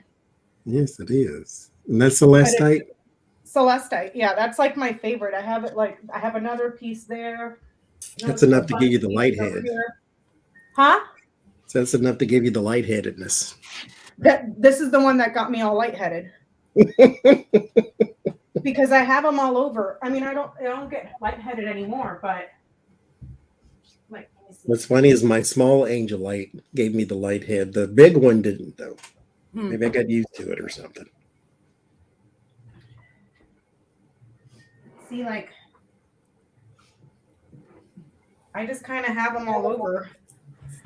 Like this one, Celestite Egg. It's really pretty. The camera's not doing the color justice, but see, like, I have them everywhere. Upstairs, downstairs. I believe you. in my office. But all mine are wrapped around cords to wear. To wear? I like them like this, like I need to find a way to wrap the other ones. I got some loose. Wait. Well, I wonder who's shooting down planes, because that's going to be a cause for war now. They're going to use that as an excuse. Well, they're saying that Ukraine is genociding people. It's like, it's just Russian propaganda to make an excuse for attacking. And didn't he make some sort of anti-Semitic statement knowing that Zelensky is Jewish? So he can be the new Hitler. Yeah. I love that little box, Johnny. Sylvia sent me this. This is where the crystals and things are. And I got these points. I don't forget who sent these, but Well, that looks like moonstone and lapis lazuli. Oh, look, lapis. I don't know what none of these other ones are. Well, that's lapis too. But my favorite, I have a little piece of paper that tells you, but this one with all little. Oh, that's blue tiger's eye. I love this. Oh, yeah, tiger's eye, but blue. Because it comes in like brown, blue, red. I think there might be a green one too. That's another lapis. No, that's not lapis lazuli. They called this something else. In the book, it started with an L, but it wasn't lapis. It was something else. Labradorite? I forget. It might have been.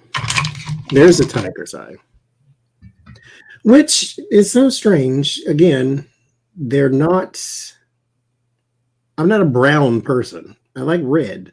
Mm-hmm. But when it comes to stones, completely opposite. Like, I like the brown stone. Of course, the tiger's eye is one of my stones. The lapis lazuli is the other one. That blue one, that's goldstone. I'm sorry. The gold. There you go. This one here? The goldstone, yeah. Yes. And it comes in different colors. Yeah. I don't know what that is. But it's light blue. It's actually not white. It's a light blue. I've got some stones for you if I ever get around to mailing them. Listen, like, I have the carnelian and I'm very underwhelmed. Like, I don't really care for it at all. I mean, it's nice, but you give me a lapis or tiger's eye, I love it. Lapis, it's the third eye chakra. Mm-hmm. And I got the geode, little small one. See, I like big pieces, like, because I'm an idiot. Like the quartz I have downstairs, the one that's up on the thing where Peanut took over and put the Dodgers bobblehead shrine. He's like, I'm like, I am not moving that stone. I mean, it's massive. I think it weighs like 70 pounds or so. It's huge, but it's in the matrix and it's just so beautiful. But I like really big. I mean, I have some little pieces, but I need to go back to Leaf though, Johnny, because they moved to a bigger place, to a bigger shop. It's so peaceful in there. I'm telling you, I can just go in there and just not buy anything and just sit there all day long. Like a Barnes and Noble, just sit on the floor and just sit on the floor and read a book, you know. But they moved, I think it was last year, to a different place that was bigger, and I'm like, oh dear God, that's going to be dangerous, because I mean they had enough cool stuff at that one place. I can't imagine if they like doubled their space. I'm like, dear God. It's like, sorry, Peanut, I can't pay the mortgage for the next 3 months. I went on a shopping spree to buy rocks. You're gonna have to evict me.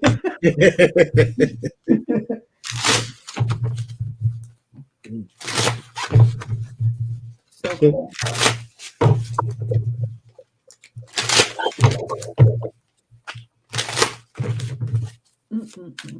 See, my lappies. I was gonna send you one, and you were like, I don't want it. So I didn't.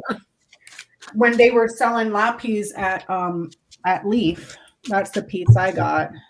Beautiful. I don't want loose rocks. Yeah. I like rocks I I told can Johnny, I was like, do you want one? I don't want loose rocks. I don't want it. And I'm like, are you sure? I don't want it. And I'm like, okay, fine. So I got it for myself. I'm like, it's so pretty. I like ones I can wear. Huh? I like ones I can wear. You like the ones you can wear? But I don't know how to wrap stones in. Everybody, of course, and I say this all the time, and it is always true. If you start a sentence with all you have to do is, that means it's easy to you. Okay. I'm not an arts and crafts person. I want to get a bigger one of these. Well, that's pretty.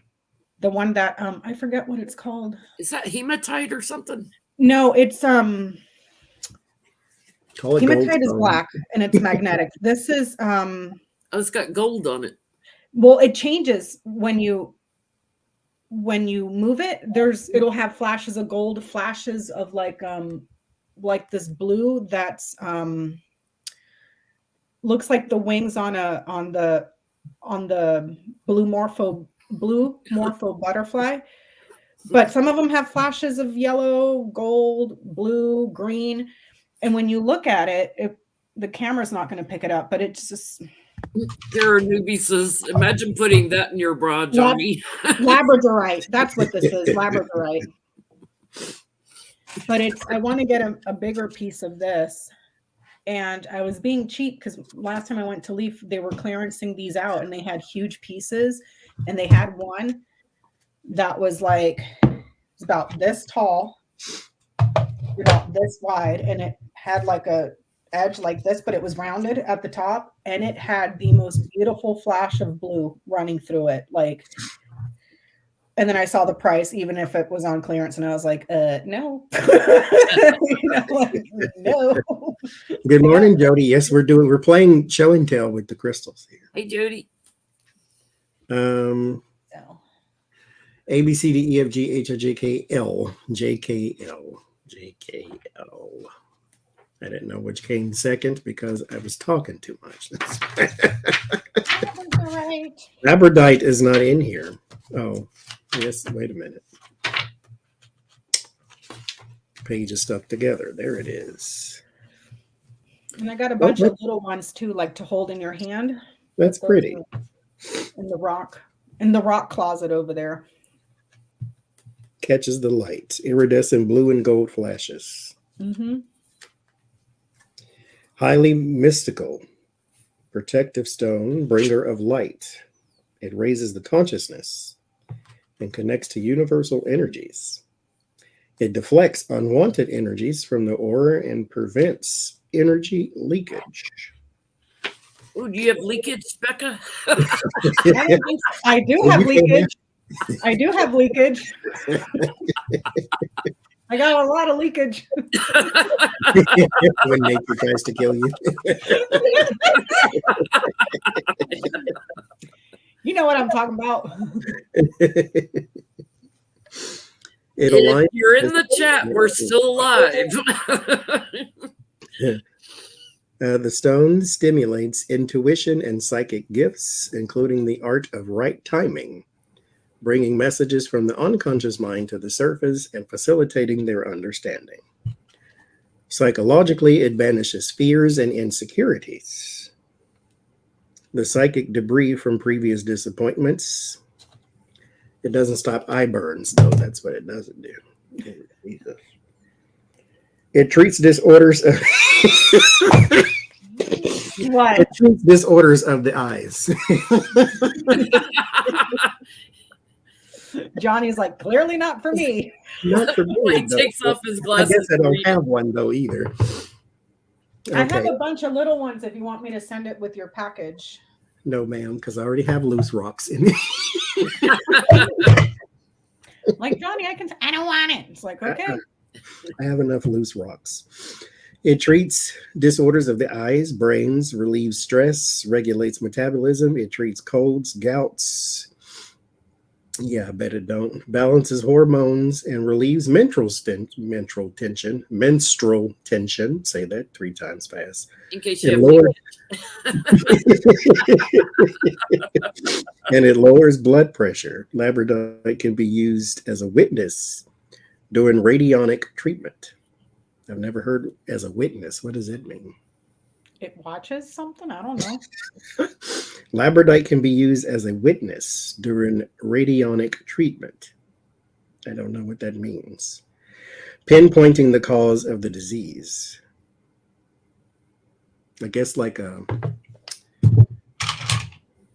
what do you call Pendulum it? or a scryer or Just like a pendulum, yeah. When you can find the place on the body where it's aching. Okay. Wear it over the higher heart chakra and hold it in place. Okay. Interesting. This is a very fanciful book. And then they had, let me see, what else did they have?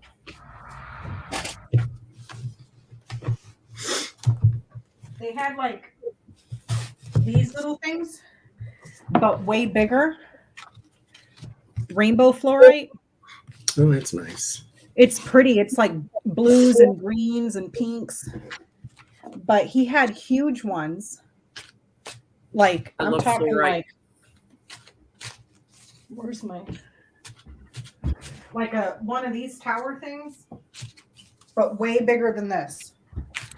This is amethyst. It was like double this size and like super wide of this. And I wanted it so bad. And then I saw the price and I was like, nope. He's got beautiful pieces there, but he's expensive, like a lot. Gotta keep that rent. He's got cool stuff though. If he's got a bigger store, I guess he's selling some stuff.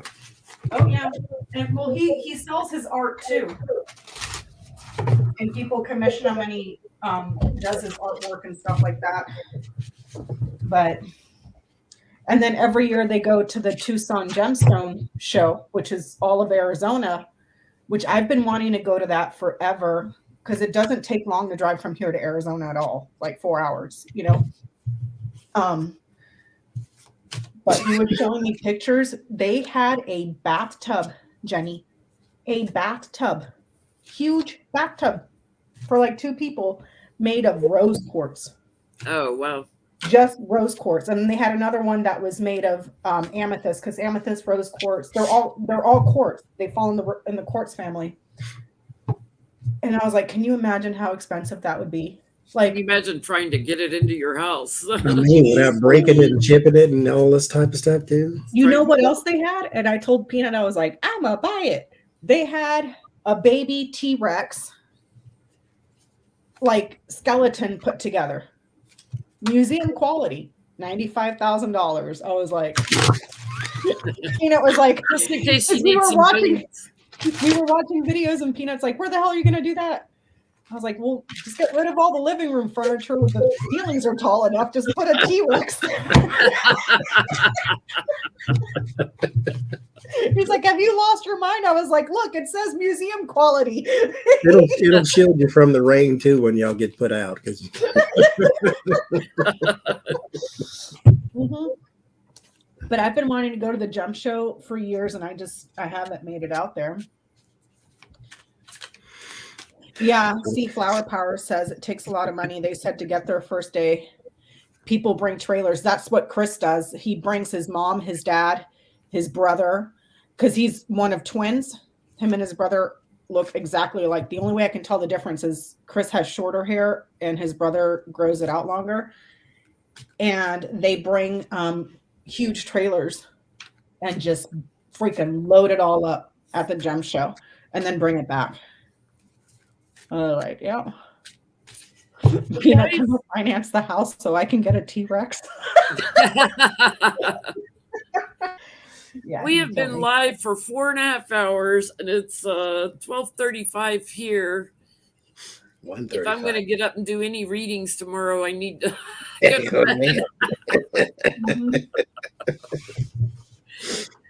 Thank you all for joining us. Glad you popped in, Leaky Becca. Huh? Glad you popped in, Leaky Becca. I know. My leaky self.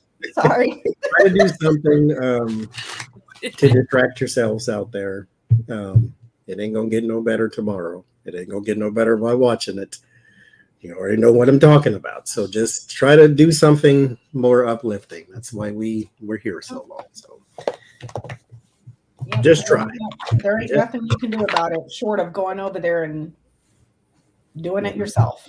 So get you some Cheetos and binge watch The Witcher.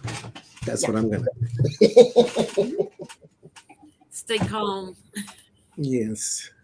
At least try. Thank you guys. We will see you Sunday night on Johnny's channel. Yes.